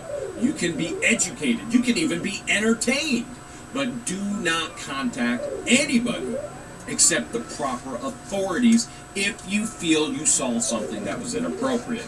All right, we're going to get into the actual, that's the copy of the petition. Now, this is my letter to Judge Craig DeThomas. It is a 2-pager, and there is information redacted. And I think the easiest thing to do is just read it. Now, you're going to see emotion and raw emotion in this that you typically don't see in a What the Hell's video. Because there are things that we don't show with the entire world. Yet, this is so deep and this is so concerning. We are starting to show some of these deep emotions and deep fears. So, presiding judge, that would be Craig DeThomas. My current life's work involves video vlogging my life and sharing it on the platform known as YouTube. And as such, a fan base has grown, and certain individuals have inappropriately stalked me to the point of intentionally purchasing property directly across the street from me in an attempt to receive monetary donations and promotion. This couple, known as Lynette Preston and John Crook, stalked myself and George to the town of Otter Creek. My first interaction with Lynette Preston and John Crook was when I received an email in late 2021 explaining that they were my new neighbors and they needed my help to move a tree with my tractor. Come to find out later, they lied about owning the property at that point in time, and therefore they lured me into trespassing and removing a tree that didn't even belong to them. That's the first lie from this pathetic, habitual, pathological liar, Lynette. Once I refused to give them money, in-kind donations, and promotion on YouTube, they began a hate campaign and encouraged others to join them as well. They created multiple Facebook pages and groups with the following, including but not limited to Otter Creek Florida Politics and other things, Otter Creek Friends and Family, Otter Creek The Heart of Otter Creek Jeremy Hales, the Coward of Levy County, It's a Shell Thing ×2, and her current one, Otter Creek. But understand this isn't limited. We know of 14 pages right now, which she lied under oath in her deposition.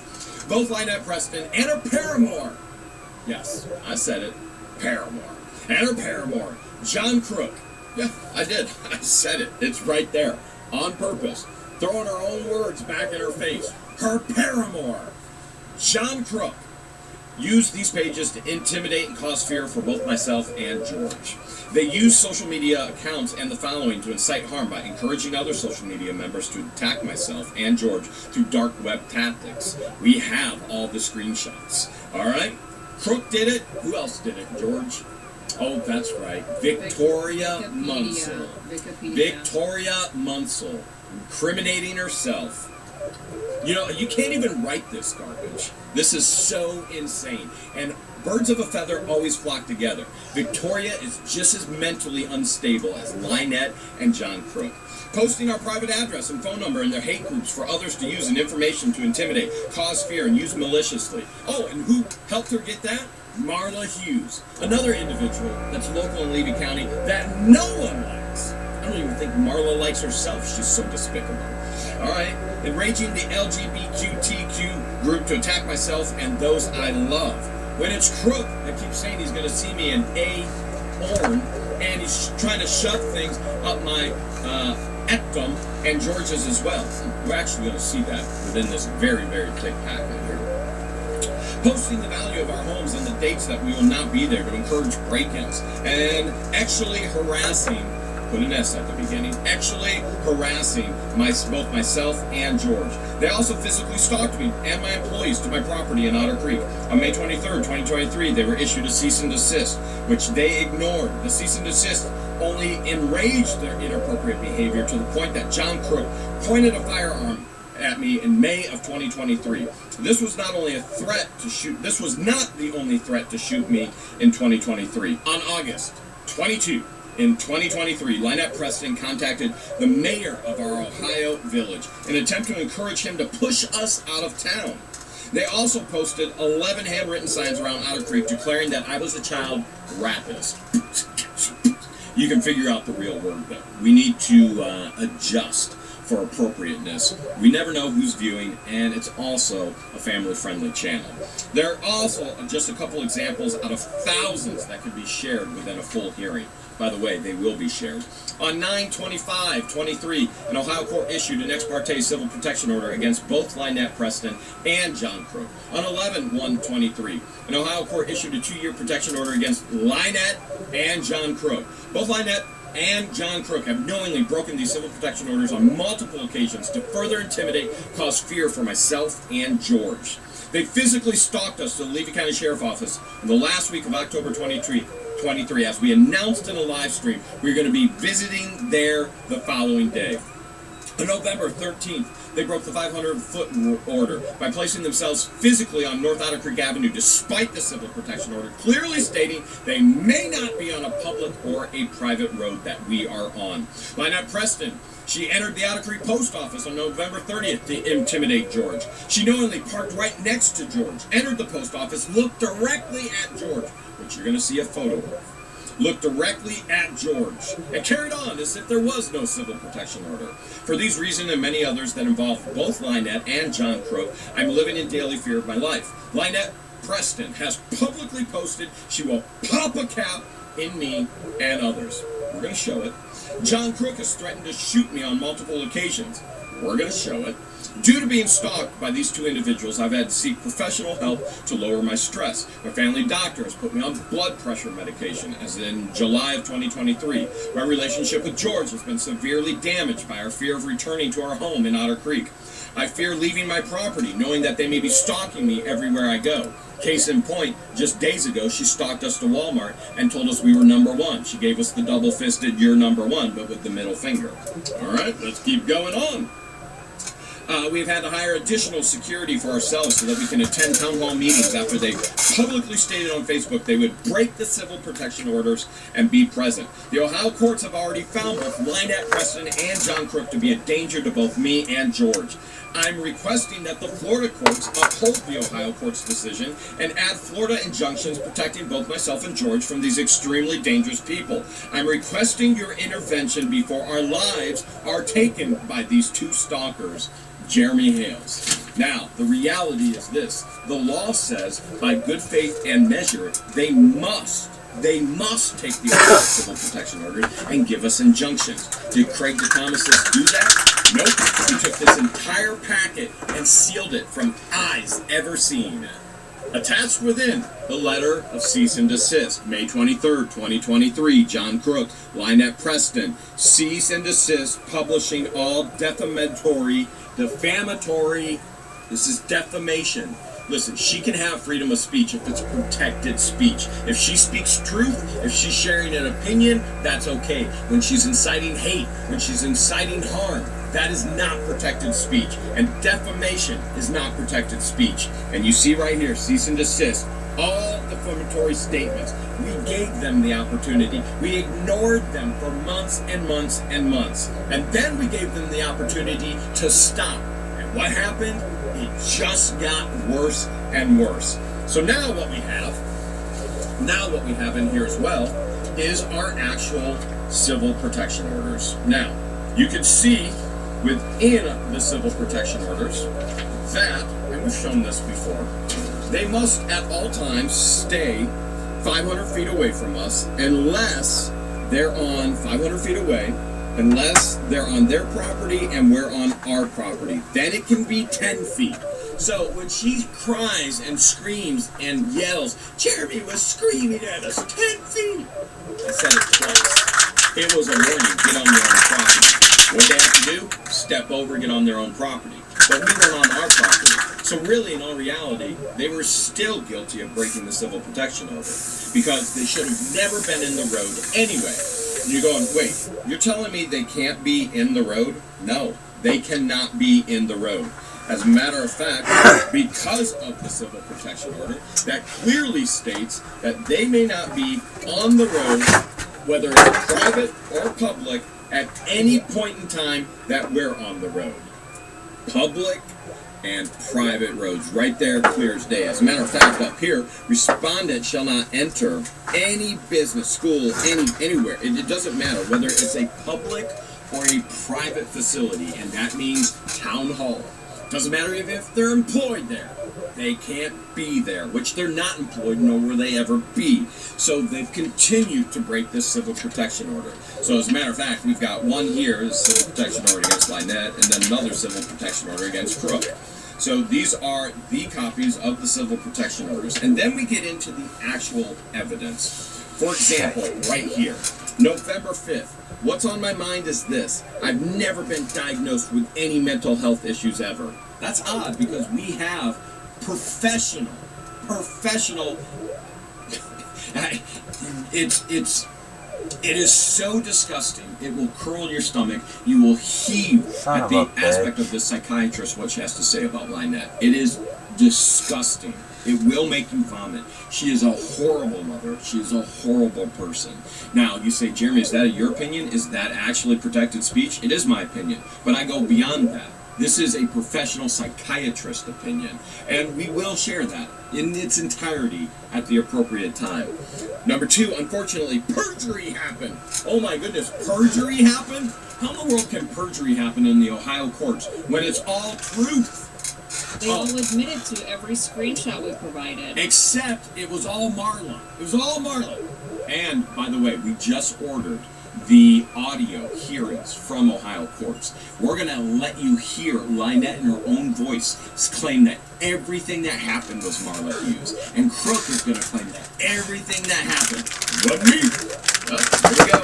Unfortunately, perjury happened. We are given a 2-year no-stalking order that we are not guilty of, but we do not lose our gun rights. And I will post the document in the AM. And I'm going to appeal. It's being filed immediately. Oh, by the way, God bless. Okay, well, clear. Number one, there is no appeal. This is the same thing she's been doing for over a year now, saying, oh, I've got a lawyer. My lawyer said this. Lawyer, I've got a lawyer. She's never had a lawyer. The only time she's ever had a lawyer is recently she got silver scanned. That's it. Only lawyer she ever got. There is no appeal. There is nothing, nor can she appeal it. There is nothing she can do except obey it. And if she doesn't, she gets the consequences of not obeying it. Now, here's our very first day back in Florida, right here. This is a Levy County deputy. This is Lynette driving her vehicle, and right behind you, you can see my 20-foot trailer and my, that's Ramsey's number 2, the blue truck, even though this is in black and white. They stalked us because we had a live stream the night before saying the very first place we were going was the sheriff's station. Well, she was parked in the handicap spot and then intentionally moved right next to our vehicle after we have screenshots of them saying they're going to put nails and everything under our tires and trackers. So this is a screenshot from the video proving they stalked us immediately within minutes of getting into Levy County. That's part of our petition. Here's another one right here proving that Crook and her broke the civil protection order. Here's Crook in the middle of the road. And you can go, it's a road. It's a public road. He's allowed to be in it. No, he's not. The law states he cannot. Nor did he have any need to be in the road. He should have been on his own property. The way to the road is just as flat as it would have been on the road, because here's what they keep saying. Well, we need to be on the road to measure our property. Nobody needs to be on the road to measure their property, period. Do you think surveyors came out on our 70 acres and they're on a road measuring? No, they're in the thick and the brush and the woods and the, you name it, the water. Wasn't he on his property putting up their trashy... The very next day, he's up putting the trash fence. I mean, it's on his property. On his property, He not on needs the to be road. in the road. Not on the road, on his property. Insanity, right? Here's another photo of them breaking the civil protection order right here. Occurrence is 11/13/2023, right there. All right, so there's another one for the civil protection order. Now, here we go with another post. This is from Lynette, all right? I'm going to go ahead. I'm just going to read it. It's probably easiest. She's such a manic poster, and hopefully there's punctuation, but I seriously doubt it. John was never in the middle of the road. Wait, hold a second. Did we just not show 1, 2, yeah, we showed 2 photos of him in the middle of the road. Not to mention our video. Not to mention her video. Perjury! He was definitely on the public road, was not on their property. John was never in the middle of the road. That's funny, because in Ohio court, he stated to my lawyer and to the judge that he was in the middle of the road, and he said, suck my, and we'll say brick, okay? But when asked by my lawyer who he said it to, he says he said it to Lynette. The judge and my lawyer and me are all looking at each other like, what? And my lawyer goes, so you're telling me you told your ex-wife to suck your brick? He goes, in the middle of the road, measuring. Yeah, I did. Oh my goodness. Oh, John didn't No! comment. Well, not to mention... At all, to anyone. Why would she tell him to shut up if he wasn't talking Never to made a comment to anybody, but under oath in Ohio court, which you are going I to screwed hear, up the bunny. he admits to the comment, but he says that he said it to Lynette. It's supposed to be engraving right nobody now, made a but comment to anyone it's but cutting. Me. Well, there you go. Maybe she's coming. Oh my goodness. All right, John was walking on a walker with his leg wrapped up to his thigh, crotch area, as he's still 2 days post-surgery from a knee replacement. Nobody is out walking like that 2 days from a knee replacement. He did not have a full knee replacement. Oh, There's my more God. lies. Let's keep going on. John was dragging a tape measure as we were Gonna cut measuring the our eye out. property. The neighbor was parked outside of our road facing the opposite direction. It was a witness to everything. Yeah. Funny, that witness isn't in court. That witness isn't helping you one bit. That witness is a pathetic individual. Gonna be a that witness is nothing satanic but a horrible individual, bunny. gossip here in Otter Creek, who sold us this land illegally with 2 known encroachments, whose husband, then a runk, comes on the property, trespasses, then destroys property, and makes the famous middle finger. Well, this is the same neighbor that we have texts on her calling them crazy. Yeah, absolutely. We have that as well. Okay, and she was a witness to everything, and an advocate, and a victim's advocate from Akron, Ohio, was on the phone with me for the initial confrontation. I told her I had to go so I could film what was about to happen. I got And then 2 eyeballs. videoed it, my video, and it showed I the can Lee stick on County Sheriff's something. Department 2 very different things. Odd how 2 videos can show 2 different things when it's a video of the exact same thing. Bunny puzzle. Yeah. Yet again, I was given a case number because what happened was harassment to us. It was obvious we were on the side of the road because John couldn't push his walker in the grass. Nobody violated any order, and yet John pushed a walker all the way out from their 1.66 acres to the road. So my he can't push a God. walker in the property. But he was actually doing that exact thing the next day, putting up a completely and totally trash fence. Alright, and what happens next? Yeah, 11/30/2023. this is Look done. where Lynette is looking. Straight in George's camera. Eye-to-eye contact. Just like I'm looking at you now. In the camera, she knows. She saw my 100%. Jeep right outside. She walked past my Jeep. This is the crazy part. She breaks the civil protection order, makes eye contact with George, Here is George's vehicle. Here's Lynette next to the vehicle. Here's Lynette parked by George's vehicle. Right there, through the window. And what's she doing out there? She's talking to another resident, Captain Dan Shannon of Otter Creek. She is not fleeing like she's supposed to, not removing herself immediately like she's supposed to. She is completely and totally ignoring the Ohio Civil Protection Orders. As a matter of fact, if she was driving, she'd probably flip both up to Ohio and say, "You're number one. You're number one." All right, let's see what else is going on here. Hey, George, I recognize this. Do you recognize this? That's our house. Oh, that's his There's a bunny. headquarters. And this is what With no eyes or Lynette has nose. claimed in courts. Not one court, both courts, that Marla Hughes did. All right, who is the author, the admin, and the poster here, George? All right, let's try it again. Michelle, she'll give you hell, Preston. And who stated this here? Lynette Michelle. And who stated this? Lynette Michelle. How in the world is this Marla Hughes? Now, I'm not a fan of Marla Hughes. She turned off commenting for that post. Oh, can't even claim that Marla came in afterwards. Now, Marla is a horrible, horrific individual with no friends and spends all day on Facebook and getting banned from places on Facebook because she's so negative. But I don't see her in here. Can't blame Marla Hughes for this. But what I can tell you is she posted our property, and then she goes on to say, by the way, it's public knowledge. It's public information. Anyone can get it. Just Google him. You'll get his address. You'll see his house. You'll see the cost of it. I mean, what the heck? Oh, wait. Hell, oh, wait.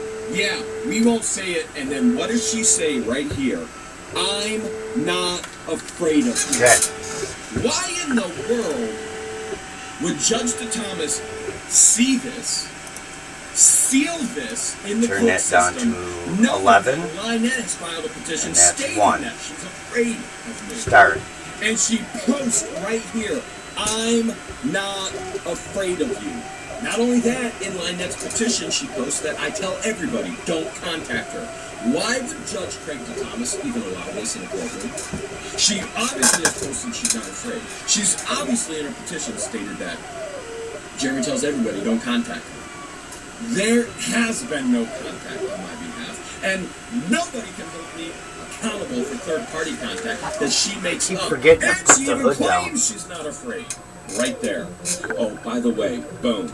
There she is. She tells everybody, and she goes like in, and she tells our village, Ohio. Hell, there's so much more. So much more. All right, here's another one. Lynette Preston. You see it right there? Here we go. This is all part of our petition. I feel it's only fair since he's broadcasted my married names out there. Oh, wait, I'm sorry. It's only Googleable. It's Googleable. Remember? Let's see. By the way, it's public knowledge. It's public information. Anyone can get it. Just Google him. Oh, that's odd. All we did was Google. And we found 39 aliases up to 40 now. I feel it's only fair since he broadcasted my married names. I mean, aliases, 39 up to 40. Because she scams and then she goes and she changes it and scams and goes and changes it, scams and goes and changes it to the world and where I live that he thinks, oh, by the way, I didn't broadcast where she lives. She's posted it on all of her Facebook groups. Her address, her phone number, her email address, all of her GoFundMes, hundreds and hundreds and hundreds, if not thousands of GoFundMes exploiting a child. It's sickening. It's sickening.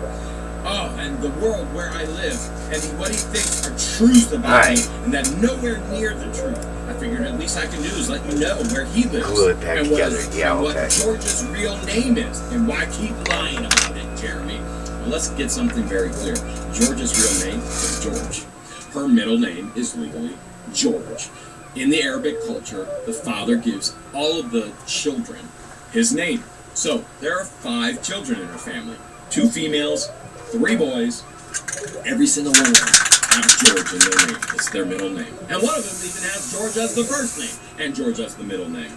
So here we go. Here she is again, posting all of our property, values, where we live, everything. Oh, by the way, even our profile pictures from Egypt, where we were surrounded by AK-47s the entire time, by security guards. Oh, here's more. Lynette Preston. Do you see Marla Hughes anywhere? I see Marla Hughes commented, but Lynette's telling the courts Marla did all of Yeah. No, I'm pretty sure that name. Cut right the there, bunny. is that Cut it. I get it. Marla Huge is right there. I get it. But Lynette Preston is right there posted. She posted an aerial map of Bill's headquarters. Oh, and by the way, That's doxing when you do it. we do often say that we have a 6,000 square foot house, and this is actually wrong. Oh no, three bathrooms is wrong. Yeah, we have 3 bathrooms. 4 bedrooms is wrong.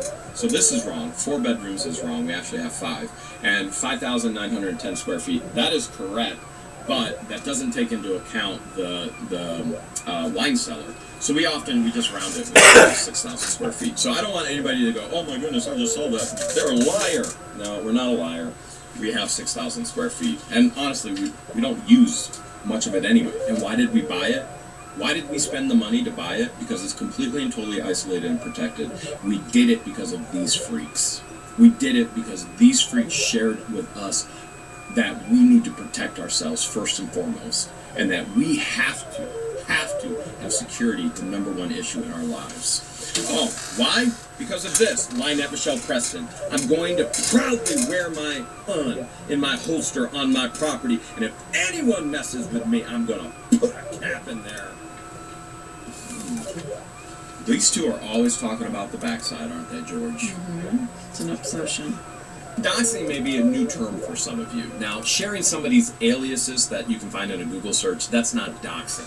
Now, doxing is sharing somebody's address, their whereabouts, their private property with malicious intent. And that is their intent. They've posted that intent. They want people to know when we're not home and where our home is. And obviously, our homes are filled with valuable things. You see us on YouTube finding valuable things all the time. There's things that are even up on the wall right here. For example, that cabinet right there. I know that cabinet is about a $500 champion cabinet. And this moose is about a $5,000 moose. At least it was until the Florida humidity. So I could get it fixed, no doubt. But that moose, when I found it, is a $5,000 moose. So we have other posting here. What they've done is doxed. What we've done is just shown aliases. So we've shown truth. They've shown malicious intent. Now, these are all horrific things that have been posted.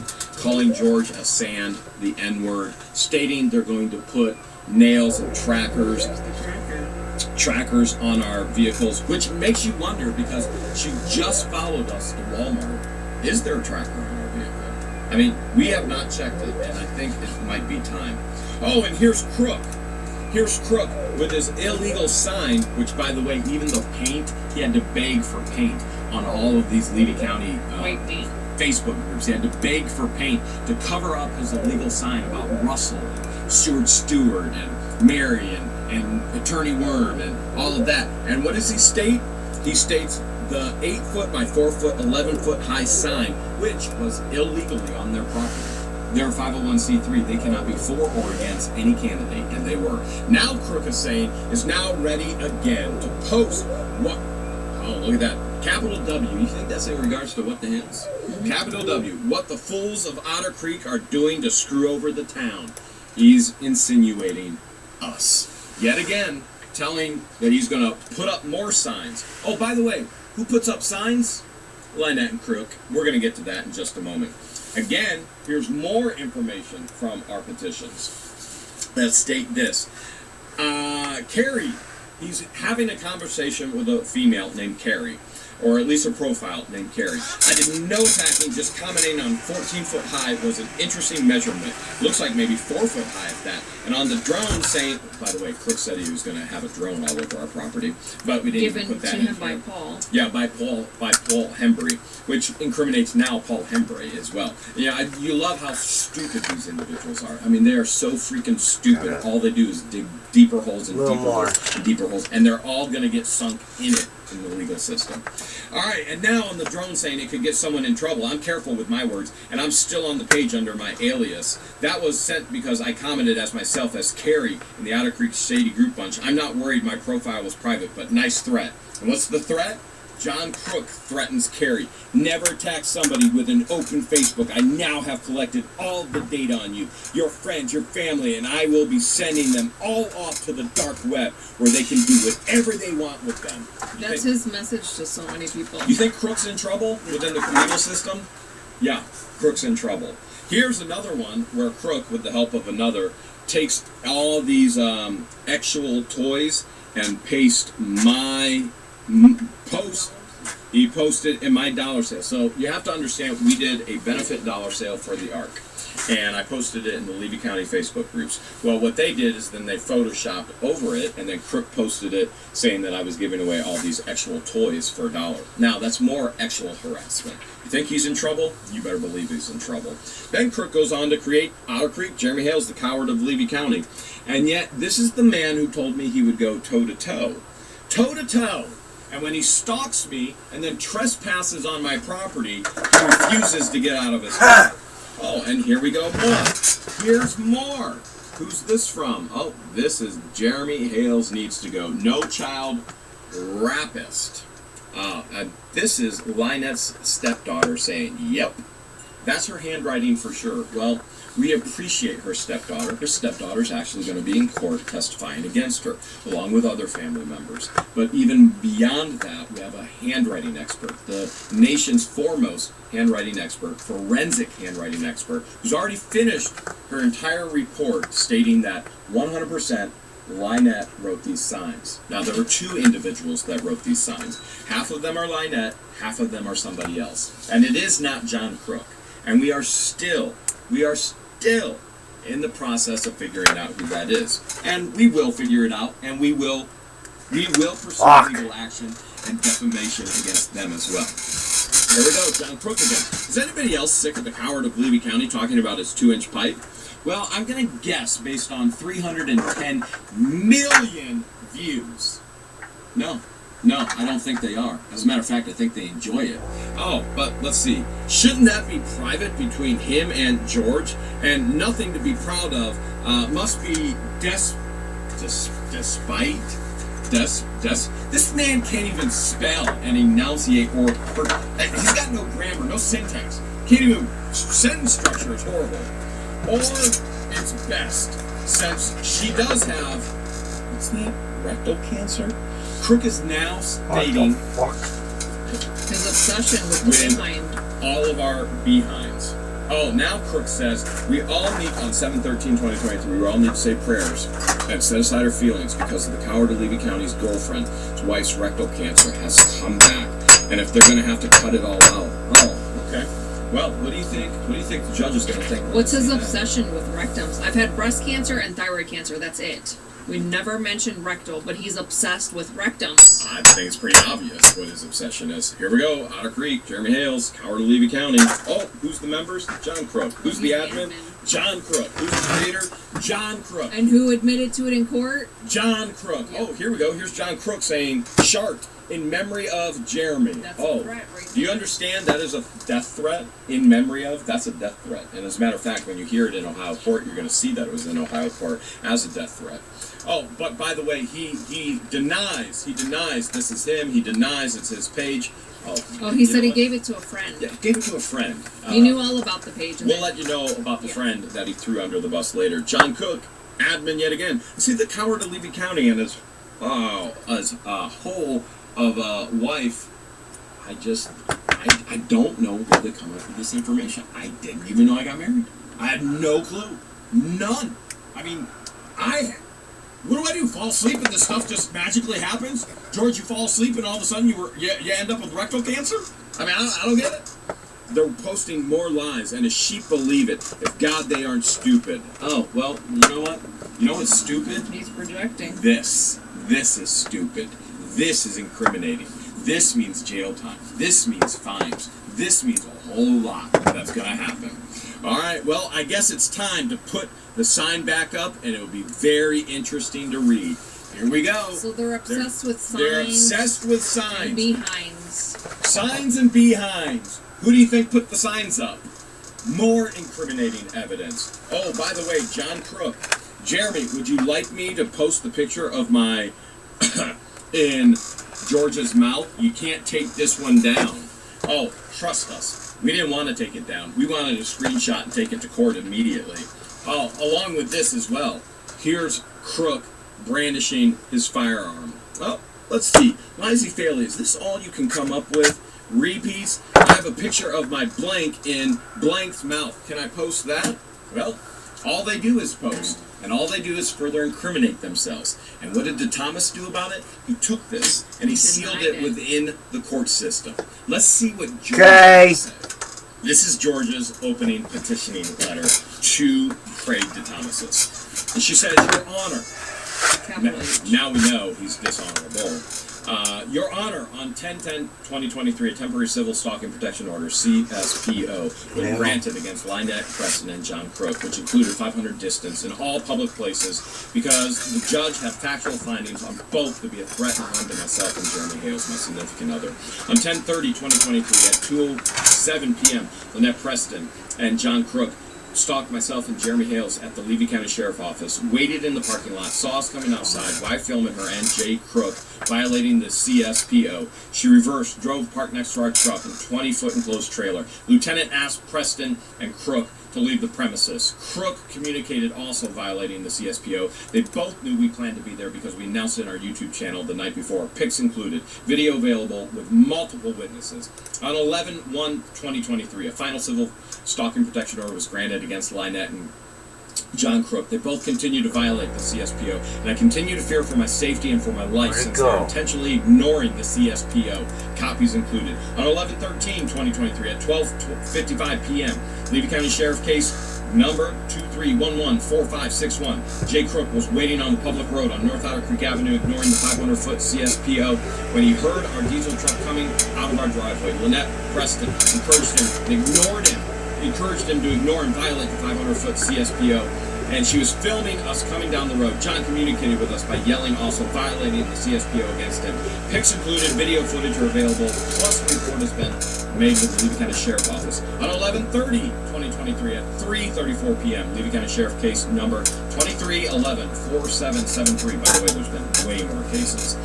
Lynette Preston drove past my parked vehicle at the Otter Creek Post Office, parked near me. She violated the CSPO by ignoring the 500-foot distance intentionally to intimidate me.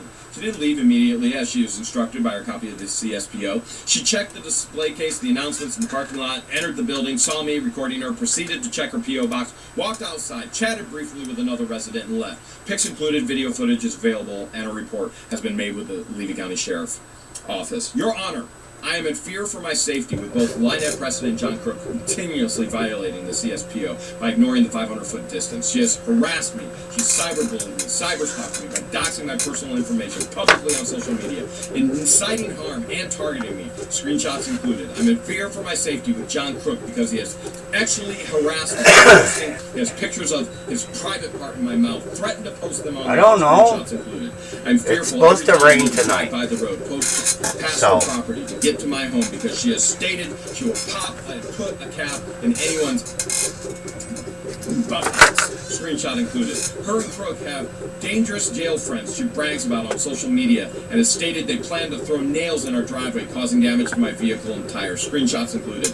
Lynette Preston, Jay Crook ignoring the CSPO has given me mental distress, anxiety, fear on a daily basis. No matter where I go in Levy County, I now constantly live in fear, having to check all my surroundings in hopes that their jail friends are not here. And I'm requesting that the Florida courts take full faith and credit and enforce the Ohio CSPO. Add Florida injunctions protecting both myself and Jeremy Hales from these dangerous people. Do you understand, by Florida law, they must take this in full faith and credit, our civil protection orders. They must put it in the system, and they must give us injunctions. And what this judge did is he took all of our fear, and even he's claimed that I don't have a reasonable fear of getting a fair trial under him.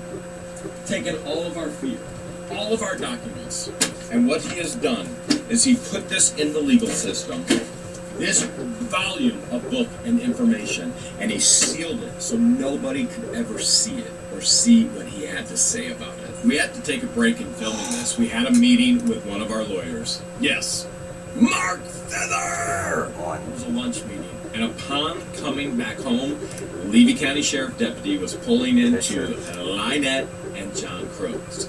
Apparently, somebody's reported them for firing shots in town yet again. Have a look.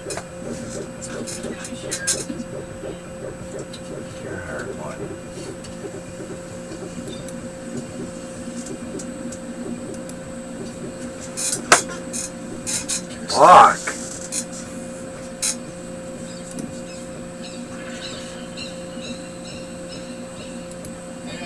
Doing good.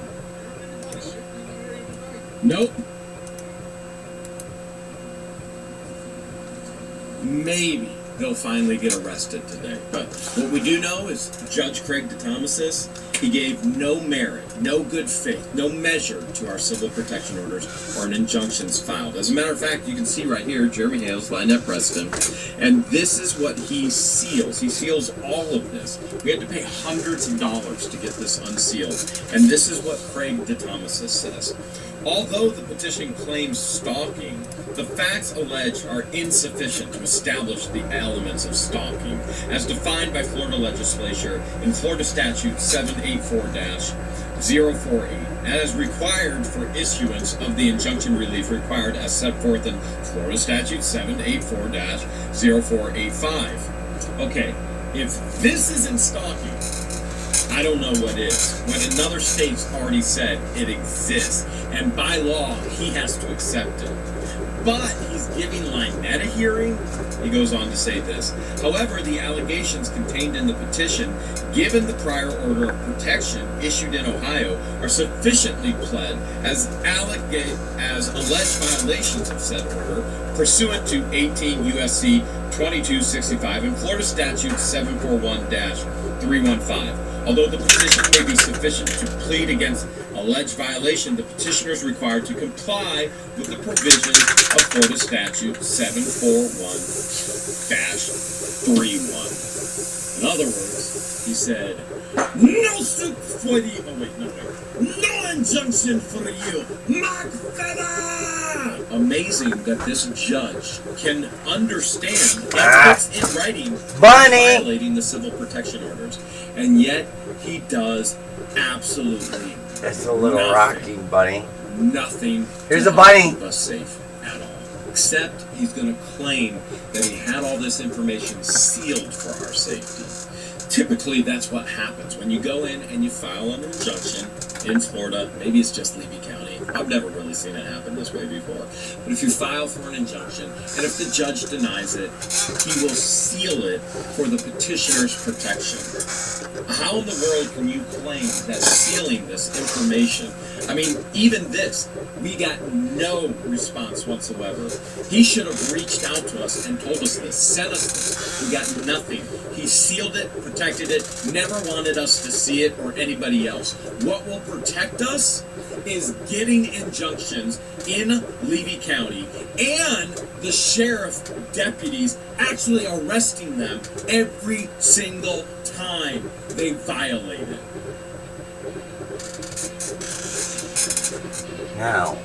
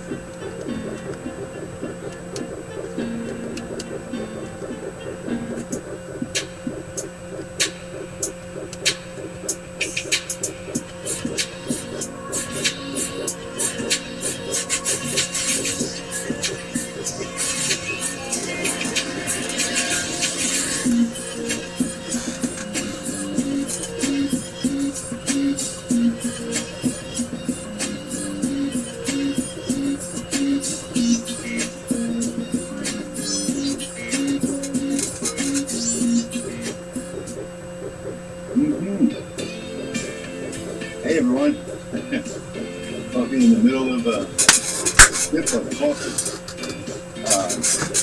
We're here today, and thank you all for being here. I see we got a bunch of comments already, a bunch of people already here in the stream.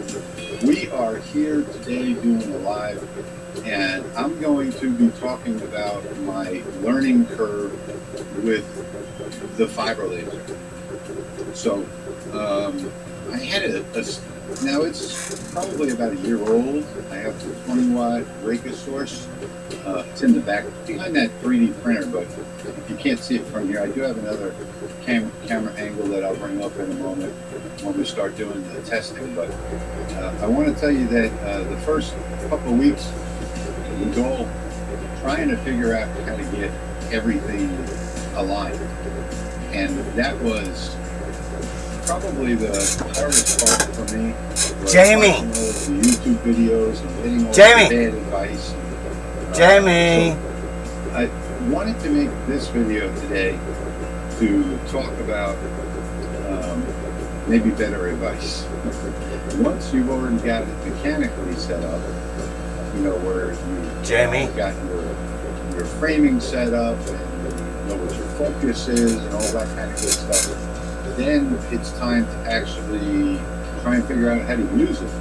And the fiber laser is, as some of you already know, or many of you already know, I know there's probably new users here, and there's probably experienced users here that are... Jamie.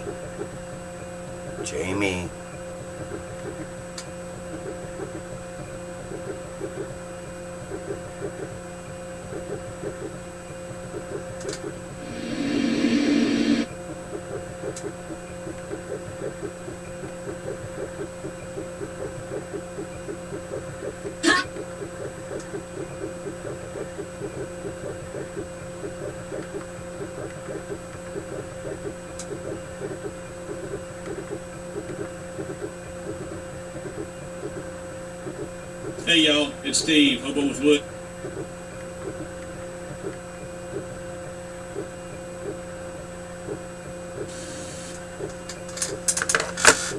You have to get it fast filter and I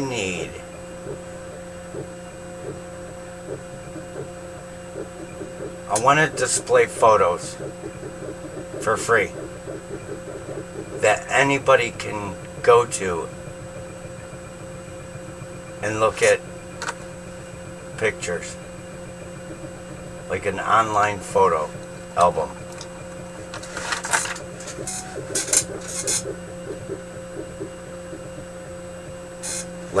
Like take a picture of this and put it online.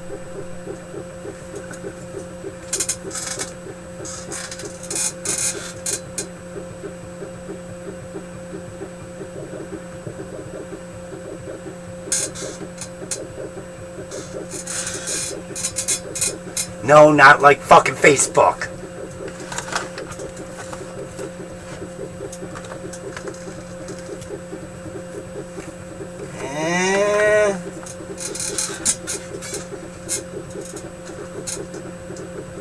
Pinterest? I'd have to... Like, I want to... Okay. Like the keychain I made. Take a picture, put it up. I want to put a link on YouTube or something. Or a web... I want to say, here, this is what I've made. If you want me to make you something, let me know. Do you understand?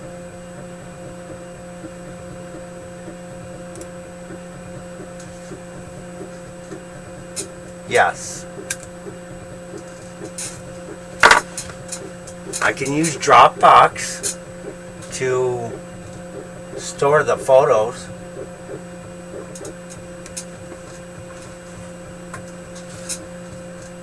Wonder if...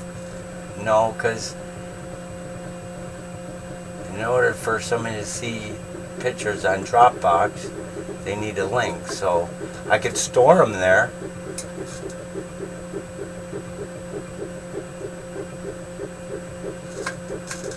No! I'm not doing fucking Facebook. What don't you understand? let's see.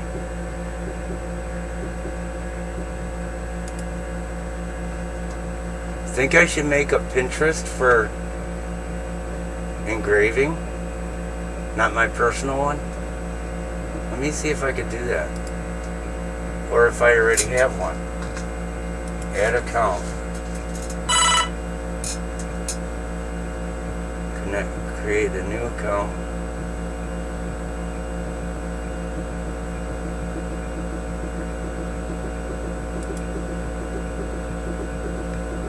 Create.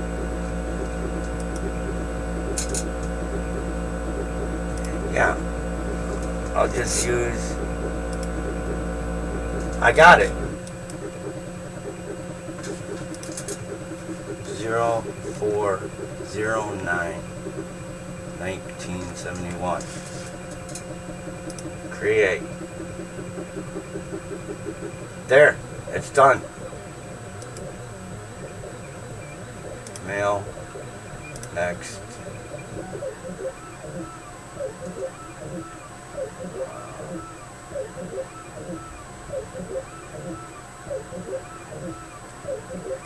I don't want to pick.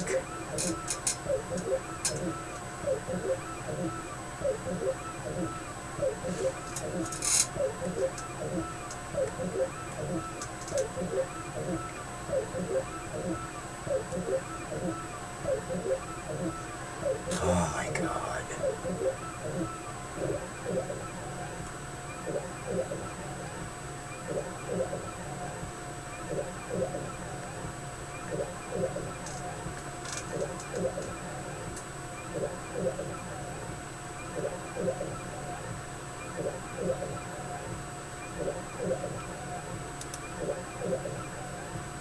Oh my God.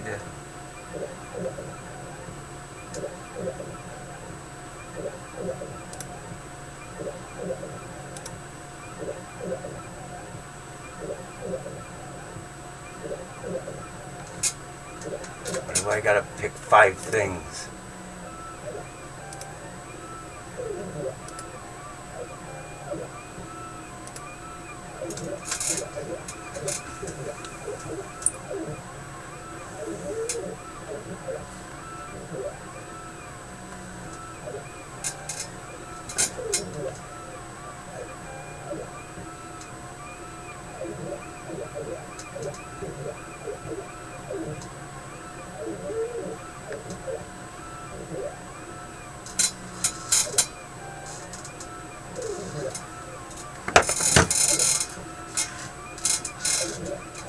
Oh, I'll be back.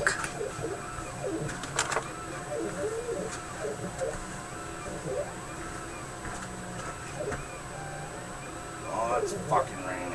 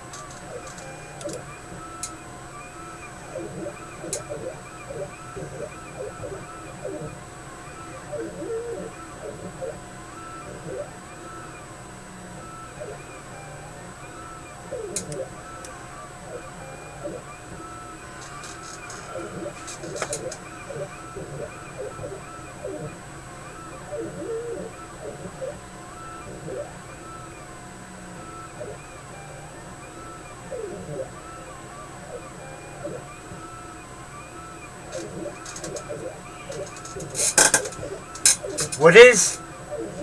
Jamie.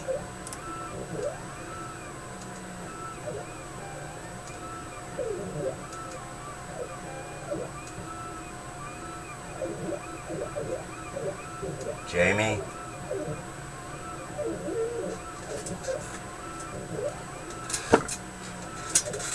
Jamie.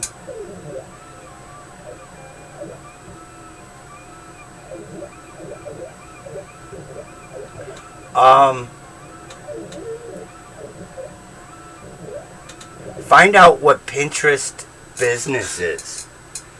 Is it free? Look it up.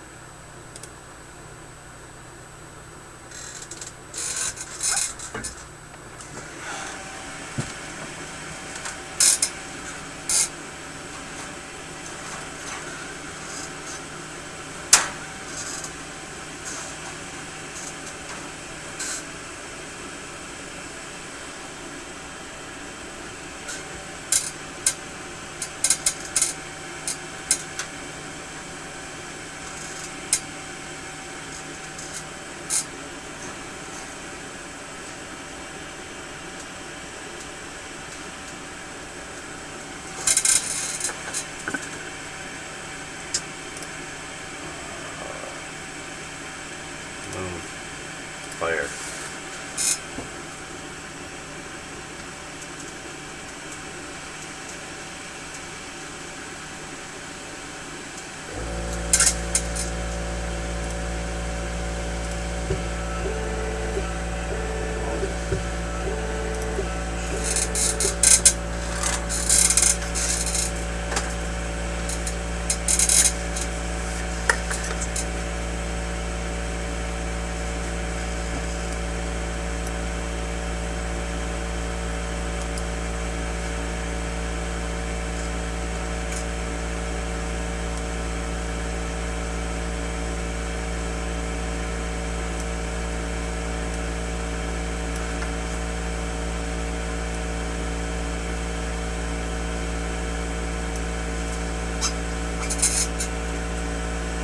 Fucker.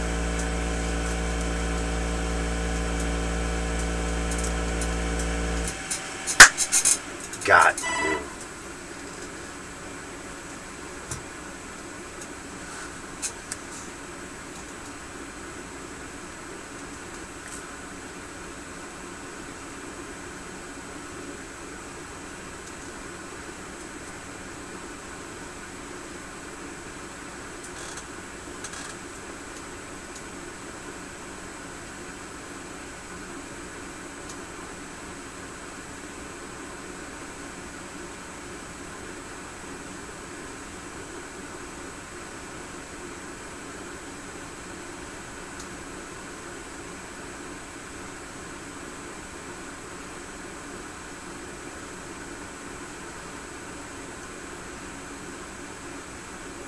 So does it cost anything?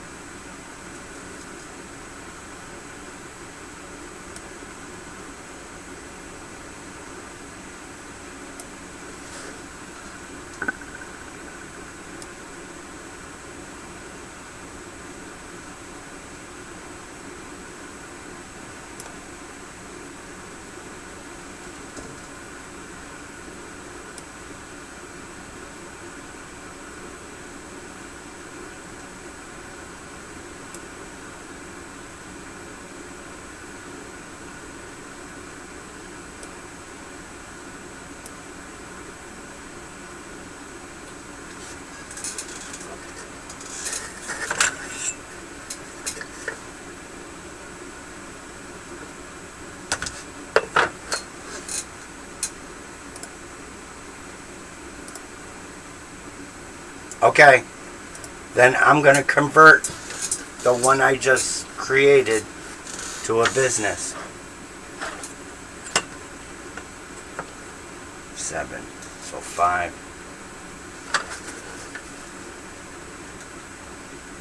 3, 9. Let's see what this does. Fire.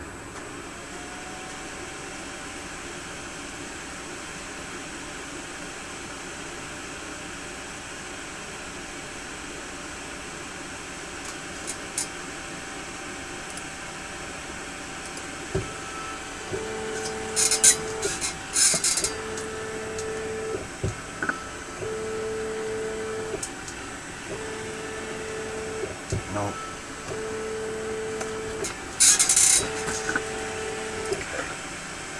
So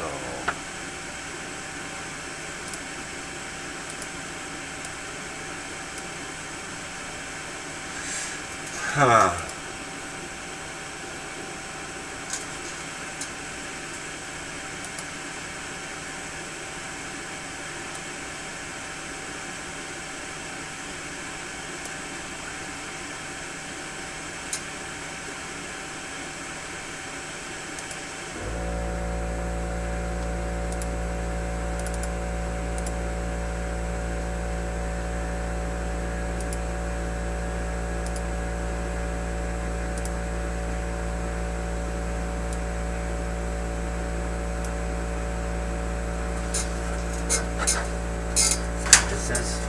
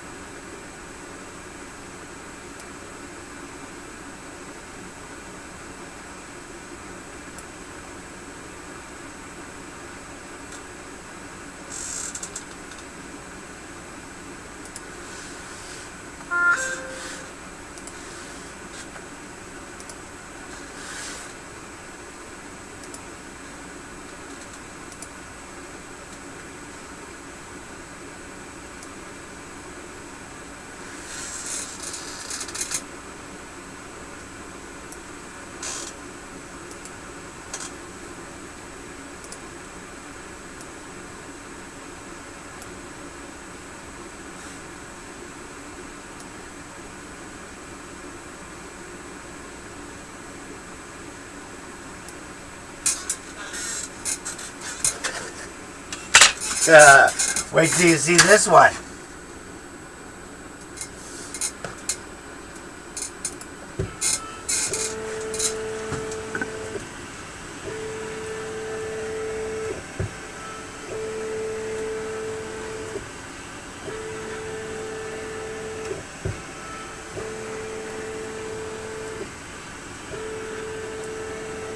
Maybe.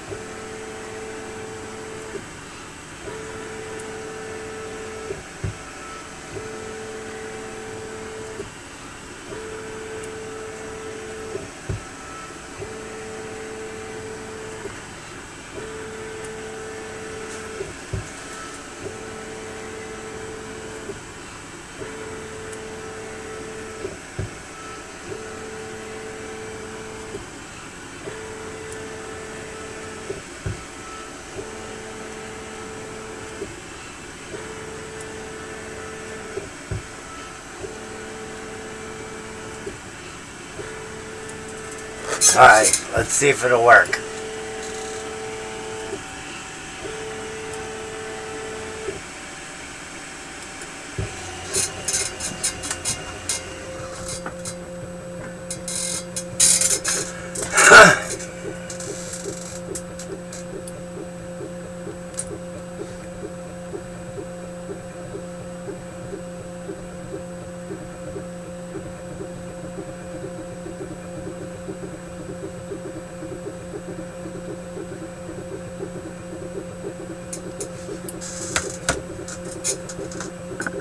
Alright, so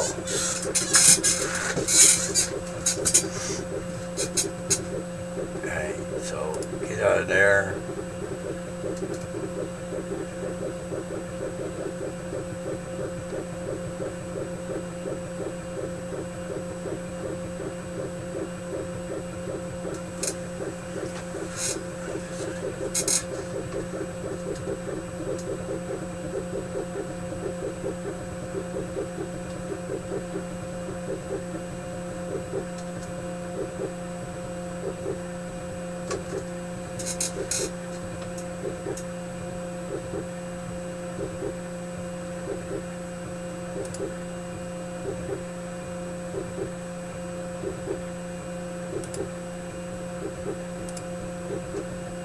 So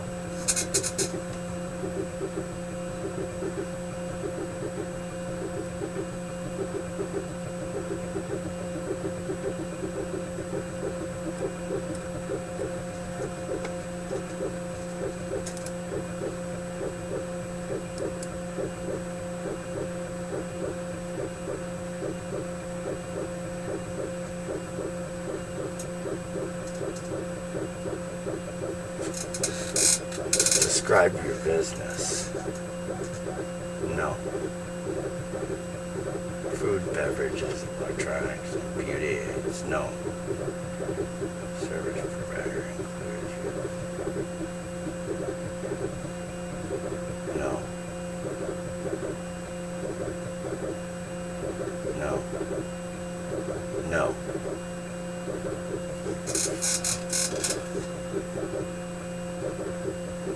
No.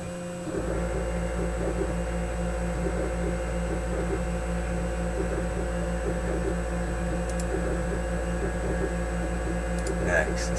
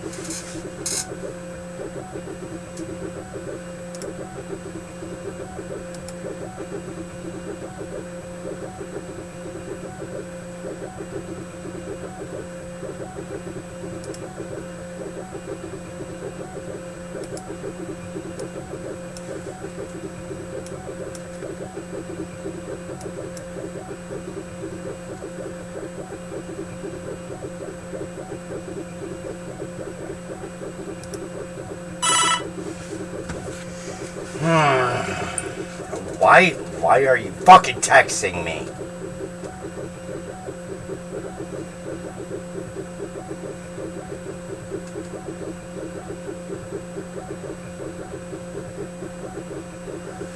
I didn't close the chat. The fuck? What? Jamie. Show Michael your keychain. Let me get one that's done.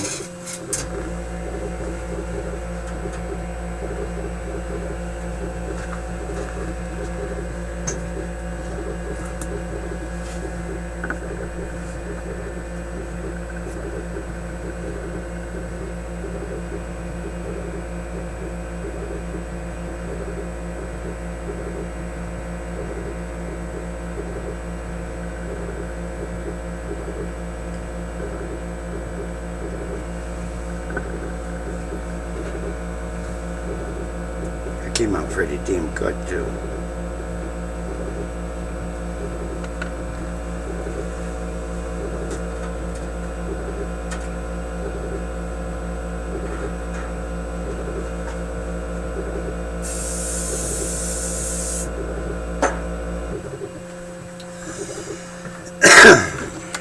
I like this design better.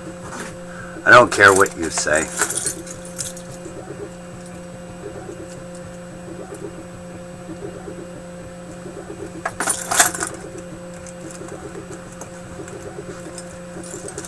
Unless I shave. Let me sand this.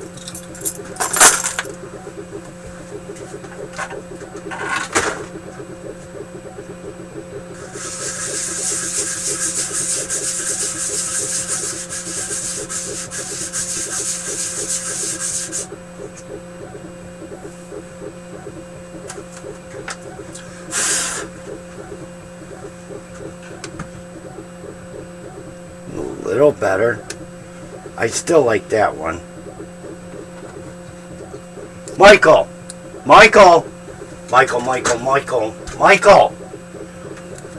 Which one do you like?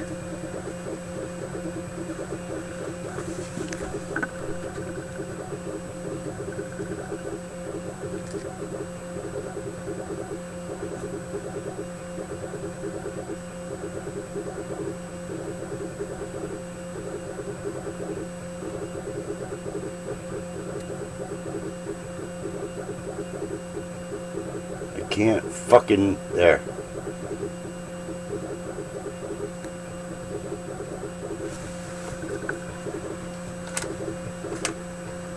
I like the newer one.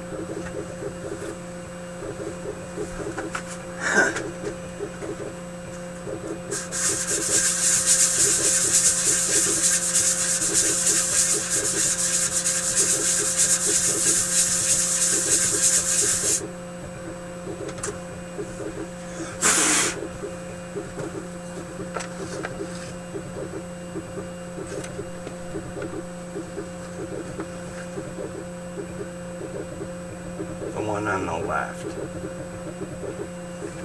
I forgot which one was.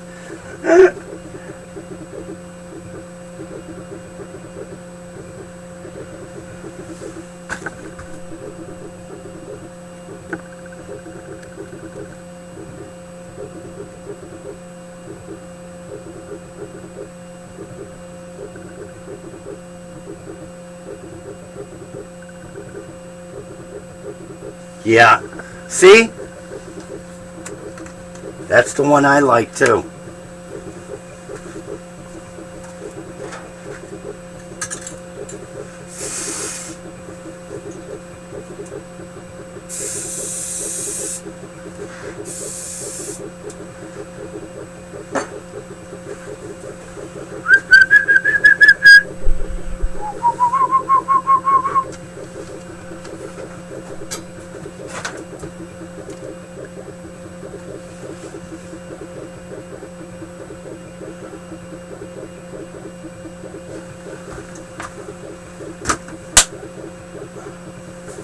Got the fuck. Cocksucker.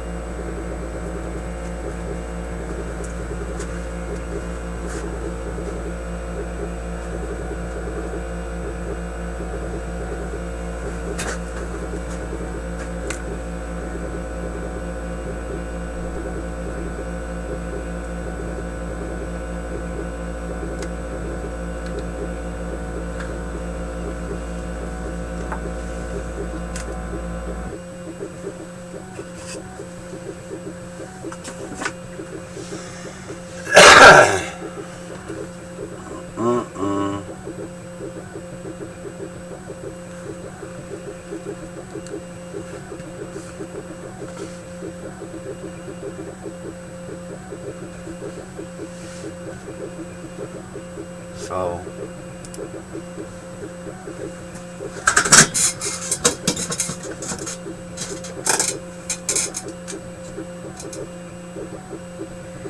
here's how your profile can be viewed on and off Pinterest. Private. Your private profile is private. Only people you approve can see. No. Search. Hide your profile. No. Tune your home feed.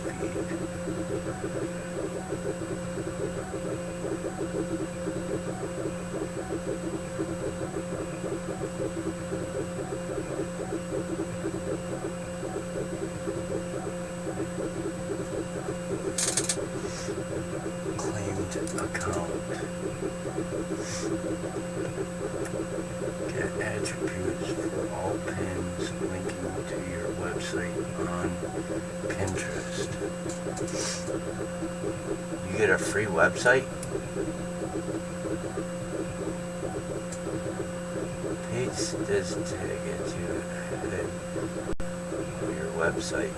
Cancel. Upload this. Oh, that's if you have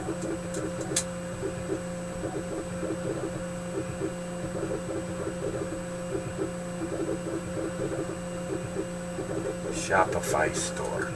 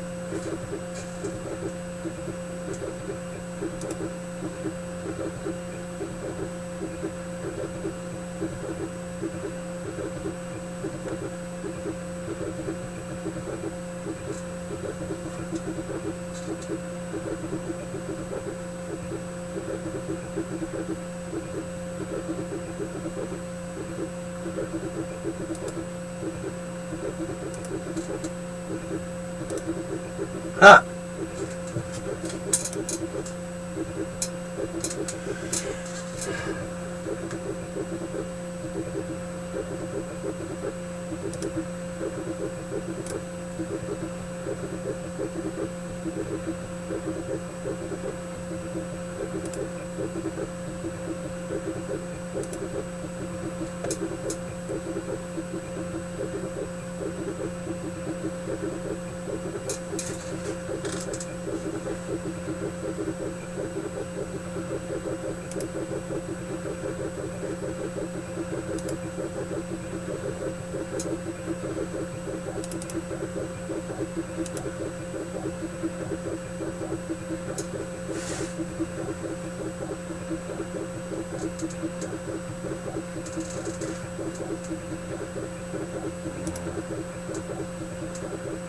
Where's cancel? Dropbox.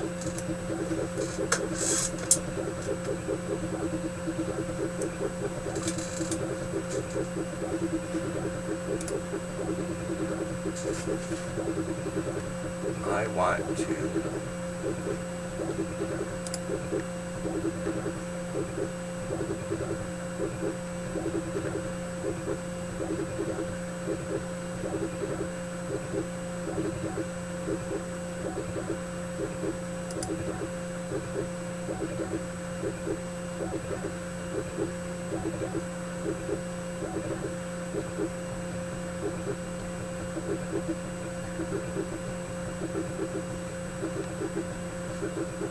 Can't you?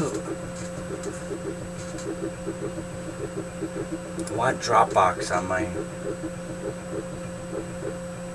desktop.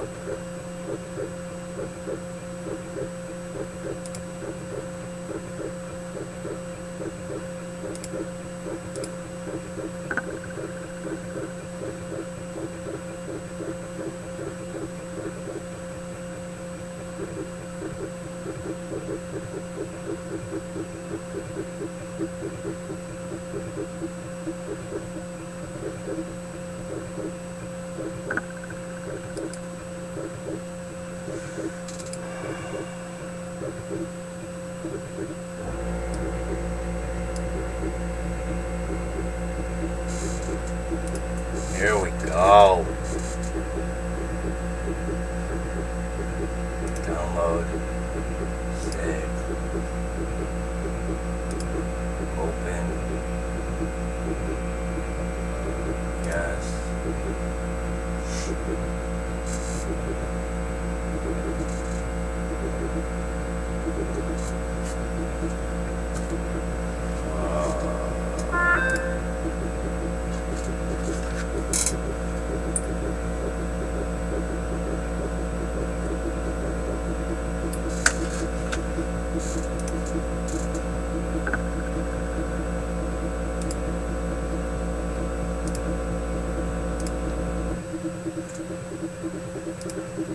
Photos. This. No.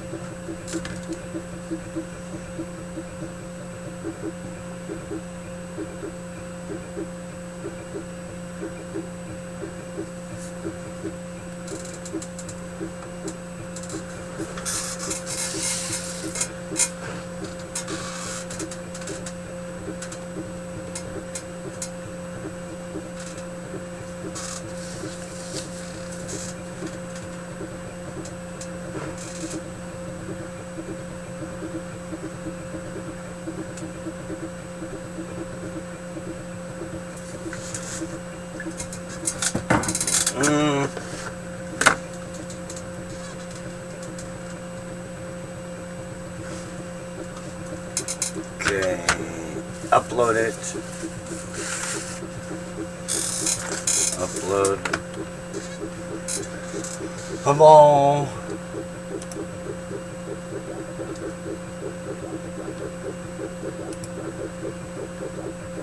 Fresh.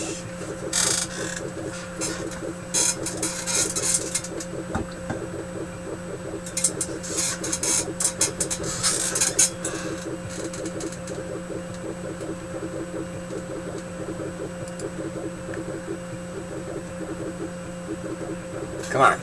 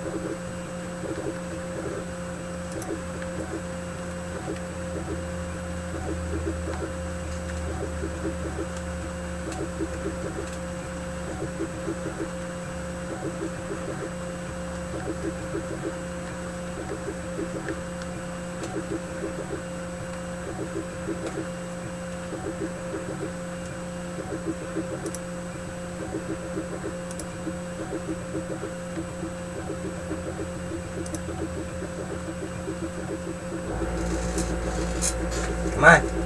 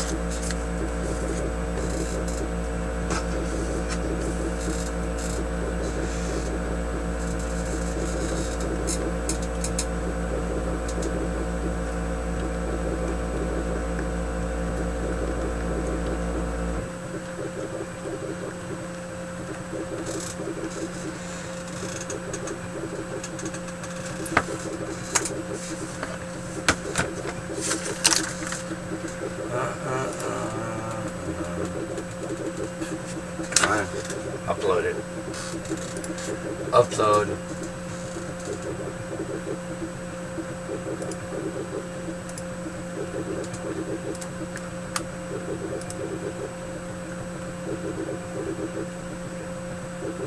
Holy fuck, is it pouring out?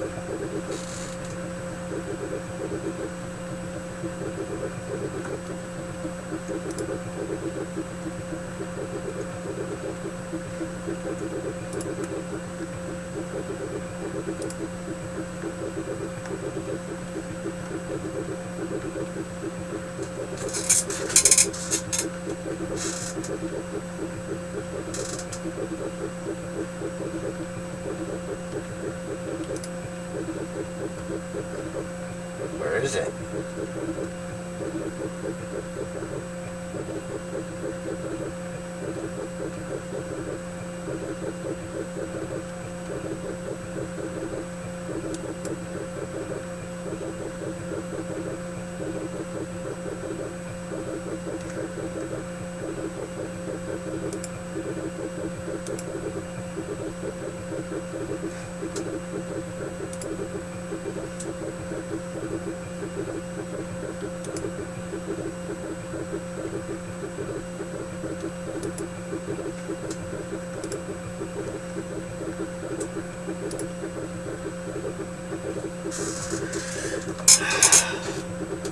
What the fuck?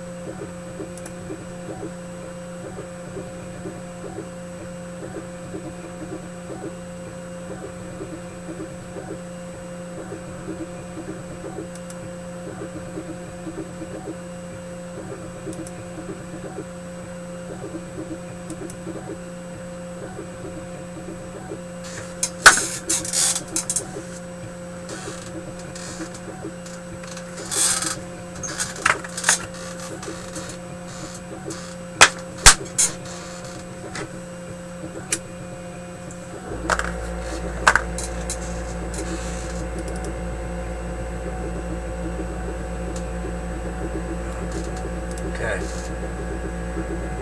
Goes.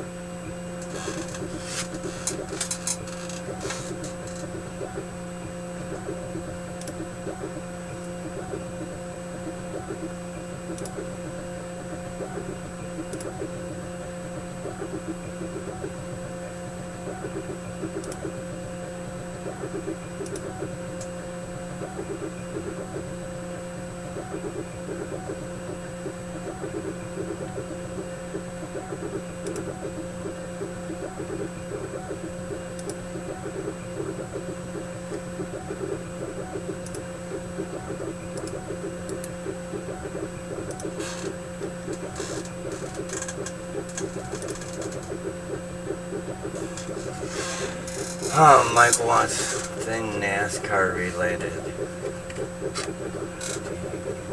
He said something about Byron in 24. Let me,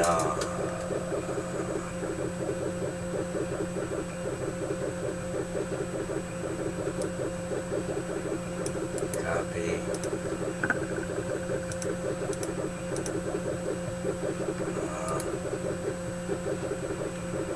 New text file. Paste. Okay. See what I can do.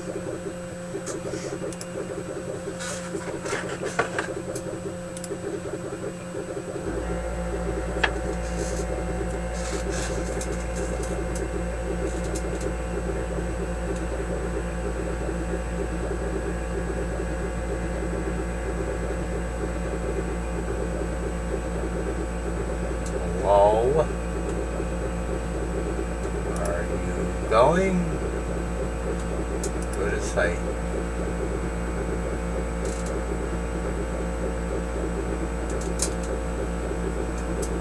What do you think?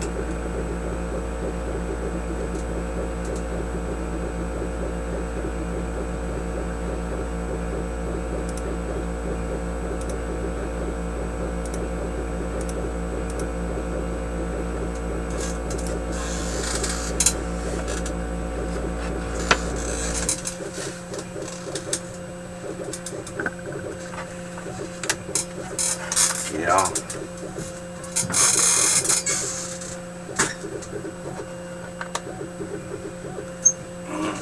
About what? The Pinterest? Did you click on the link? What the fuck?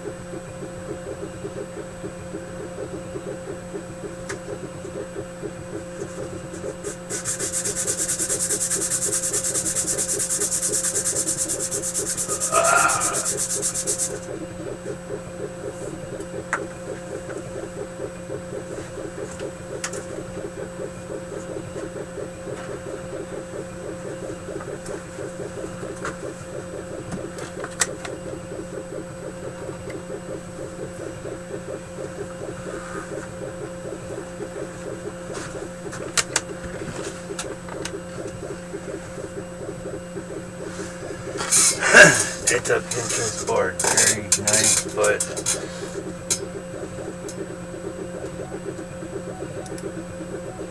what the fuck is Nietzsche mean? I think I got an Etsy. But it cost to fucking post on Etsy.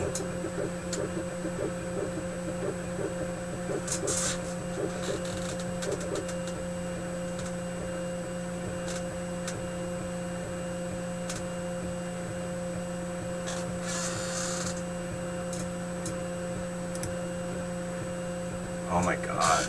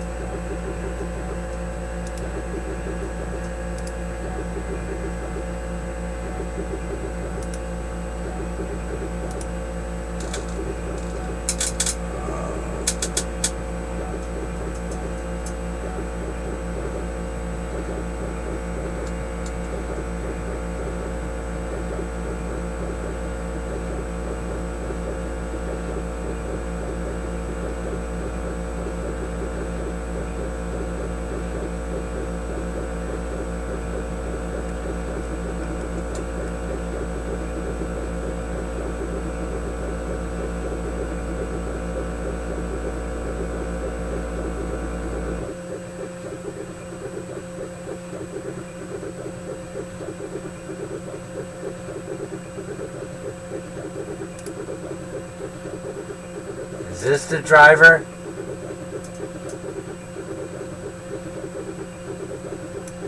Copy. Michael! Paste. Send.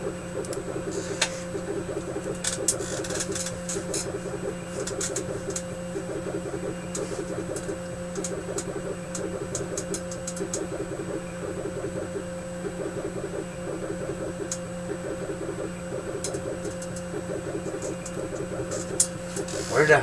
Oh.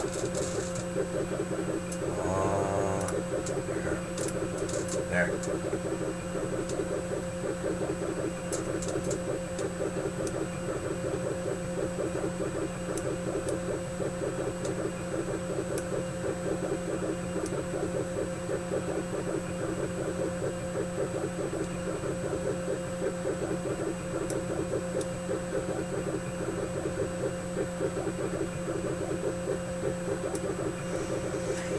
He said 24 in the signature, if you can.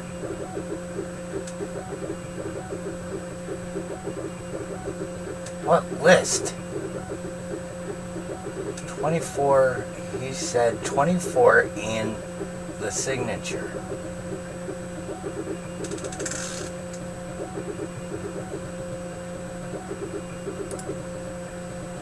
Make no sense, man. So I'll copy here. Copy. Search.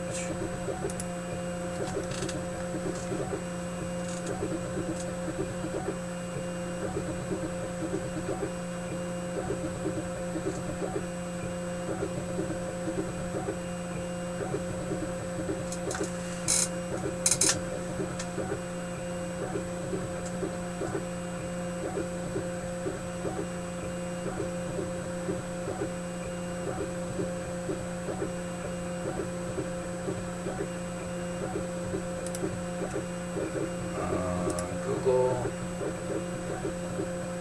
images, paste,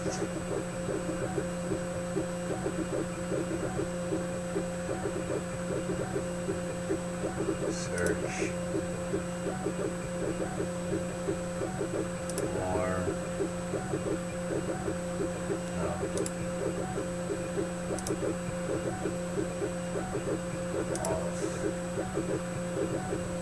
tools, creative common license.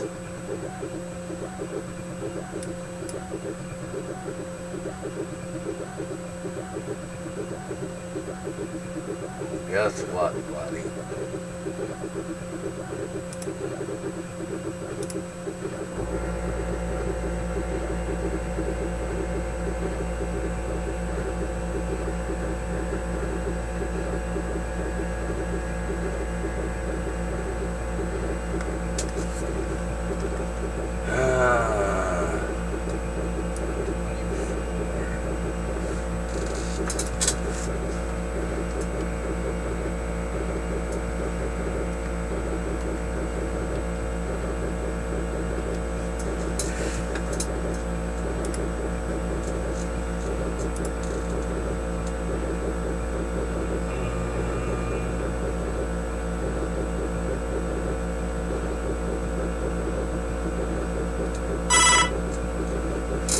god. What? Walker.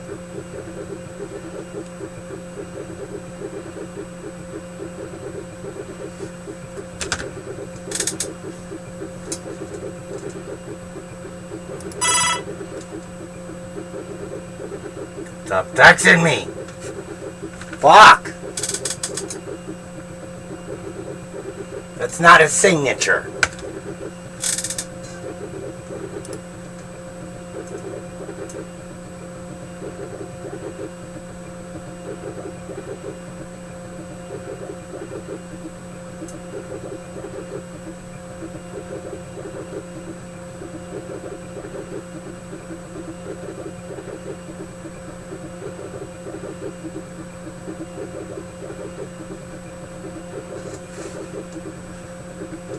Let me see what I can do with this.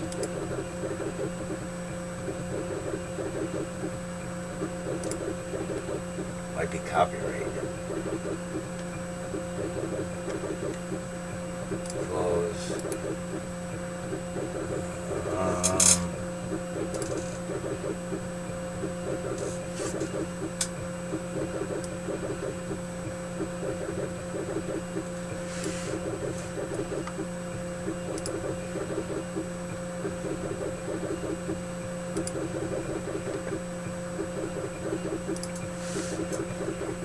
Open pictures.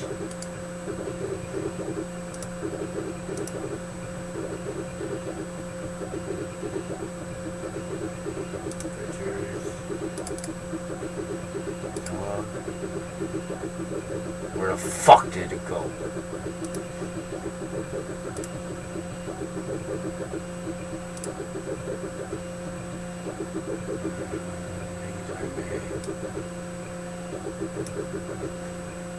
Close.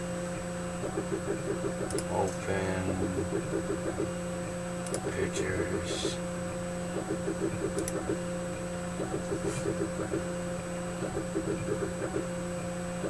Where'd it go?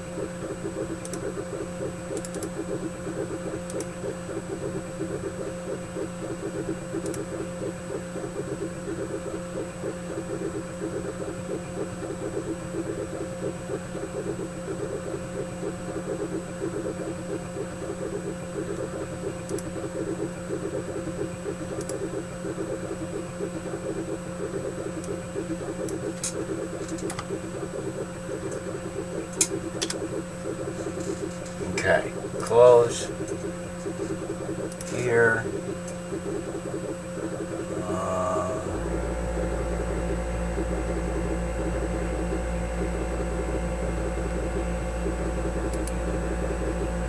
Refresh.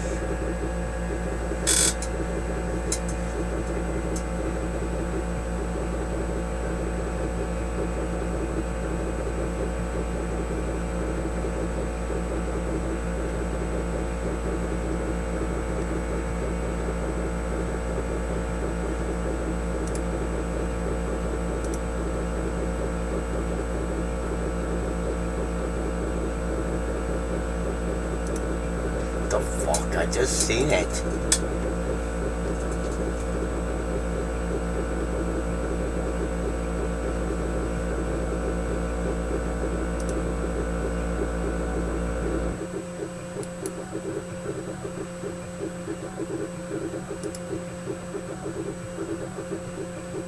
Oh, that's why.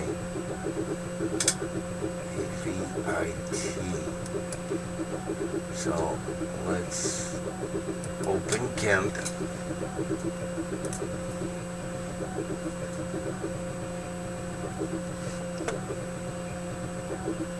Hello.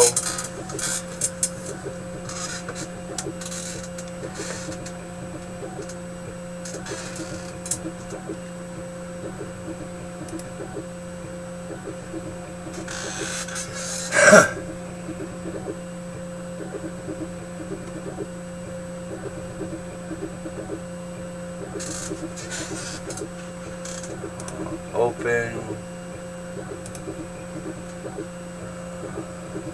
pictures.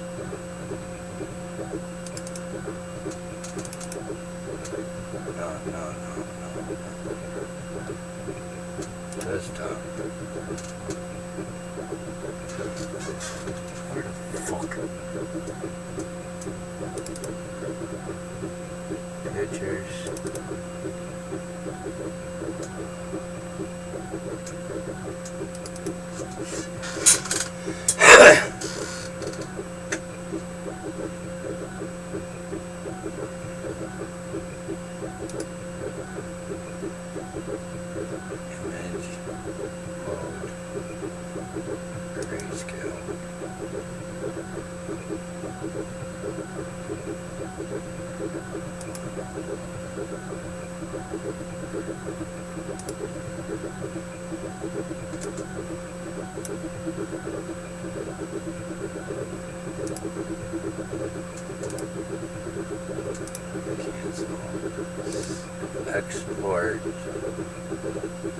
Export as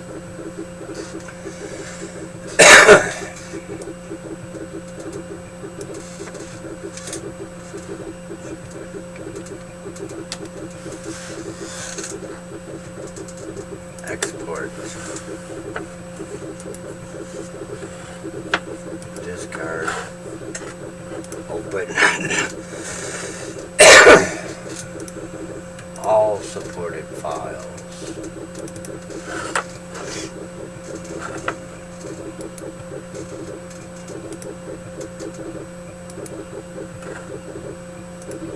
Trace.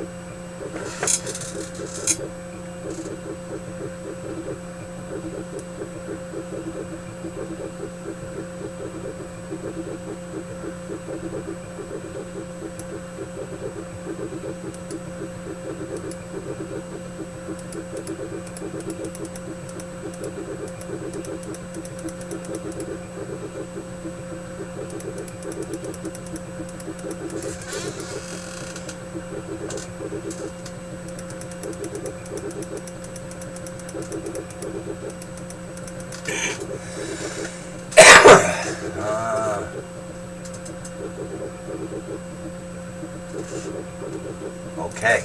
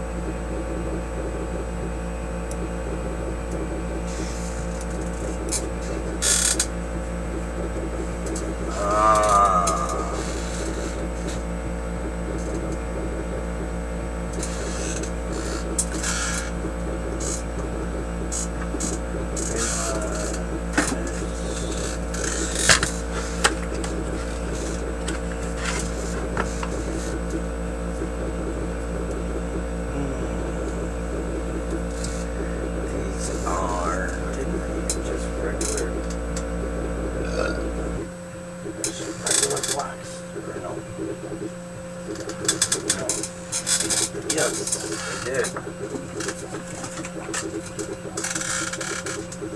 I am back.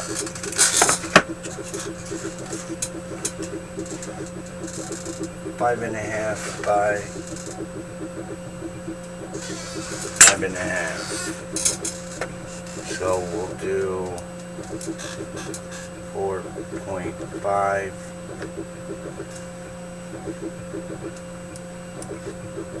4.5. Center it.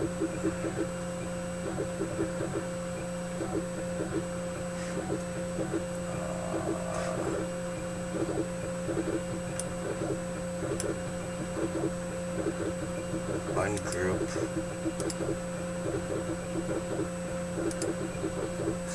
Delete.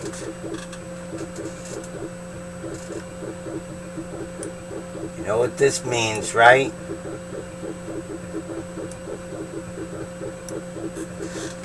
It means copyright. Just saying.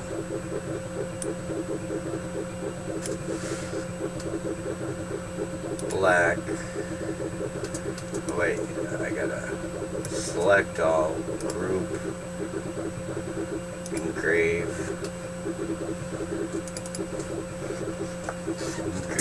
outer cut.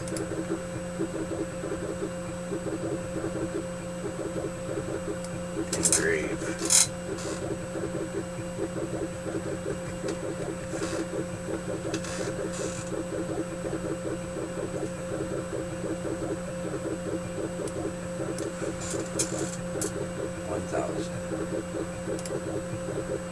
We're gonna change this to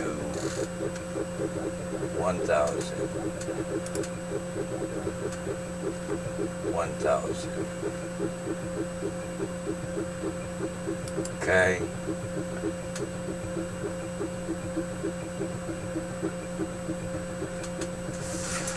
All right.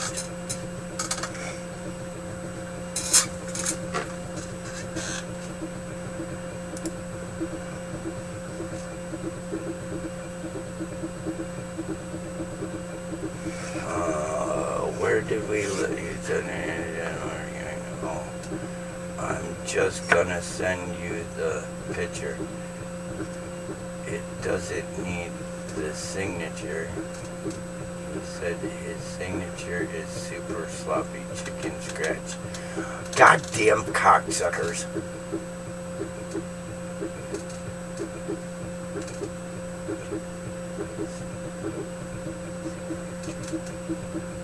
CR2 right. What? The fuck are you talking about? Fuck are you talking about? It's too quiet in here. I was kind of busy, fucker.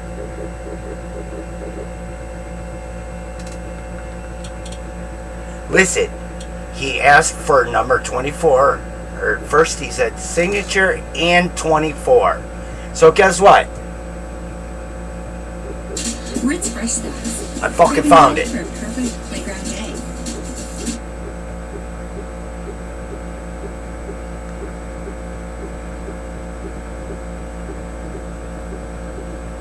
So,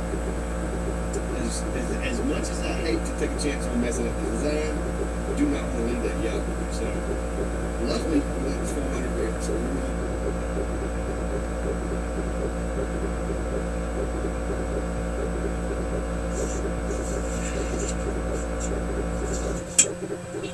There we go. There's my feet now. The roof a little bit.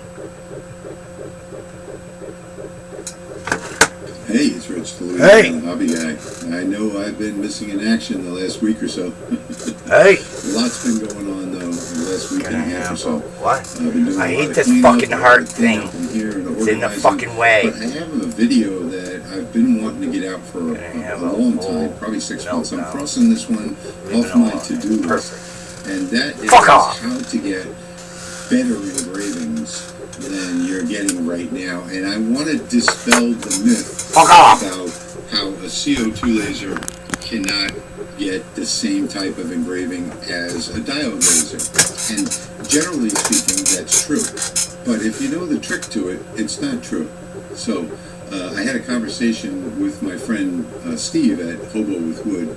If you haven't seen his channel, it's a great channel. Just search Hobo with Wood. He also launched a new website called hobowithwood.com where you can buy his creations. But anyway, I had a conversation with him just last night, and we were talking about the fact that he's got a new CO2. It should be the last pass, and then it'll trace it or cut it. I think I got him on the right path, and I'd like to get you guys on the right path too. So let's jump over into Lightburn real quick. Let's find out what I'm talking about, and let's get this video started.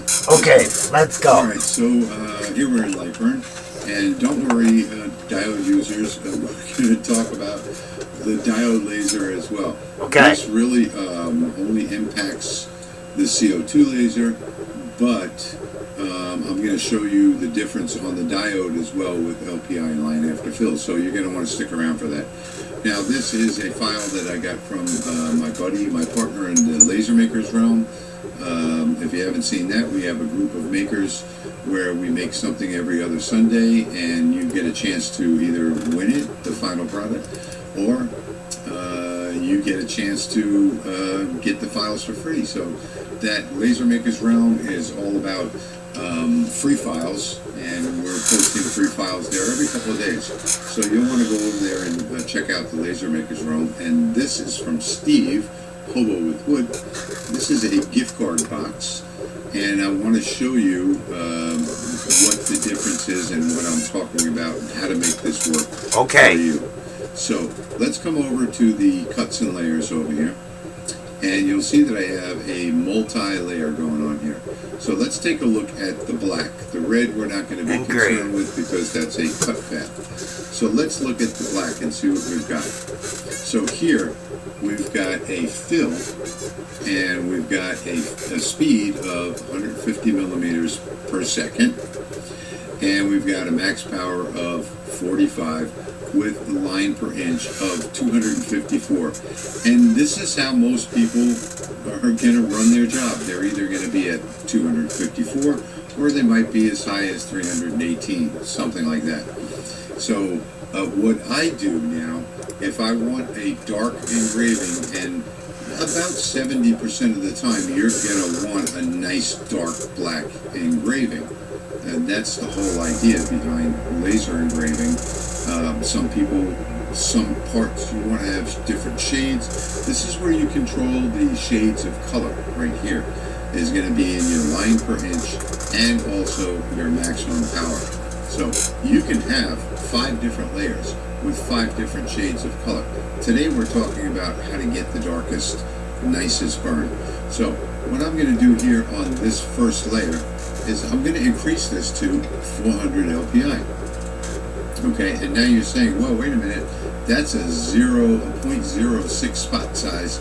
I know that mod port behind you doesn't, it's only got a 0.1 spot size. How are you going to get a 0.6? Well, the idea here is we're going to overlap lines. The lines are going to be overlapping each other. Instead of next to each other with a space between them or right next to each other touching, we're going to overlap those lines so that you don't see the lines in the wood after the engraving is done, and that's going to blacken up the entire burn because you're burning over an area that's already been burned on both sides. That foam just never stops. So what we're doing here is we're increasing the lines per inch to 400 so we get the overlap. And then over here we're going to do a line after fill. And I'm going to take this down from 150 millimeters per second down to 100. And actually I'd probably take this down to about 75 and with a max power of 20. And that should give me a nice line after fill. And that's really all there.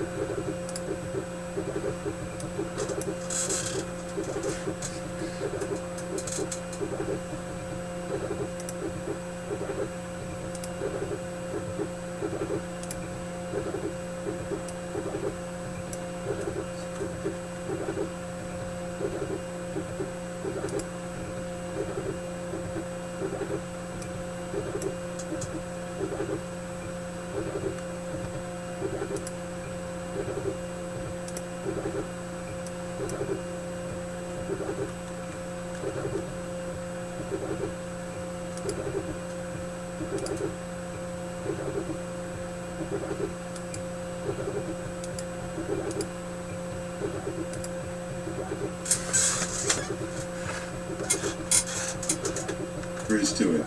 We're going to do a really high LPI over here of 400, and we're going to come back over here and we're going to do the line after fill.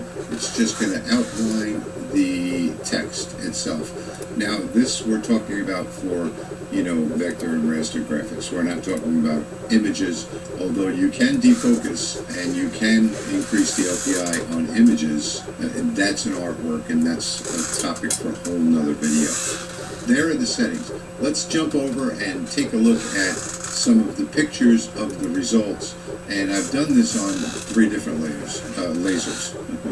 So I've done it on the Monport 80, the GWiki 50, and the Monport 40. So 3 different CO2s, as well as I did on the Rolly LaserMatic 10. We also have a diode thrown in there as well. So you diode users, you're going to want to stick around for that too. Let's go ahead and jump into the pictures real quick and let me show you what the results were, the difference between 318 and 400 LPI. Alright, so here is our first picture. And we have the word happy. And this is on the CO2. And if I zoom in a little bit, it's going to distort. But here you can see the line after fill. You don't see any lines of the wood. Up here is 318 DPI with no line after fill. There is a big difference, and you're going to see it better. I'm not good at taking these pictures. They never seem to come out well for me. In person, there is a huge difference between the two of these. And this burned all the way through the wood over here for some reason. I don't know why. Let's move on and get a little bit closer so you can see it better. And there you can see the nice black burn that we have going on. And that is the bottom one at 400 LPI. The top one is at 318. And you will see some white space or the natural color of the wood showing through in different places, as you can see here. I did have a perfect focus on this. Now here you can see any of that. Here is just a nice black burn with what the fuck, yo? Coming around, really making it pop. You can't see it in this picture, but you will in the next. Fabrice, hola, So I got yo uso 1, Fabrice 55 Plus 2, y yo uso esto. 3, El microchip de 4. Fabrice controla la fragancia para que disfrutes 50 días con la frescura del primer uso. 50 días y nunca te quedarás sin frescura gracias a su luz que te recuerda rellenarlo. Fabrice Plus. Insight knows buyers. Foresight knows the ones more likely to respond. And there we go. So now what I did here was I did this focused at 400 LPI, and you can see how nice that looks. And then I did it defocused by 3 millimeters. So I raised the focus up. I took it out of focus by 3 millimeters, and what do we get?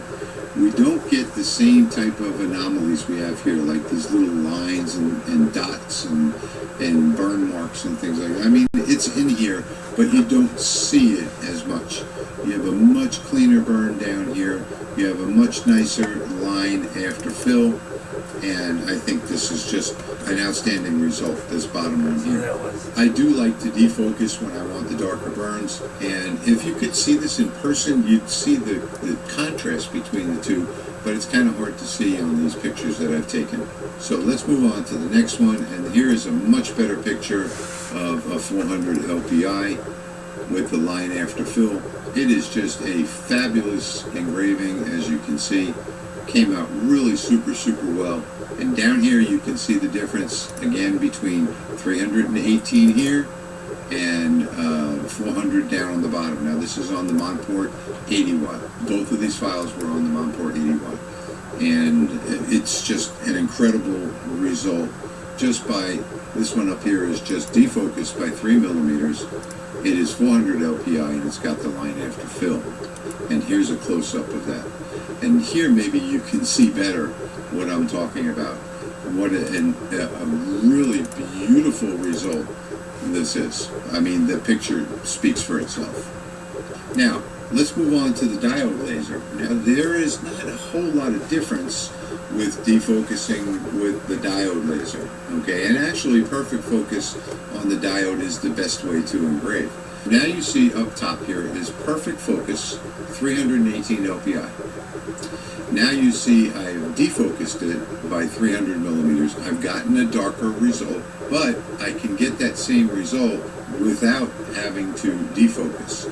So now here you can see defocus by 6 millimeters. It's just a lighter shade of black. But here's perfect focus with the line after fill at 400 LPI. Perfect focus, 400 LPI. Really nice result on the diode laser with the line after fill being 1200 millimeters per minute and 45% power. All of these were all done. The fill was done at 70 power and 7,000 millimeters per minute. This was done on the Rollei Lasermatic 10, and it was done on the first shot. I have a custom library for that that has hundreds of settings in it. If you haven't seen that library yet, you can find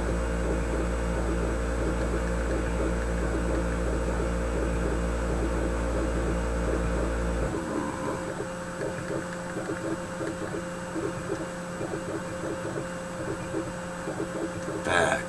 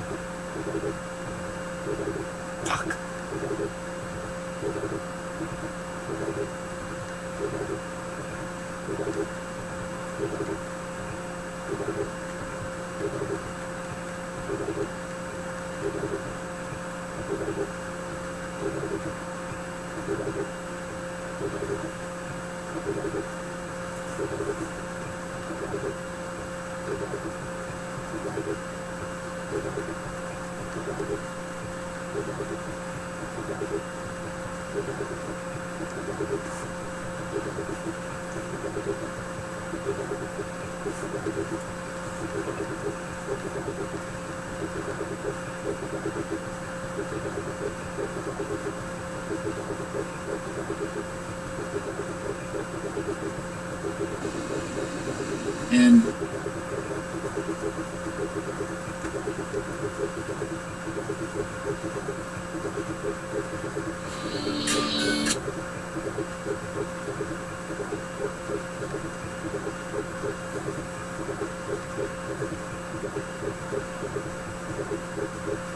hey,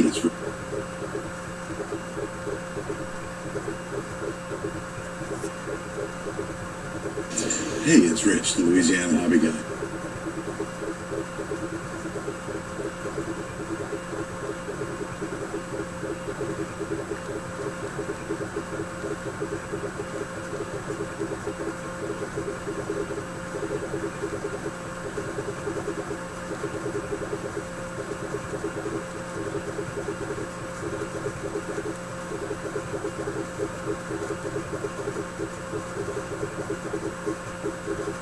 Hey.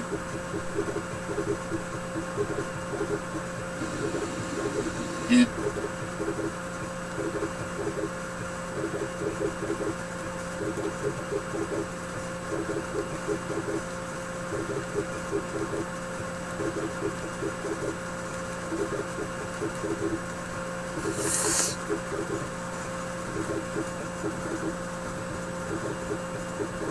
Go down and move all these to the right layer. Go down and move all these to the right layer.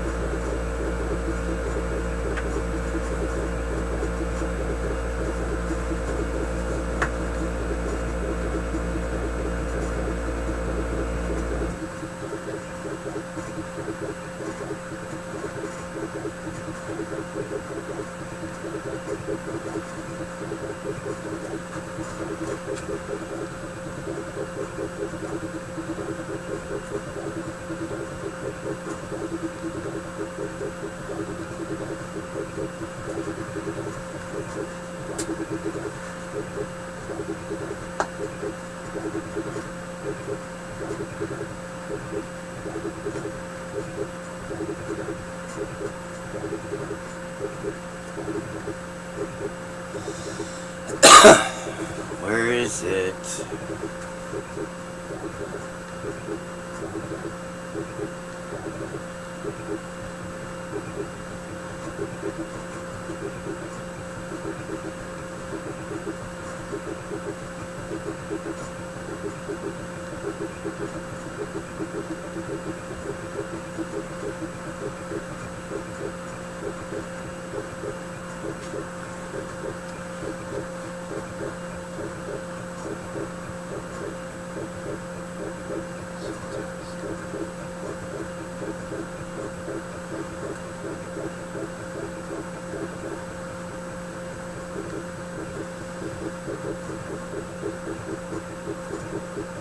Fuck.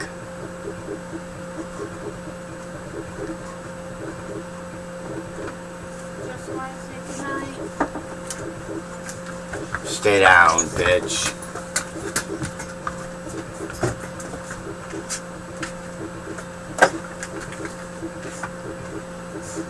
Make anything else? No. This shit is funny. What tabs?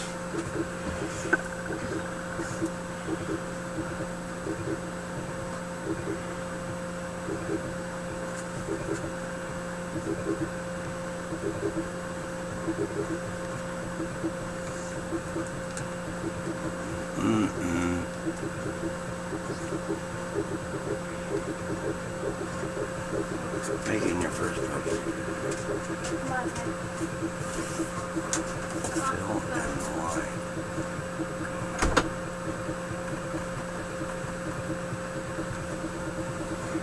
I think it's that.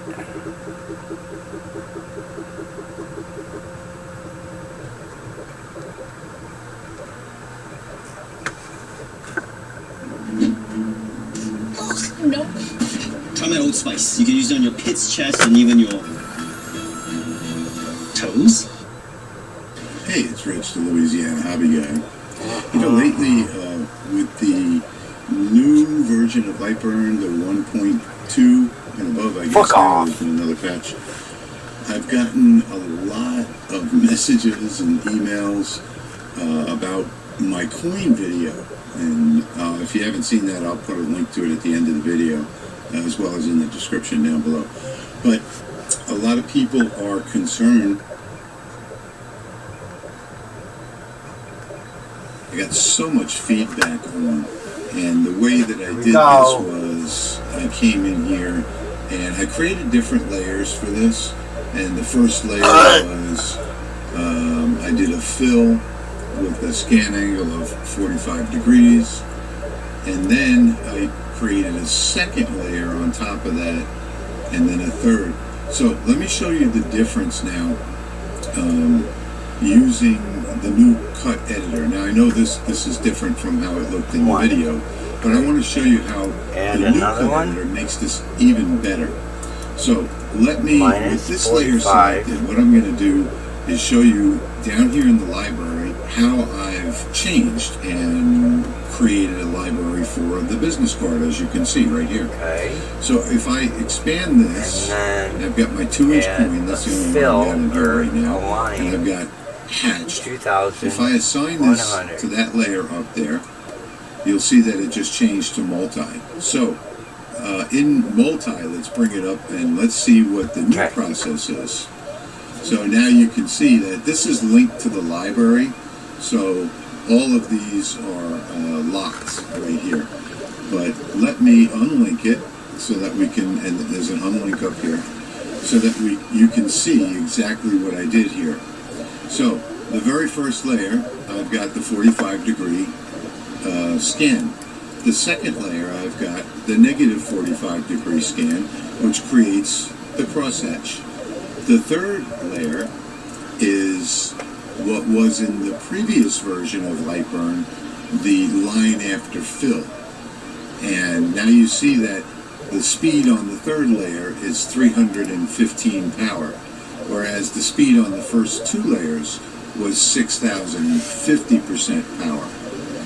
So now I've got the two layers, then I've got the line after fill, and then I've got the final sweep, sublayer number 4, is 6,020% in a zero scan, which scans bottom to top and cleans off all of the debris that's left on the coin. And that's just how simple it is. Let me show you just how easy this was to set up. So I've got layer number 1. I'll just erase everything here and start from scratch. We'll forget about the library entry for now. So I've got layer number 1, okay? Layer number 1 I want to put in,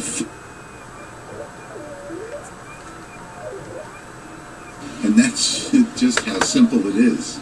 Let me show you just how easy this was to set up. So I've got layer number 1. I'll just erase everything here and start from scratch. We'll forget about the library entry for now. So I've got layer number 1, okay? Layer number 1 I want to put in fill mode. And I want that fill mode to be at a scan angle of 45 degrees. Then I just click the plus button. Instead of creating new layers, I just click the plus button. Layer number 2 I also want to be in fill mode, but I want that to be a negative 45 degrees. So now I have my first 2 layers. Then I just click the plus again. I could do this up to 10 times if I wanted to. So now in the third one, I want the line after fill. So here's my 2 fills, which is my crosshatch. Yeah. And now over here is the line that's going to come back and just put a line around all of these letters in here and make everything stand out. So on this one, I'm going to go 320 power. And then I'm going to add one more layer. And this layer is going to be another fill layer to come back and sweep everything off. And this one I'm going to do also at 6,020% power. So now we've started over here with the fill. I didn't set my speeds here. So this was supposed to be 6,050% power. Then the second one, 6,050% power. And then the third one, 6,000, this is supposed to be 320% power. And then the fourth one, 6,020% power. So that's my whole, that's everything right there. That's all of the settings that I had that I brought in over here when I clicked on this one and assigned it. Do that again. In fill mode. But I want that to be a negative 45 degrees. So now I have my first 2 layers. Then I just hit the plus again. I could do this up to 10 times if I wanted. So now in the third one, I want the line after fill. So here's my 2 fills, which is my crosshatch. And now over here is the line that's going to come back and just put a line around all of these letters in here and make everything stand out. So on this one, I'm going to go 320 power. And then I'm going to add one more layer. And this layer is going to be another fill layer to come back and sweep everything off. And this one I'm going to do also at 6,020% power. So now we've started over here with the fill. I didn't set my speeds here. So this was supposed to be 6,050% power. Then the second one, 6,050% power. And then the third one, 6,000, this is supposed to be 320% power. And then the fourth one, 6,020% power. So that's my whole, that's everything right there. That's all of the settings that I had that I brought in over here when I clicked on this one and assigned it to the layer.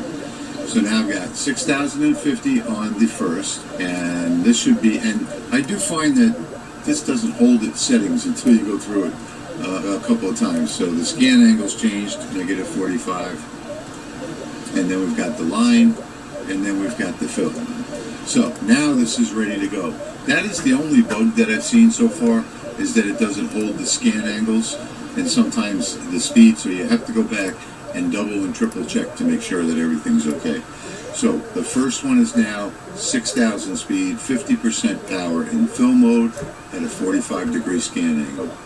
The second layer is 6,000 speed, 50% power, negative 45-degree angle. So there's our crosshatch. The third layer is 300 speed, 20% power, which does all of our lines around the letters. And then the fourth and final layer is 6,000 speed, 20% power in fill mode with a 0-degree scan angle, which comes up and cleans off this entire path. And I'm probably going to change this now to 8,000 on this last pass here, so that it's a little bit faster.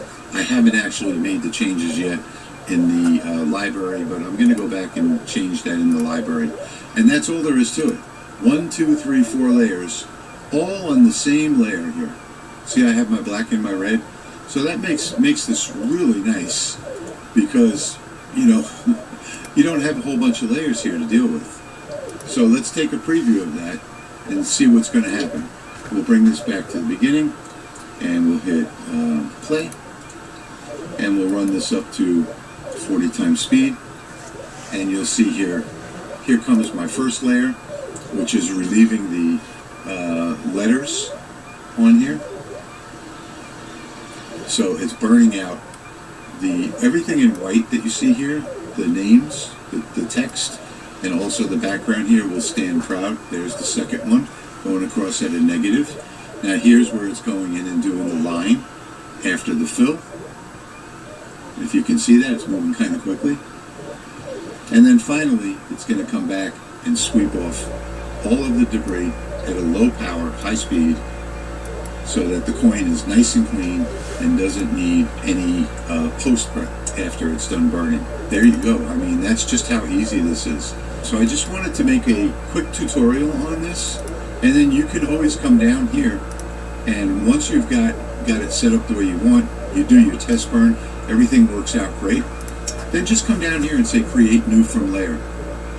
That new library that you create will now be ready to use on all of your future coin projects, and you don't have to change anything. You see, there really isn't a difference. The only difference is you now have tabs, and you don't have that line after fill. So this, in my opinion, is much easier to use than the way that I originally did the coin. The demand has always been there. My patients want a way to look toned and lifted without downtime. Tri-Lift is a game changer for my patients because it allows them to address the saggy skin, the jowl area without injections and without surgery. If we are to build an empire of hope, it seems we must first conquer New York. Be careful. This place will eat you alive. We are old, or we die.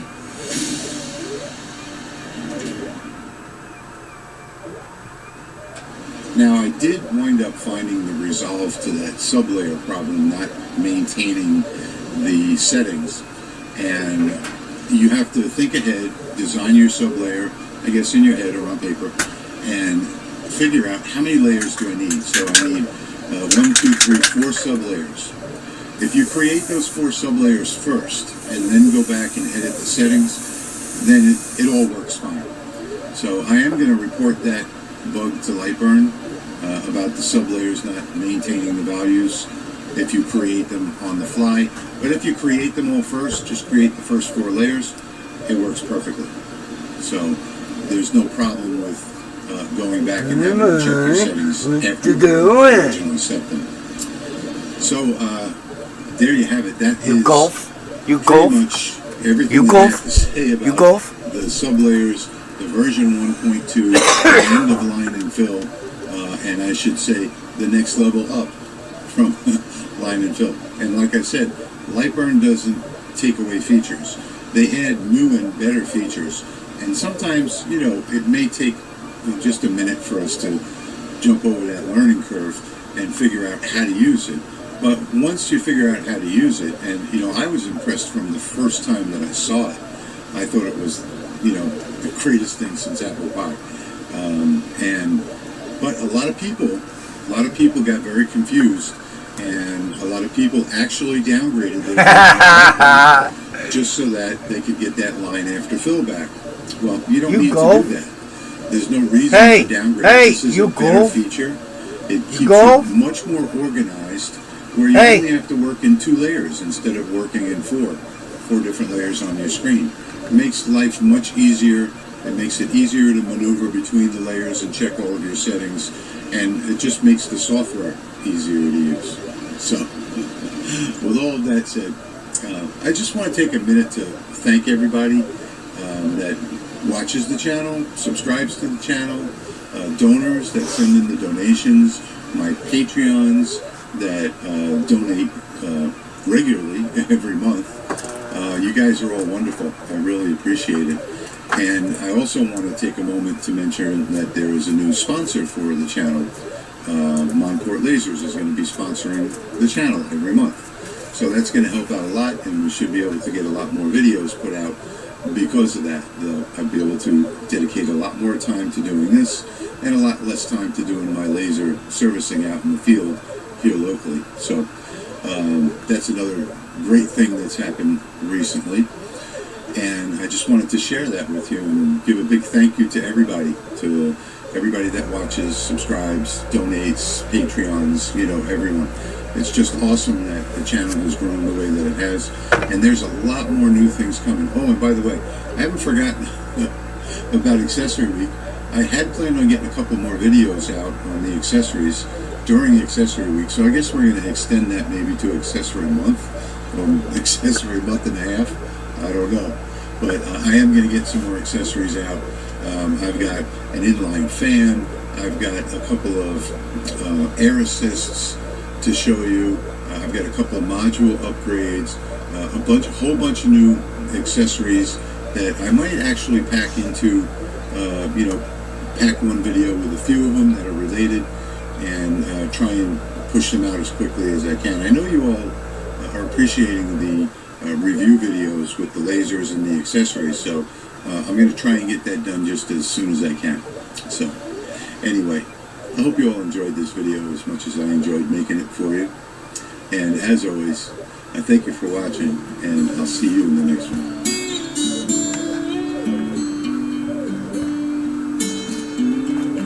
Yeah!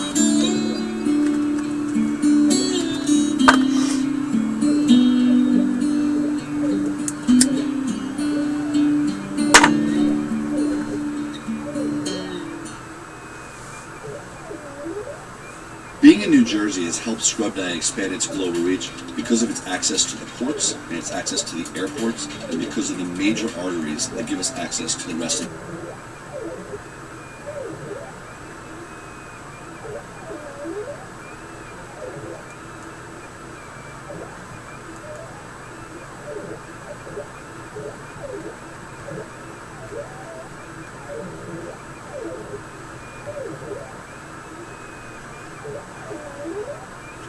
Hey y'all, it's Steve, Hobo's Wood. Hey.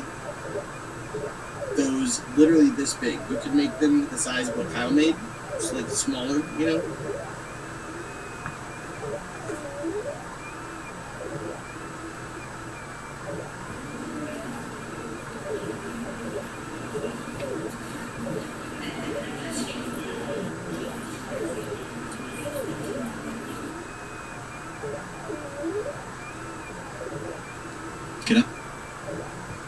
Good day. G'day and welcome to Mr. Craftsmith. My name's Darren, and I just wanted to run through a couple of processes or techniques today in Lightburn software, which is a common software that's used for laser engraving, and it's probably, I would say, the most popular.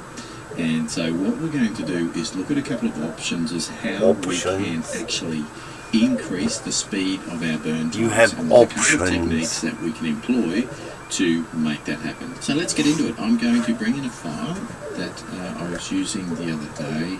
Now, just while I'm doing that, I'm actually pretty new to this whole laser engraving business. So I'm sort of learning as I go. So I've just resized that. Now I'm in millimeters because I'm in Australia and that's what we use. So I've just resized this project to be 150 millimeters across. So it's basically a circle and it's got a number of graduations on it for like a compass or something along those lines, protractor. And I just wanted to have a play with that and just sort of see what sort of burn times we would be getting out of this particular file. So that's so for the imperial measurement, that's about 6 inches across. If we look at this, on this particular layer, so this is the layer that's on, and it's on a film mode, and I've set that to the engraved settings that I want to use for the material that I'll be using for that one. So that's 4200 millimeters per minute, and that's at 55% power. If we just have a look at just straight off the bat, if that's all I was going to do, I'd probably do a cut line as well to cut it out onto a circle rather than try and line it up directly onto a circle. But anyway, I digress. For the purpose of this example, we're just going to look at the engraved times. And so if we jump up into our preview window here, and we have a look, I'll just bring that over onto the screen. At the moment, we're looking at 36 minutes, 58 seconds roughly. So let's call it 37 minutes.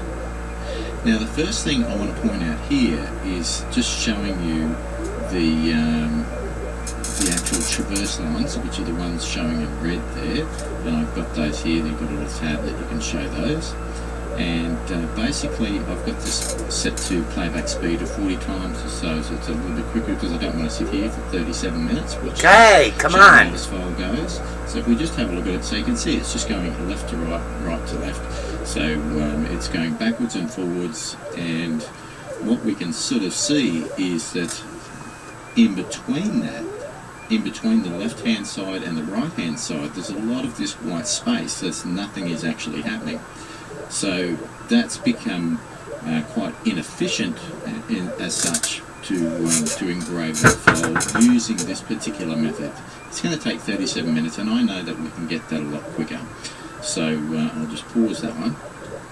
So the first step that I can do, if you haven't already done this with your machine, so it's not a light burn setting, but it's one of your device settings, it's if you go up into here, onto the spanner and screwdriver device settings, we can have a look here on other options. Now the first thing, I've purposely turned this off because I wanted to sort of show you that first example. But if I turn this on, what it says is fast white space scan.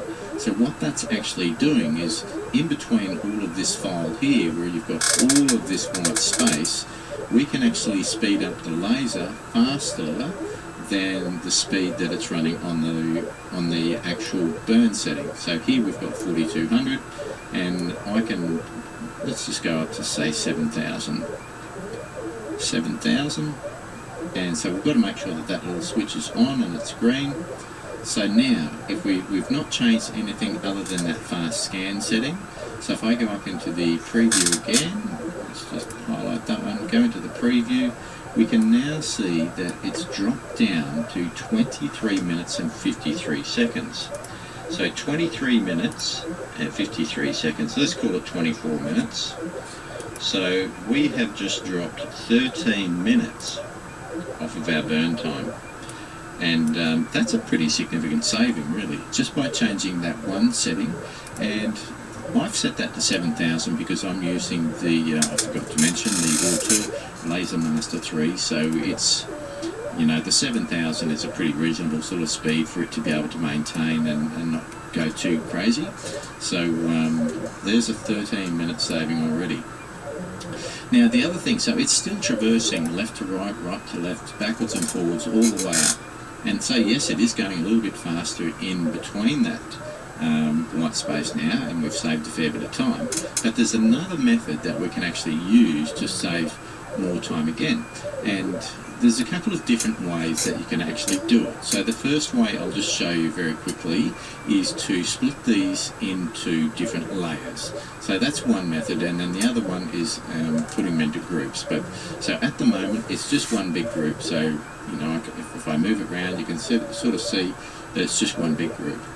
But what I can do is up here on the menu bar, we can do the ungroup selection. So if I click that one, and then I click it again, because I had set this file up with two groups. So now if I click on something, we can see that everything is actually set to... Ready for the big meeting? I have to write this project plan. I just need to reply to 40 emails. Every day your team gets sucked into endless writing tasks, and every day hours disappear for everyone, except Pam.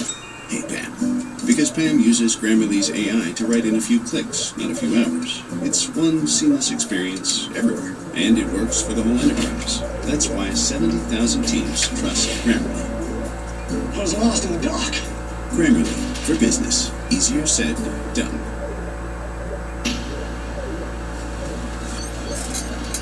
Francis? Yes. Hope you enjoy New York, my friend. individual items, so nothing has been grouped. So what we're actually going to do is we're going to create a separate layer, and so if I drag and select from the left, which is what I'm doing now, it will only encapsulate everything. It will only sort of highlight everything that is fully surrounded by that cursor.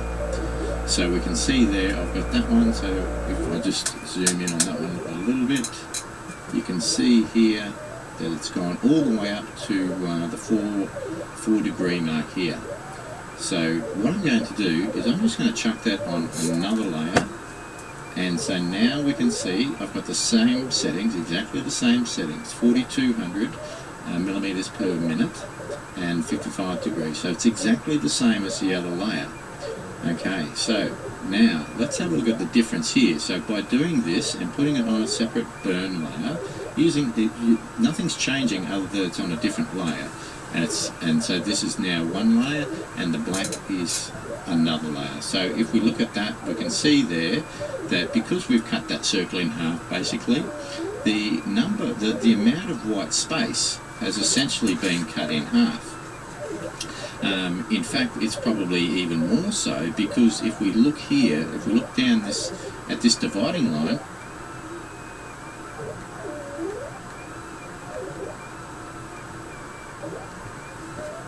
with these ones again, and we have a look at our preview, you can see how drastically different the traverse lines have changed. So just by simply putting them on separate layers and just breaking it in half, you can see that we've eliminated all of this white space in the middle, so there's no traversing backwards and forwards here.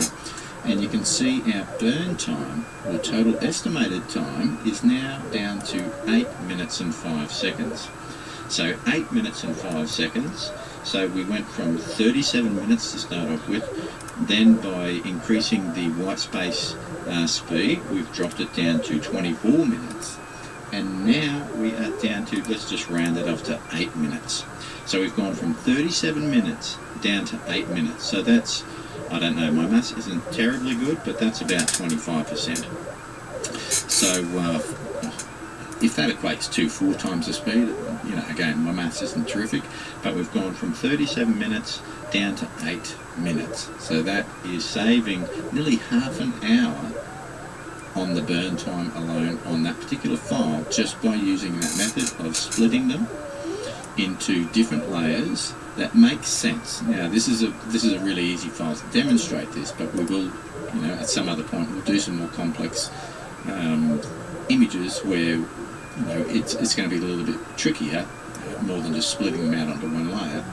But that's exactly how you do it. So looking at that, you can see we've eliminated a lot of that traversing, and we've just, so it's just going to zip through all of that in at least a quarter of the time, a little bit more, almost 1/5, almost 20%. So it's almost 5 times as quick as the original file that we started with.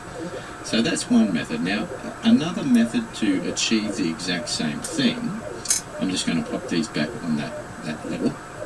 So they're now all of those objects there are on the same level again.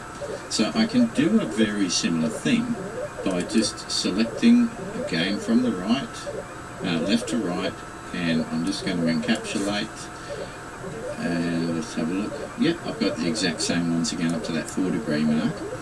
Now what I'm going to do is I'm going to group that file. Right, so that's now one group, and then I'm going to go from here, and I'm going to grab all of those objects there, and I'm going to group that. So now we have effectively got two groups. We've got the group on the left and the group on the right. So we don't actually have to create another separate layer, but if we go into the settings here, so just by double clicking the speed power, what I can do here, we've got the, we don't have to change anything here, but if we look down here, we've got fill all shapes at once. So anything that's on that layer, it's going to fill. So that's where it will just go left to right and do all of that sort of thing. Now what we can do, the second option here, is fill groups together. So because we've now created those two groups, it'll do this group first on the left, and then it'll do that group on the right second. So again, if we look at this, we should see that should be roughly about the same time. That's 7 minutes. So it's another minute saving. So that way we're not having to worry about creating another layer. We're just putting them into the groups that make sense to print, and it eliminates, again, I'll just show that again. And let's make this a little bit bigger.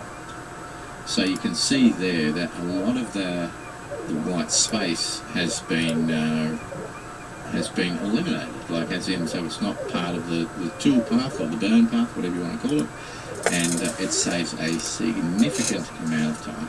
So we started at 37 minutes, we're down to 7 minutes, and that's probably about as fast as I can make that one with my knowledge, but hopefully that's helped you out a little bit, and you can start to look at your files a little bit differently and say, okay, does it make sense to do it this way, or what methods can I use to improve my burn times and get those times down. So the more time that you can save on any one particular project means you've got more time to create more. And that's what I love to do, is create every day. So we look forward to catching you for the next one, and bye for now. Drinking warm water before bed resets blood sugar levels and reverses type 2. Thousands of people are apparently regaining control of their blood sugar every night as they sleep by adding one unusual ingredient to a glass of warm water before bed. If you're type 2 or pre-diabetic, struggling to lose weight, stressing over constant monitoring, or just sick of feeling tired all the time, then pay close attention. Because scientists from a leading German university recently discovered that high blood sugar levels have nothing to do with the lack of insulin, family history, or eating too many carbs. They found that the real root cause appears to be a buildup of sticky proteinous cells, forming a toxic blanket around the pancreas, blocking the areas where insulin should normally be released. With this insulin unable to get out to process the sugar in your body, over time more and more is forced to collect up in the bloodstream, resulting in uncontrollable weight gain, frequent energy crashes, and ultimately the dreaded type 2 diagnosis. But most importantly, these same researchers revealed how it's possible to naturally dissolve this sticky buildup just by following a simple bedtime routine, which allows the pancreas to start releasing more insulin again, restoring normal function once and for all, regardless of your age or current condition. It's been an exciting breakthrough, with thousands of men and women suddenly being able to stabilize their blood sugar, ditch their medications, and shed pounds of stubborn body fat that they'd struggled with for years. Just tap the Watch Now button or scan the QR code at the top right of your screen to skip straight to a free special video that shows exactly how this unique method works so well. Remember, this has nothing to do with expensive medications, special diets, or fancy fitness equipment. This is something you can easily do from home. This is your chance to join thousands of people who'd almost given up hope, but are now finally back in control of their bodies, enjoying their favorite foods again, and stunning their friends and family with jaw-dropping weight loss transformations.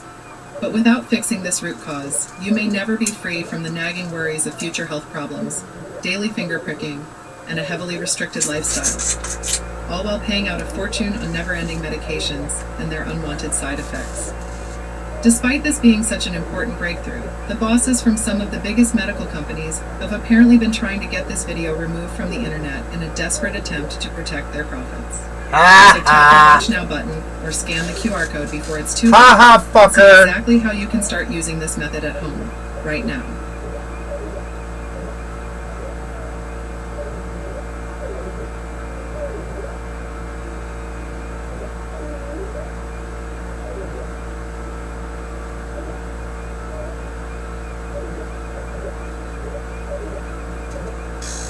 I remember just how excited I was only a few months ago about getting my first diode laser.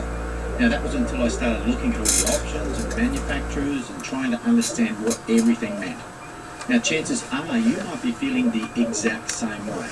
Don't despair, I've put together this video to help you understand what the options are and what questions you need to be asking yourself before you spend your hard-earned cash. In the second half of the video, I'll run through 10 different manufacturers and their offerings so you know what options are out there that might just be your first diode laser engraver. G'day and welcome to Mr. Craftsmith. G'day. And I'm excited to share all this information to ease your mind about making your first diode laser purchase. Let's jump straight into it. Hindsight is a wonderful thing, right? Like how many times have we said to ourselves, if only I knew that before I bought this. How come they're different colors now? I don't. Many times before, I think I might have changed the setting a little bit. To make a more educated decision before you I'm not sure. I just changed the settings again. So, the cost of a who the fuck desktop knows? laser can vary greatly depending on the manufacturer, the specific model, and its capabilities. Now, as a general rule of thumb, you can expect to spend anywhere I went down from 3.5 hours down to 2. On a desktop diode laser, 2 hours depending on the and features that 55 you need. minutes. If you're just starting out with the laser cutting or engraving, a lower cost model might be a good starting point. So we'll see what happens next time I do this. Work area and lower power output, but they can still produce great results for hobbyist projects. You can find some great options in the $200 to $500 price range, and we'll cover those models later in the video. However, if you're looking for a desktop diode laser with more power and speed for more serious hobby or even entry-level commercial use, you may want to consider investing in a higher-end model. They're definitely darker. Larger work areas, they have which I like the darker color. And more advanced features. Now, prices for these models can range upwards from $700. Ultimately, the amount you should spend on a desktop diode laser depends on your specific needs and budget. Now consider what you'll be using the laser for, how often you'll use it, and what features are most important to you. What materials am I planning on using? Now when you think of desktop diode lasers, most people will instantly be thinking of engraving or cutting wood. Now obviously we're not restricted to wood. We might want to engrave slate coasters or ceramic tiles or acrylic, leather, glass, cardboard, paper, fabric, even some metals. But the thing you have to be aware of, and I wasn't when I was doing my own research, is that diode lasers don't generally do well with clear materials like glass and clear acrylic due to the specific wavelength used within the diode lasers. Now there are techniques that can be used to achieve reasonable outcomes, but if glass and clear acrylic was your primary material you were going to be using, you may want to consider going for like a CO2 laser, as that has no issues with glass and clear acrylic due to the wavelength that are used in those lasers. How big are my projects going to be? Now, as an example, you may be thinking you're just going to be doing some drink coasters and smaller items like cooking utensils, pet tags, keychains, or maybe even jewelry. Now, that begs the question, do I really need a big work area? And you may find that you can get away with a smaller footprint, which is perfectly fine, as generally speaking, the smaller footprint diode lasers are less expensive, which frees up more of your budget to get those raw materials you need to get started. Where am I going to put my laser? Not all of us have the luxury of a spare garage or workshop where we can set up our lasers. So you need to think about where you might put it and what impact that might have using it in that environment in terms of smoke or fumes and noise. Not that lasers are particularly noisy, but nonetheless, still something to think about. Now, if you have neighbours really close, is it going to affect them? How are you going to deal with that? What Last one.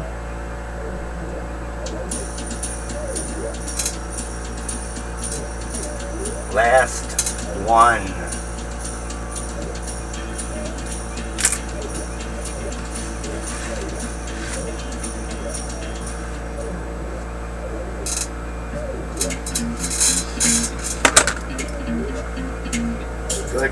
tired and I'm hungry.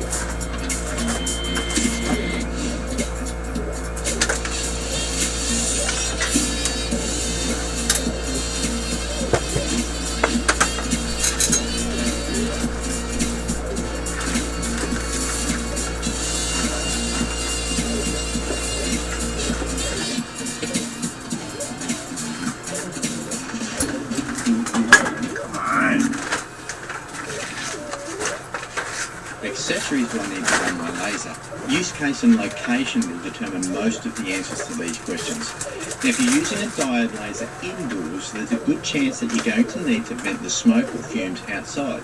And how do you plan on doing that? You're probably going to need some sort of enclosure, an inline fan, and some ducting. Now, if you're cutting material, you'll find that you're going to need a cutting bed of some sort and what they call air assist. Now, most of the diode lasers capable of cutting will have some sort of air assist nozzle. However, very few come with the cutting bed or the pump that provides the air to assist with that cutting. And what about doing curved objects like tumblers or glasses and drink bottles? You'll need a rotary attachment to do those, and chances are that you're going to need some sort of bed risers to achieve the clearance to accommodate the rotary attachment. All of these things will need to be considered when it comes to budget. So don't fall into the same trap as I did myself and think, okay, I've got say $700 to spend and get a laser worth $700 and end up spending almost the same again to get all the accessories and raw materials I needed to get started. What software do I need to run my diode laser? So does the manufacturer supply software when you purchase the laser? Now some do, and in most cases they're pretty generic and basic, but you can do the main task for it may be enough for you just to start off. Now, if you've got a PC, you can get access to a software program called Laser Gerbil, and it's completely free to use. However, possibly the most popular software for use with hobby lasers, in my opinion, based on my own research, would be Lightburn. It is a paid software, but the license is very affordable, and it's a software that I use exclusively. The license is about $60 US, and it works on Mac, PC, and Linux. And it's well worth it if you plan to be using your laser on a regular basis. I'll pop the links to all of those down in the description, and if you want to check them out, there's also a free trial as well for Lightburn, which is a big bonus. Now, I'm sure there are a bunch of other questions you could be asking yourself, but the ones we've covered here should put you in a much better position to make a decision on which diode laser might be the best fit for you. So I know you've been itching to get to this point, and it's time to take a look at what's available on the market now. So let's jump in. Before we do jump in, I just want to let you know that I've compiled all of the following information about the different laser models that you're about to see into a Google spreadsheet, and it's got links to all the manufacturer's websites, all those sorts of things. Now, it's taken me a bunch of my spare time to put this information together for you, so if you would like a copy of the spreadsheet, consider subscribing to my channel, and if you haven't already, turn on the notifications so you don't miss any of my future content. And just pop a comment down below that you'd like a copy, and I'll be sure to shoot you out the link. Sound fair? Okay, let's get into the juicy stuff. Rightio, let's jump into this diode laser comparison. Is it the ultimate? I don't know, I'm laying claim to that at the moment. But I've picked 10 manufacturers here, including ORTUR, X-Tools, Sculpfun, Atom Stack, Aitza, Comgrow, Two Trees, Creality, Fox Alien, and hopefully I'm pronouncing it correctly, the Niji manufacturers. Now, these are based on what I have been seeing in Facebook groups and things like that, and generally speaking, the most popular brands that I've seen on YouTube. So, and this is kind of what I'd probably based my original research on, but mainly around probably the ORTUR and the X-Tools options, not so much these others, but they have become far more popular. So let's jump in and have a look at what we're going to be doing. So the first category that we're looking at is up to 5-watt lasers. Now, these, generally speaking, as I mentioned in the introduction, are probably best suited to engraving, more so than they are to cutting, purely because of the power output. Now, that's not to say that a 5-watt laser won't cut through certain materials, in most cases wood, they definitely will, or they will definitely cut through paper and things like that. But you've just got to weigh up whether or not that's the best use for that tool, if that's all you're really going to be doing. So generally speaking, these are going to be best suited for engraving. So what we're looking at here at Adam Stack, they have a couple of different varieties. They've got the open frame style of laser, which is probably the most popular, plus this gantry style here where it's just a single arm. So what you will generally find is that the gantry style lasers are going to have a smaller working surface, and that's probably a physical constraint in as far as this cantilevered arm. And looking across there, X-Tools, they've really only got the one in that lineup, which is the X-Tool D1 Pro, AITSA and ComGrow. They have single entries in this field. Sculpt Fun, they tend to have a few more, I've noticed across the board. And Creality are pretty new to the market space for lasers. They're well established, obviously, in the 3D printer market, so it's good to see them come into the laser space as well. And they've got a couple of models, another model in the higher wattage range, which we'll have a look later. ORTUR, the gantry style one here, the Orfero, and same with knees, they've got one of each, and two trees, which is just something that is now a lot of these manufacturers are going to be Chinese manufacturers that'll have their own sort of websites and things like that, so just bear in mind that you may not necessarily be dealing with a native English speaking company if you're getting some of these other types of lasers, but that's something to consider. What is this? And as far as support and what's available in that field.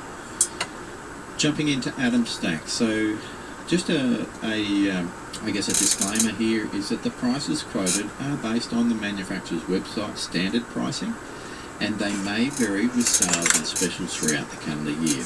And I like to preface that because I guess a lot of these manufacturers will have what are seemingly inflated manufacturers' recommended retail prices, and they will generally have a pretty heavy discount on some of those models, just to entice the buyers, perhaps, as part of their marketing, to say that they, giving these great discounts. So people tend to sort of look at that and say, well, I'm going to be getting great value. So that's just something that you need to sort of accept is going to happen with a lot of these types of products. The Google sheet that I have put together outlines all of the sale prices as at the 18th of March. So I took all the details down, probably over a couple of days, but as at around about that 18th of March, it has the sale prices included in that spreadsheet. So again, if you want a copy of that, just pop a comment down below and I'll get that link through to you. Now, looking at the work areas of these printers, these laser engravers, I should say, a lot of the open frame style, which is the ones that you're seeing here, that are generally like extruded aluminium rail systems and things like that, they're generally going to be around about that 400 by 400, and that will vary slightly according to manufacturer. And a lot of these gantry style, like we suggested, are going to be a much smaller. So you can see here with the Adam Stack that it's only a 200 by 200 millimeter work area. So that's something to consider based on the types of products that you're going to be producing.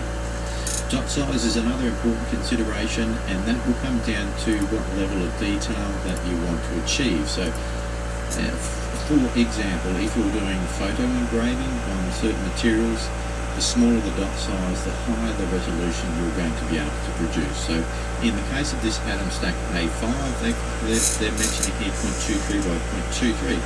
From my perspective, that's a really quite a large dot size. So, I can only report what is on their website, so if they have got errors, please note that that's something that you may need to speak directly with the manufacturers about, just to confirm that information. So all of this information is just directly off the website, manufacturer's website. Maximum speed, 3,000 millimeters per minute, which is fine for this hobby style of market. As far as accessories, Adam Stack do have a number of accessories, including your air assist, which is going to be important when it comes to cutting, and that's quite reasonably priced. They do have their own enclosure for mainly for these open frame style, but I guess they may fit the gantry style lasers as well, but that's something you would need to confirm with the manufacturer. Rotary tools, like we mentioned, a lot of them will have a base model which is like a roller style of rotary tool, plus they will have a more expensive chuck style rotary attachment, so that's something to have a look at, and I've included that pricing on the spreadsheet.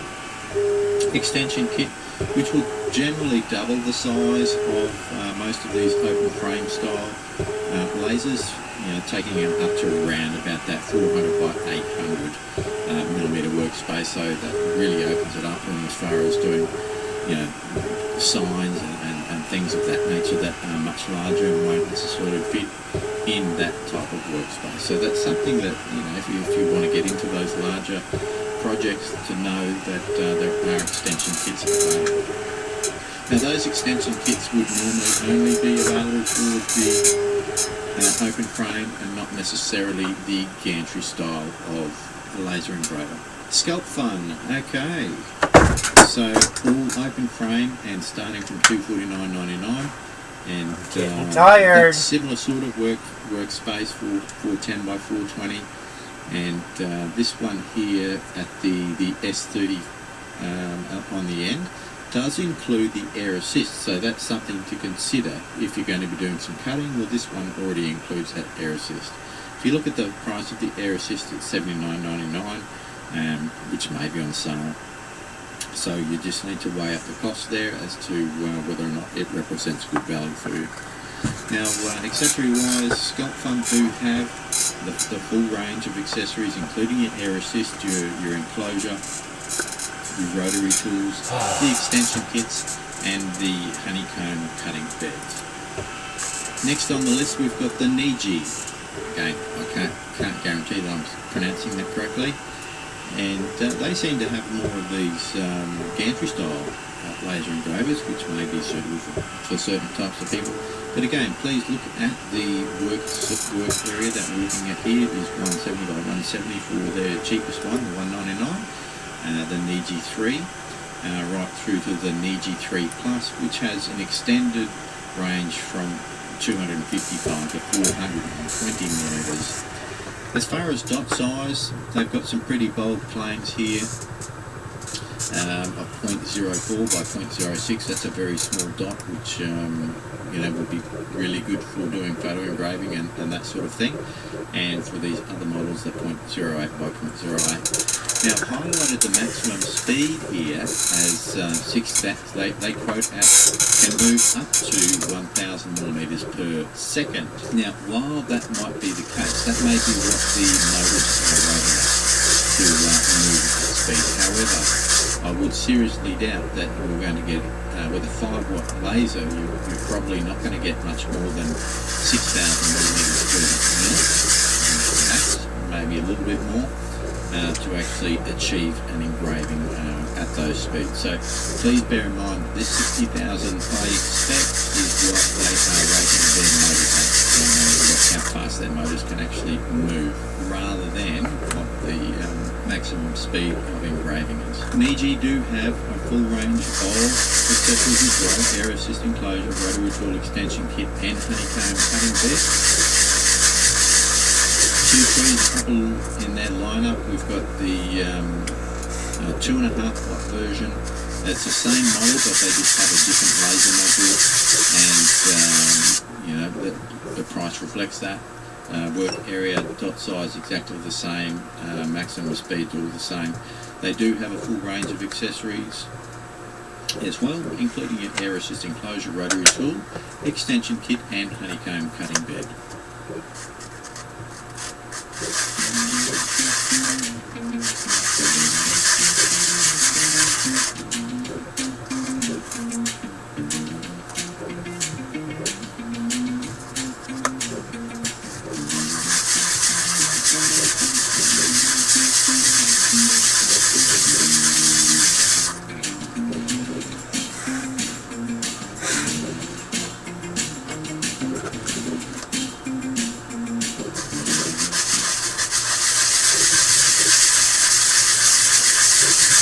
ORTUR.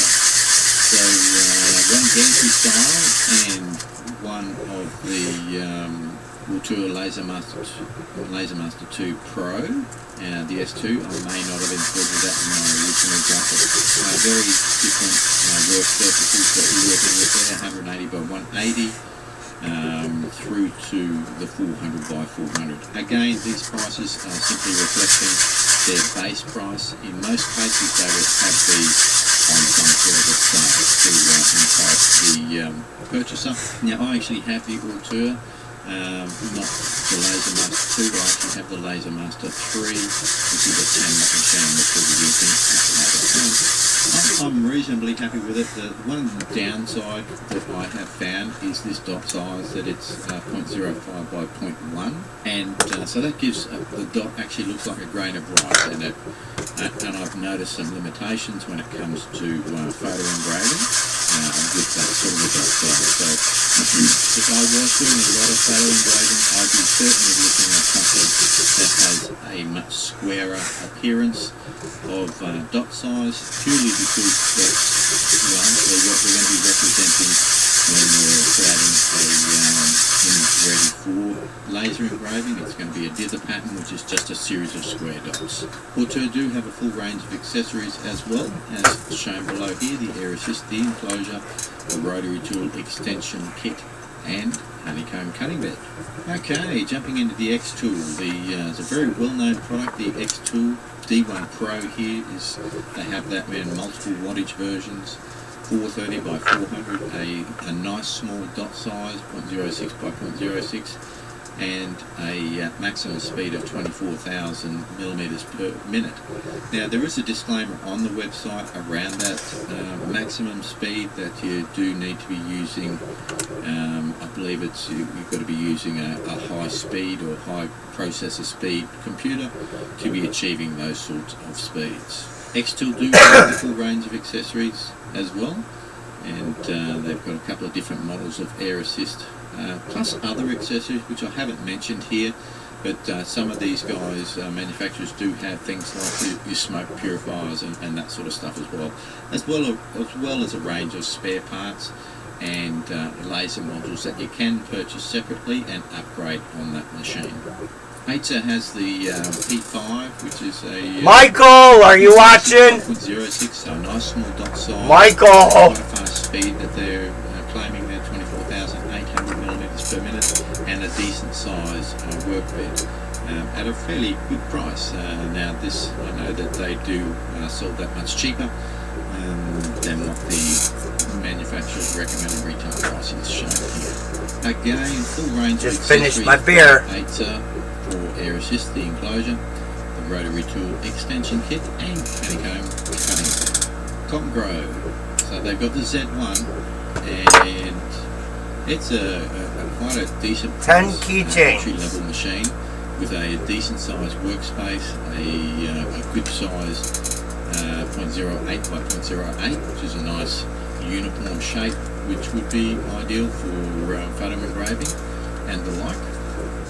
And maximum speed of 5,000. Now, if I were to sell each one of these, I guess what I've seen in the past is that they're probably more 150 well known for their laser modules that can be adapted to different machines, like the X tools and the ORTUR and those sorts of things. So they don't necessarily have the full range of accessories available. 150 bucks. So they don't have the enclosure and they don't have the extension kit. But you can definitely get the air assist rotary. It's not bad. Cutting bed. Creality. Few hours worth of work. Laser Falcon. This looks pretty nice actually, and a couple of the reviews I've seen, I think they're probably more the if I sold them all version of the reviews that I've seen. But looking at this, a really small dot size, a good speed range, and a decent sized workbed. Again, Creality, as we know, well known for their 3D printers. So at this stage, I couldn't see any information relevant around the accessories for the rotary tool or the extension kit, but they do have the air assist enclosure and honeycomb cutting bed. Fox Alien.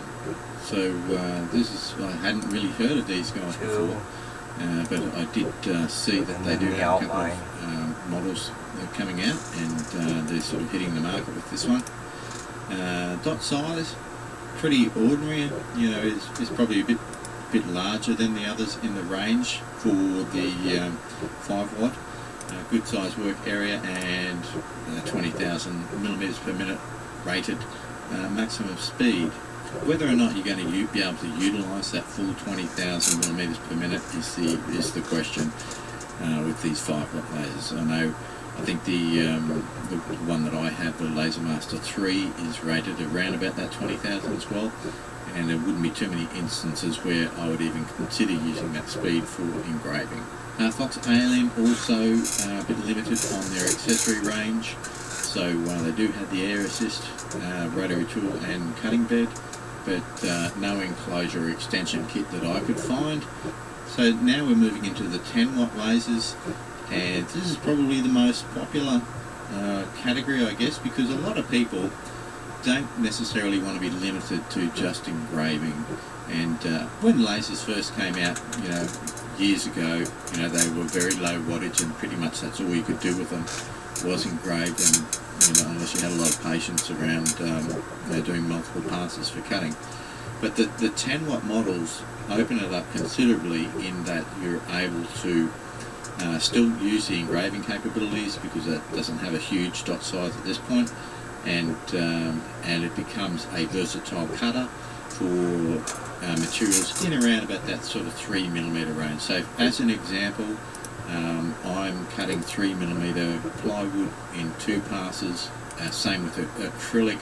It's generally that sort of 2 passes will get me through 3mm materials, and that's something that you need to sort of think about. But it certainly opens up the creativity around what sort of projects you're able to produce with this, and being that it's a higher wattage, it will cut a little bit quicker as well.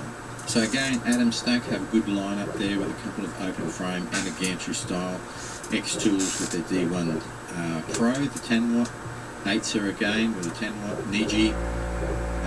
They have this Niji 3 Max, which is, we'll cover that. It has a much larger work area, and that might be something worth considering, plus their gantry style. ORTUR Laser Master Pro, the 10 watt, the Laser Master 3 10 watt as well, so that's the machine that I have. Two Trees have an interesting combination here, so they have the 10 watt plus this fully enclosed model, and we'll cover what's going on with that one.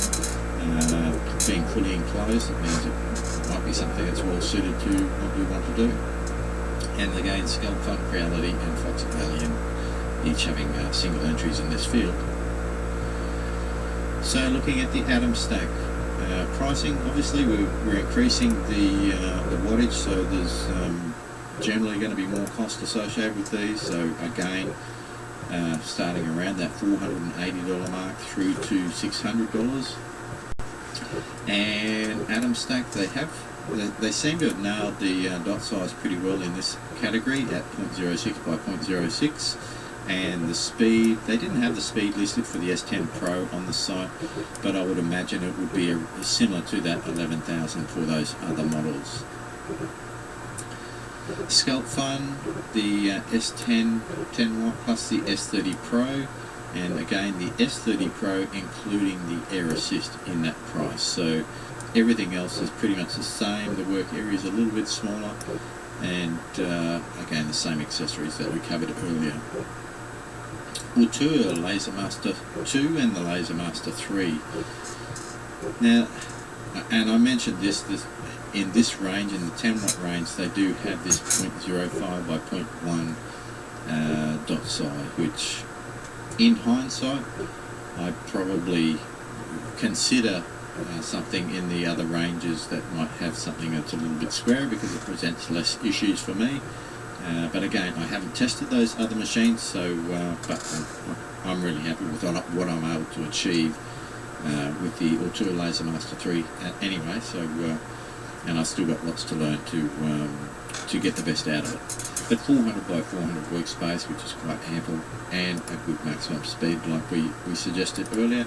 Again, whether or not you use that 20,000, I don't think I've gone over 10,000, to be honest with you. So whether there's a need for that for what you're doing, that's something that you need to weigh up. Two trees. So again, they've got 3 models in this category, but the one here that I want to talk about is the enclosed model. So the enclosed model does have the cutting bed included in there as well, the honeycomb, from what I've been able to see on the website. Plus it includes the air assist, so it's all kind of built into one already for you. But the downfall with having that fully enclosed is that it's a much smaller work area, so that's only 200 by 300. So that would be something that you'd need to weigh up as to whether or not it's suitable for your needs. And they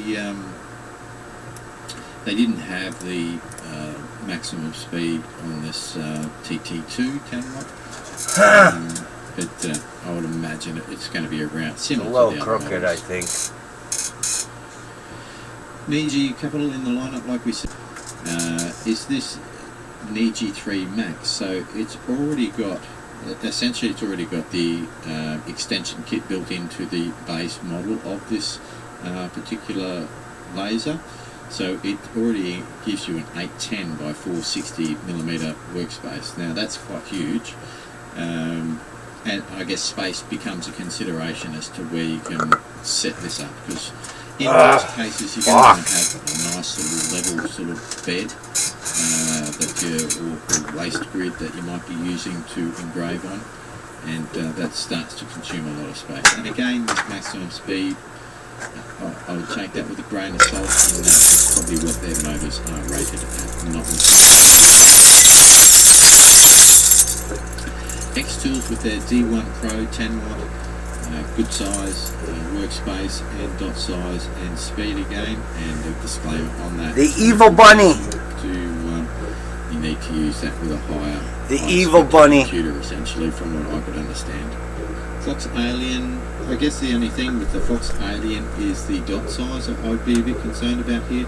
0.2 by 0.15, perfectly fine for cutting. Whether or not it's going to be great for engraving because of the resolution that you're starting to lose at a 0.2 dot size. That's quite a big dot. Now our final Where'd my other bunny go? Here is the 20 watt plus that's lasers. what fell. So this is anything from 20 all the way up to 40, massive 40 watts for a diode Other laser. bunny That's pretty fell. crazy. And we've got 8, so have a couple in this range. Where'd he here. go? Oh, there he is. A 20 watt and a 30. My other bunny. 2 trees. My other bunny. The Adam Stack having the 33 watt and the X-Tool D1 Pro, which is the 20 watt standard. Plus they do have the brand new 40 watt model here as well, which is kind of crazy. But I'd love to try one out and see what you can actually do with them. So let's look at the X-Tools first up. You can see a big jump in the pricing with these, and that's, I'm assuming, is really sort of coming down to the extra laser modules that it's going to be contained within there. Still a decent size dot there, 0.08 by 0.1 and 24,000 like we'd established previously. And in the 40 watt model, yes, the dot size does become a little bit bigger, as you would expect, because I believe it's combining 4 laser dot modules there to combine into one, so it would be very hard to focus that down to a smaller dot size, but a very powerful and I'm assuming pretty capable machine. And Adam Stack have a couple of entries here, the 20 watt and the 33 watt.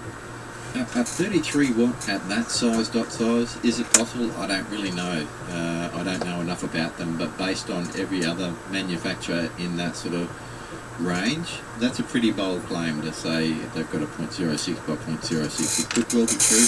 If you know someone that does have the Adam Stack X30 Pro 33 watt model, I'd be keen to know if that's what they're actually achieving.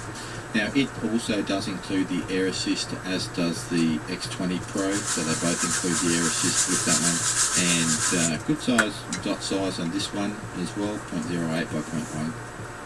But this is where, if you start adding the additional, rotary tool, the extension kit, and the honeycomb enclosure, and all that sort of stuff, it does start to add up. Sculpt Fun had the S30 Pro Max 20 watt with the air assist included on that one. And another bold claim of a .06 dot size, slightly smaller bed. Two trees also have a 20 watt model, and yeah, it seems to stack up $1,099, $400 by 0.08 and 10,000 millimeters per minute. I'd be keen to have a look at that one. It seems to represent pretty good value based on what I've seen. But again, it's fairly new to the market, I guess. I haven't seen a lot on the two trees, but I have seen a couple of reviews and they seem to have stuck up pretty well. Alrighty, I know that's a lot of information in there, and I probably rushed through it a little bit, but I didn't want to sort of bore you with too much detail, and still give you the information that you might need as a base, and think, oh, that one piques my interest, and then just go to the spreadsheet, and you'll be able to go to the link to the manufacturer's website on that one. But if you want a copy of that spreadsheet, just pop your comments down below, and I'll happily send out the link. And like I mentioned, you know, if you're getting value out of this, you know, think about subscribing. I've never asked people to subscribe before, so you know, if there's value in it for you, then that's the only reason I would ask. And give us a thumbs up, and we look forward to catching you in the next one. So until then, be creative and stay grateful. Bye for now.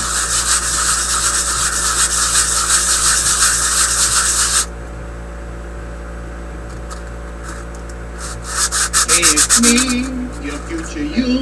You made bad money moves. So you work at 102 relations. Don't think your future you. Hey, you. Compare and find top financial products today. NerdWallet. Over the past 12 months or so, we've seen desktop diode lasers increase in power from 10 to 15, 20, 30, even 40 watt machines. And today's video is asking that question, is a 10 watt diode laser still relevant in 2023? Well, g'day and welcome to Mr. Craftsmith. I'm Darren, and today's video, I'm super happy to be back in the studio for a start, because I've been a bit absent for the last 3 months. Our regular business has been chock-a-block full of work, and we're finally at a point where that's starting to slow down now, so I can get some more time out here, which is fantastic. And even more so for me now, because right in front of me, I've got a box, hasn't been opened yet. It's been sitting here for about a week, and I've just been itching at the bit to get into it. And it's the new SculptFun S30 Pro 10 watt laser. So we're going to see what's in the box, pop it all together, see how easy it is to put together, and do a little bit of a review, and have a bit of a play, and see what it's all about. Now, for the purpose of transparency, SculptFun did reach out to me about a month ago to see if I would be interested in reviewing the S30 Pro. Now, it's a 10 watt machine, and I already have a 10 watt machine, but so I was kind of in two minds as to whether or not to go ahead. But there were a couple of features about this particular model that I was very interested in, that my existing machine doesn't have, which is the integrated air assist, as well as the linear rail system. I jumped on board, and there's no exchange of money or anything like that. They did send me the laser for free, in exchange for me doing a review on it. So I will say the packaging is quite good. It's a compact little package. This particular model, SculptFun, they do actually provide some really good instructions, both in the written form in the book, as well as the online video that they have on YouTube. So we've got the air assist hose. We've also got the main motherboard, and which is kind of integrated into the construction, sort of, you know, one of the corner supports, which I thought was quite interesting, because I only saw, when I was getting out of the box, the 3 legs, and I thought, uh-oh, where's the 4th leg? But it's actually integrated into that motherboard unit and the main sort of control unit. That's the laser module, the 10 watt module. It's a pretty neat looking sort of module, and it's got the built-in air assist as well directly into the nozzle, which is a good design, which is something a little bit different to what I'm used to with the laser that I have. This is the main gantry of the system with the linear rail. It's a good solid unit, and you know, once we get into the assembly part of it, it really was quite easy to put all of it together. So as long as you follow the instructions, logging on camera. I am not. A bunch of goodies in the bottom here. We've got a laser repair kit, and which is handy, I guess, if you're doing any sort of maintenance on the laser. USB cable and oh, my bunny is. Like. There's all the bits and bobs. You don't like my bunny? With some tools, so you got all the tools that you need to put it together. And he's really watching quite too. reliable, as we'll see later. But yeah, very good. Well done on the packaging, Scalp Fun, for how you actually put everything together. Yeah, big plus to Scalp Fun for their packaging. I will say that each one of these, with all the different bits in it, labelled according to the instruction manual. So that was step 1, step 2. So they're all the components that you need for step 2, as per the instruction manual. Step 3, etc., etc. So I thought that was really well thought out, and it makes the process far less intimidating for someone that may not be mechanically minded, that doesn't put things together a lot. So as long as you follow the instructions, I'm going to say you pretty much can't go wrong. So I'm not going to bore you with the full construction video. We'll speed this up and zip through it. But like I said, if you follow the instructions in both the user manual, and you can do it with the online version as well, it's really quite clear, and it comes together quite nicely. So I guess a couple of things to note that I didn't tighten everything straight off the bat. I just pretty much got everything together loosely, got all the nuts and bolts together, and just followed the instructions. I really like that they included the tools with the kit. And it was a pretty nice little Allen key, the T-bar Allen key, which is gives you a little bit more grip, I guess, when you're putting things together and tightening up the bolts. So that was a nice little touch to have that T-bar Allen key set there.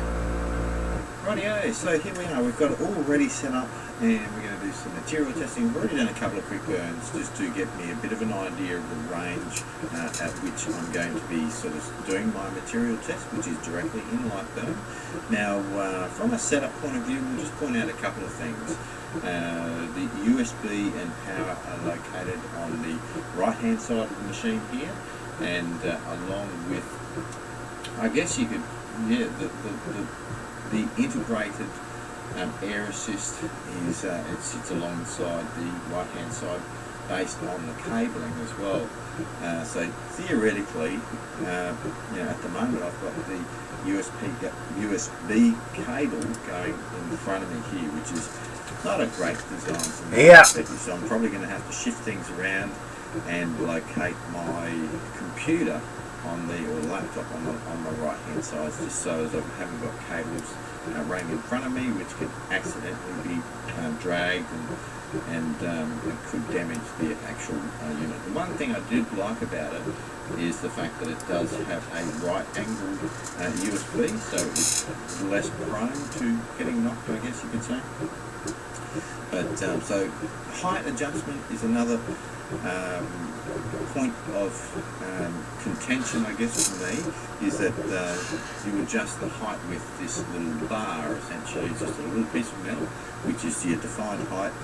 So you have to pop that underneath on your material there, and then we just release the screws, thumb screws at the back, which then adjust the cable. I guess having the integrated height adjustment or height set that I have on my other laser is, in my opinion, I guess is a better setup, and for a couple of reasons really, is it's integrated, and secondly, very easy for me to lose this, and so I need to probably replicate this or measure that and have a couple of spares ready to go in the event that I do, or not if I do, but when I lose it. Alright, so I've got some backups there, but it just sits under the material there, so from that point of view, pretty straightforward. You do have, it's around the back, so I am sort of reaching around the back a little bit. The other adjustments, the other lasers that I've got, the thumb screws on the sides, so it's a little bit easier to tighten.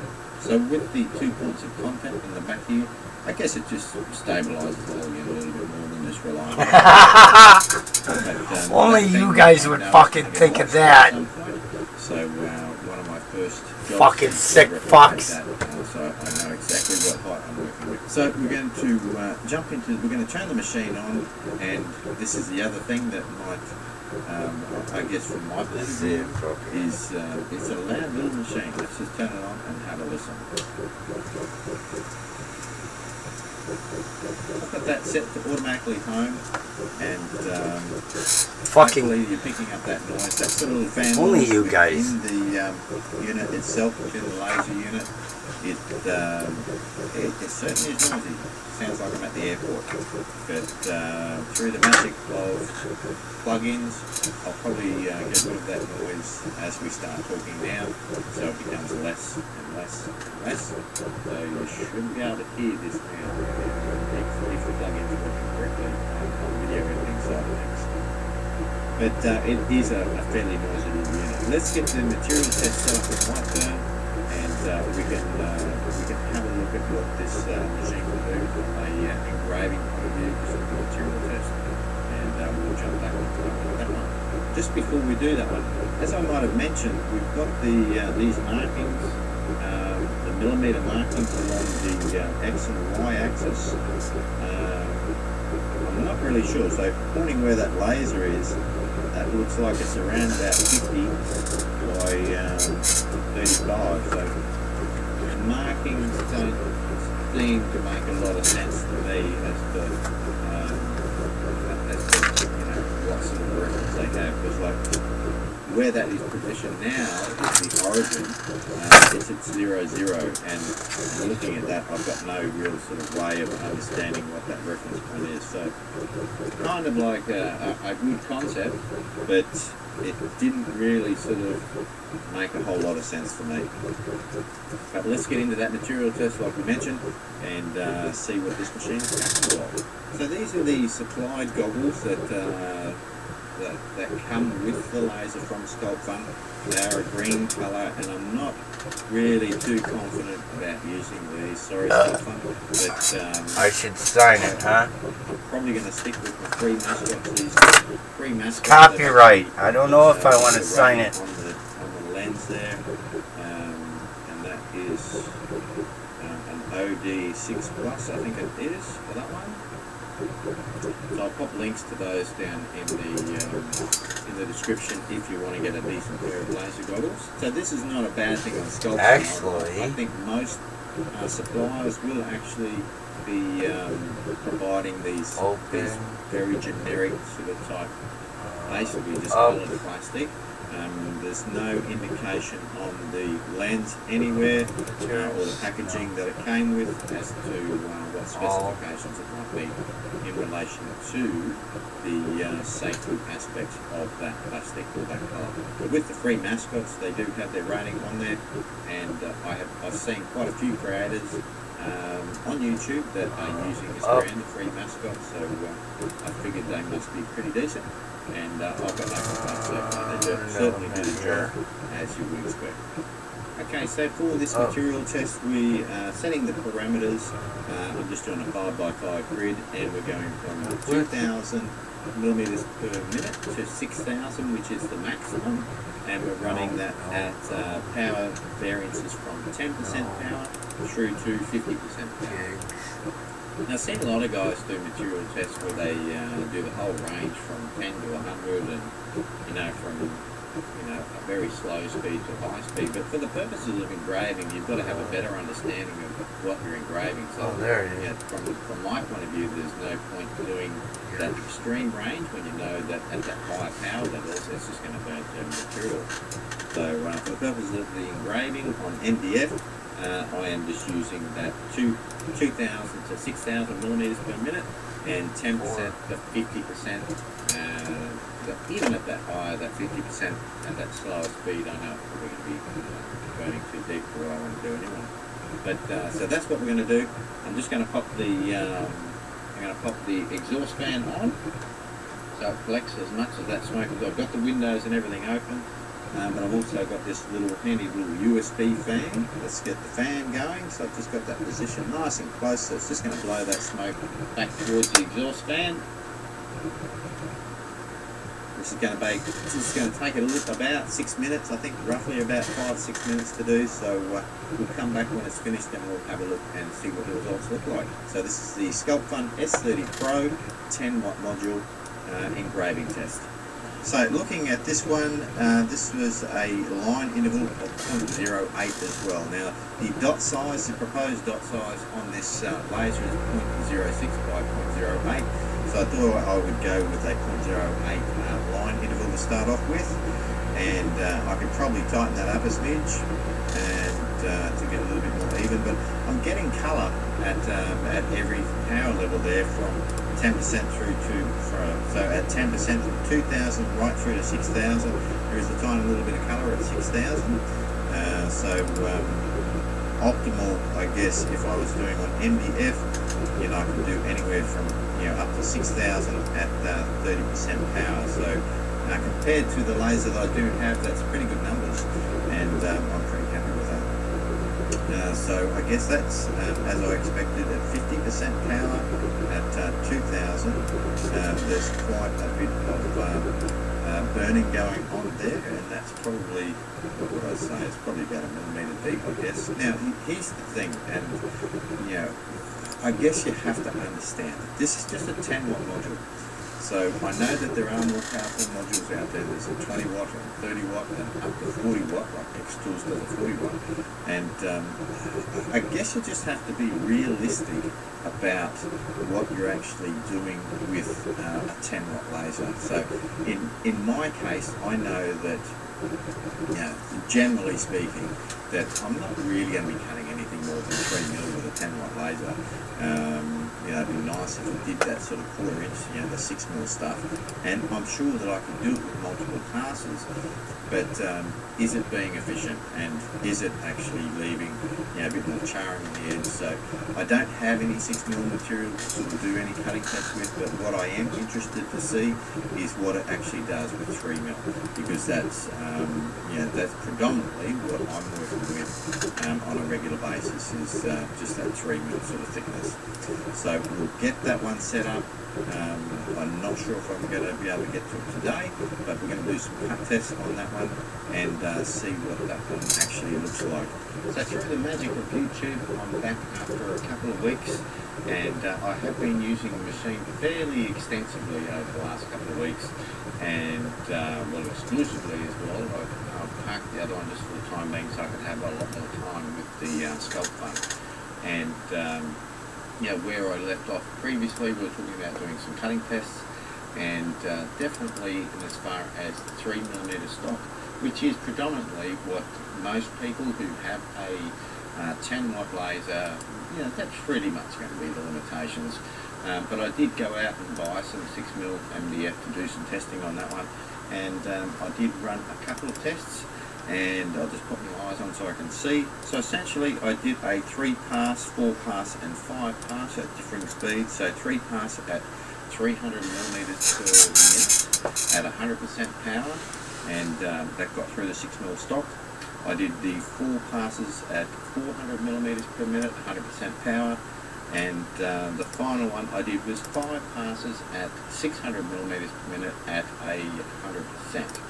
Now comparing the 3 samples there, as I mentioned, there was a fair bit more charring at those slower speeds. So at 3 and 4 passes there was significantly more charring. It's a bit difficult to show it on screen, but I might be able to take a photo and we can have a look.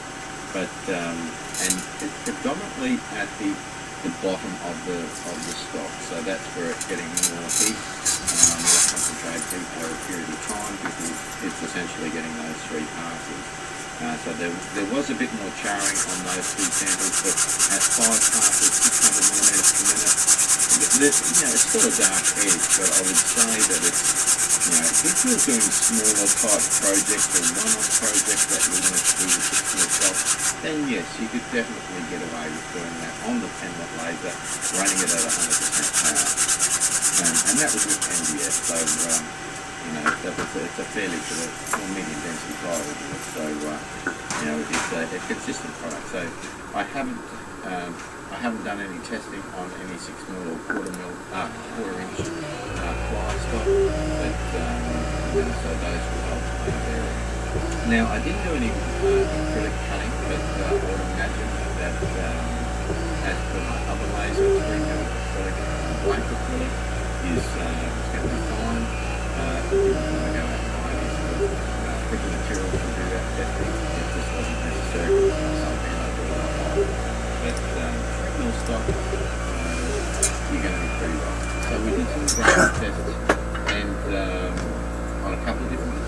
So I've done it on wood now. I would say that engraving on wood is a bit of an art form, and it's not something that I've gained the skills as yet. But if we pop that up there, if we get that on the right angle, now you can see it does a pretty decent job.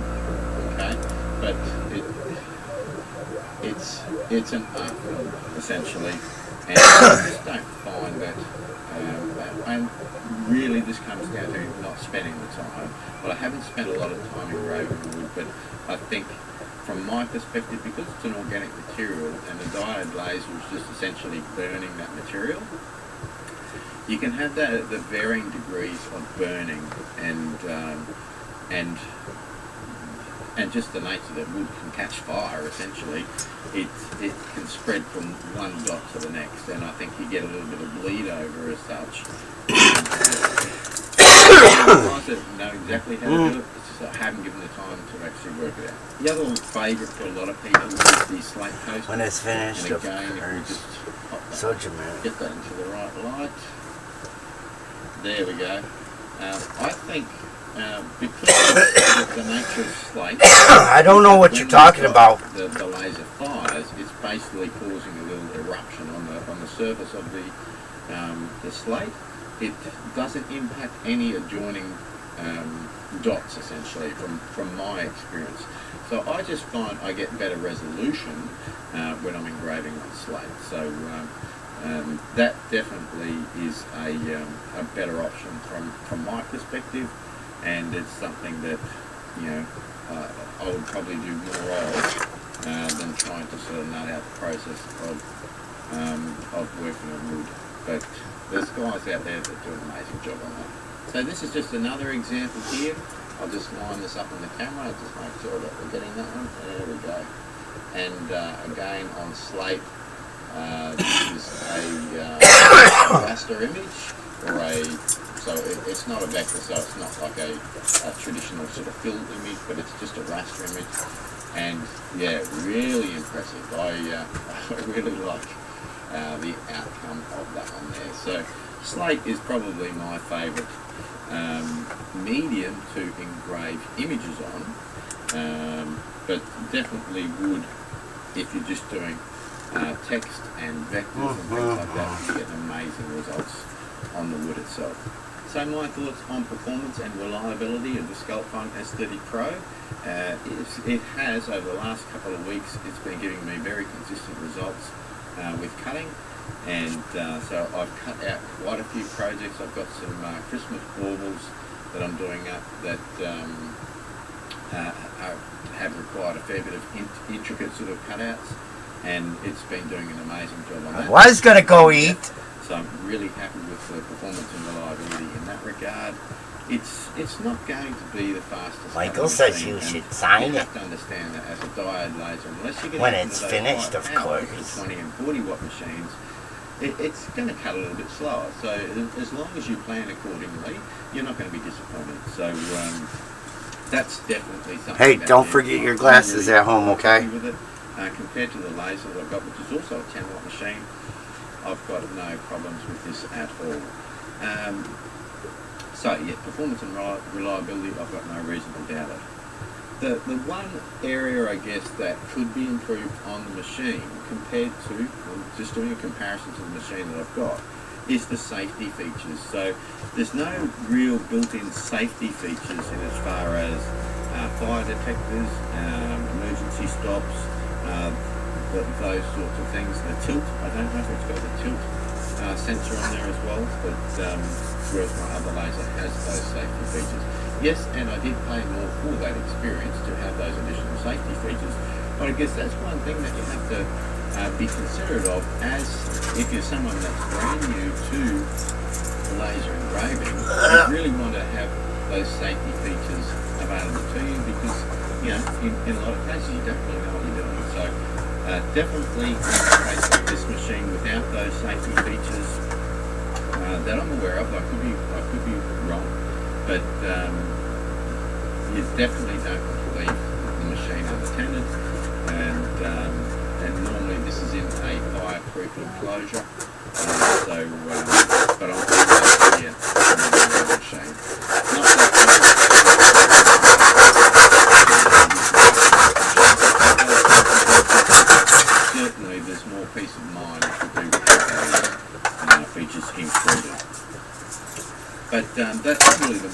area that I think could be improved, and I'm sure with other models that Skull Fund does have.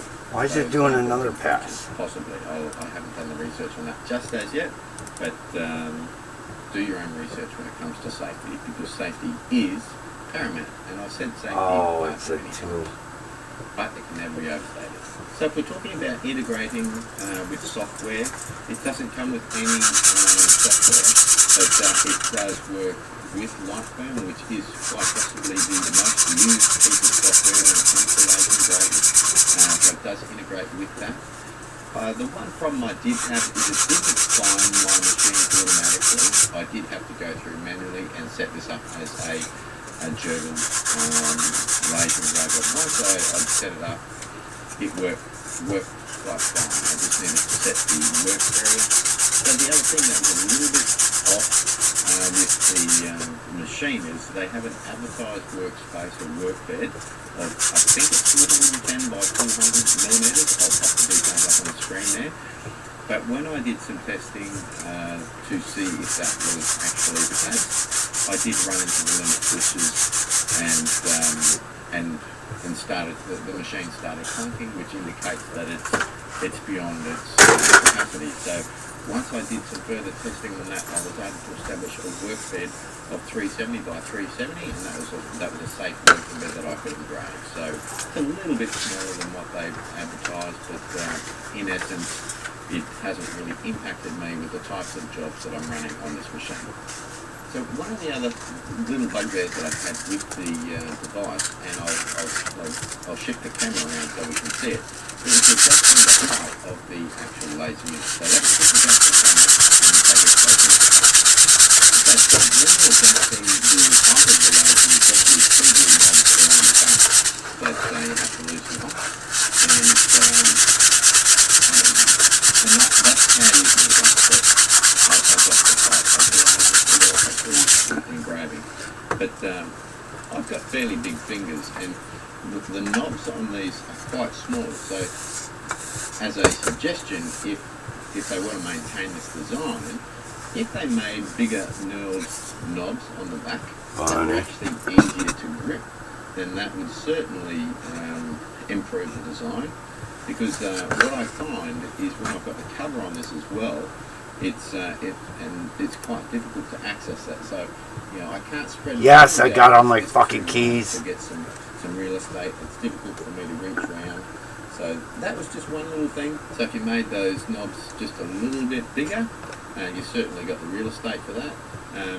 It's twofold. It'll give you a little bit more real estate on the grip anyway, but it will make it easier for guys with bigger fingers to actually grip onto those little knurled knobs. So I have been doing some routine maintenance on this, like after a full day of cutting, I have pulled the unit apart, the laser unit apart to clean the lenses, and there was some very minimal clouding on the safety lens, and it was a nice easy clean, easy to pull apart and do that maintenance. And I just use a cotton tip with as a photographer, I have these little lint-free lens tissues, which is designed to clean camera lenses, which are quite sensitive. So I just pull off a little bit of that, wrap around the one little adjustment, and is 100% isopropyl alcohol, a little bit of a gentle wipe. You don't need to be scrubbing these lenses, and the fact that they have a replacement lens, protective lens, in the laser repair kit that comes with the laser is a fantastic idea, and that's something that I wish was included in the other machine that I have. So just in summary, there's lots to like about the machine as far as the value that this represents for the entry point. It's a $500 machine, US dollars. So to have the linear rail is a nice touch. Have the integrated air assist that works directly in Lightburn is really good. Definitely, there's lots of positives about it. Aesthetically, it just looks like a basic hobby machine, and you know, there's not too much more that you can do as far as dressing that for aesthetics. Perhaps some more protective covers. Again, with the limit switches, if there's a possibility to include some sort of cover over that, I think I would feel a little bit more comfortable. that I'm not going to knock it and damage those limits, which is cable management is always one of those things that is a bone of contention for a lot of these manufacturers. So there are some aspects of cable management that I think could be improved. They do include wraps and things like that for cable management, but it's just one of those things that with other machines you might see drag chains and things like that just tidies that process up a lot. But for the size of this machine and what it actually does, I haven't really got any major complaints around that. Cables can be managed. It's just using some logical thought to work out how you can manage those better. So who is this laser really for? I've probably alluded to it throughout the video, but it really is an entry-level machine around that $500 price point. So, for that you're getting a nice machine, you're getting a couple of nice little upgrades to that machine. But ultimately, I guess this is really designed for someone that is just getting started in that laser engraving realm. But it's not really designed for someone that's going to be doing large volumes of cutting. If you're wanting to do that and it's something that you're looking at as more of a side hustle, then there might be some better options out there for you. Something with a bigger bed, something with a higher powered laser, so that you can actually speed up that process, that production process. But if this is just something that you're getting started in and you're doing it for a hobby and you're going to make a little project here and there and maybe a few gifts for the family and like, if I had my time again, given the information and knowing what I know now, this is probably a machine I would have purchased over the machine that I have. And there's a couple of reasons for that. First of all, the dot size. So if you're going to be doing engraving and things like that, dot size, the uniformity of that dot size is probably key. So even though the laser I do have has an advertised smaller dot size, it's actually shaped like a grain of rice, whereas this is more rectangular in shape. So I just feel it gives me a more consistent end product as far as engraving goes, and particularly just doing image engraving and things like that. So that's one factor. The other thing that really sort of I was attracted to and why I took up the software to start with was the use of the integrated air assist, and being able to control that directly from Lightburn on my layers. It just means that I don't forget about chatting on the air when we're cutting. So that was just a nice little feature as well. So all in all, really happy with the machine. I'd love to get your feedback if there's some things that you want me to try on this machine that I haven't shown in the video, and there's probably going to be a lot of that. But pop those comments down below, because I'd like to keep you up to date with the performance of the machine over the next few months and how it actually works. I have the potential for a fairly big order coming in for 500 posters, so this will be under the pump to be part of the production machine for all of that. So we'll keep you posted on how all that goes. So if you're still watching, well done to you. First of all, I know I can waffle on a bit, but I think it's important that you get some real world perspective from people that are using these machines. I'm not a well-seasoned laser engraving business by any stretch of the imagination. I have a very inquisitive mind, and I do like to look at these things in a little bit more detail and offer that perspective to you. And I guess that's one of the reasons why manufacturers do reach out to creators, because they can get that unbiased opinion, and that's certainly what I've offered today. And as to the original question that I posed at the start of this video, is a 10-watt diode laser still relevant in 2023? And I think today we've proven beyond a reasonable doubt that absolutely a 10-watt laser is still relevant in 2023, and it still will be relevant in 2024. And the main reason for that is price point for a start. You don't want to be spending thousands of dollars trying to get into a hobby that potentially you may not have any understanding about, and you may not even like it. This machine, or a 10-watt machine, will give you the ability to start to understand the process of laser engraving, and it's fantastic, by the way, and you'll probably find it out very soon. But it gives you the ability to get into a hobby without spending a huge amount of money, and you still have that capability of cutting material, no problem at all. You can definitely engrave material, in some cases better than those pirate machines, because you do have a smaller dot size. So it is relevant, and I take it with a grain of salt from anyone that's saying that a 10-watt diode laser is no longer relevant in the marketplace. So that's my thoughts on the process. Until the next video, be creative and stay grateful. Bye for now.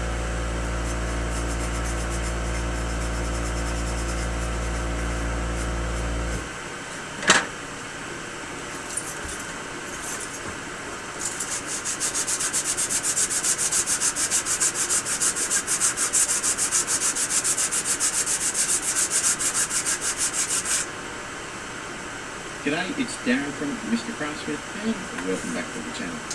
Now today we're going to be diving into the world of diode lasers, and I'm here to guide you through what to look out for before making the next purchase.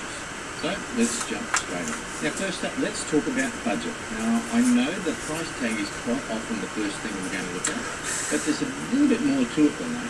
You've really got to be thinking about the whole package, not just the machine itself, but all the goodies you might need to get you started. Let's say your budget to get started is $1,000. You don't want to be spending all of your budget on just the laser itself. Make sure you allow part of your budget for what you need to get started.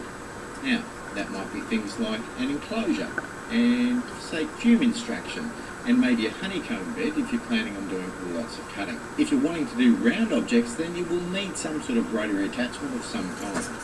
Now in most cases you will need some sort of software to unlock the full potential of your laser, and Lightburn is probably the industry standard, and a license is less than $100. And if you're using materials, decent laser ply is not necessarily taking my cheap. bunnies and Maybe going. start with some cheaper Home Depot ply or MDF or similar. My perverted bunny.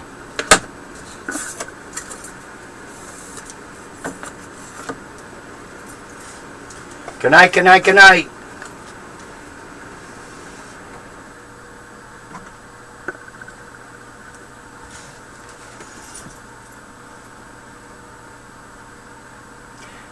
Jamie, one more thing.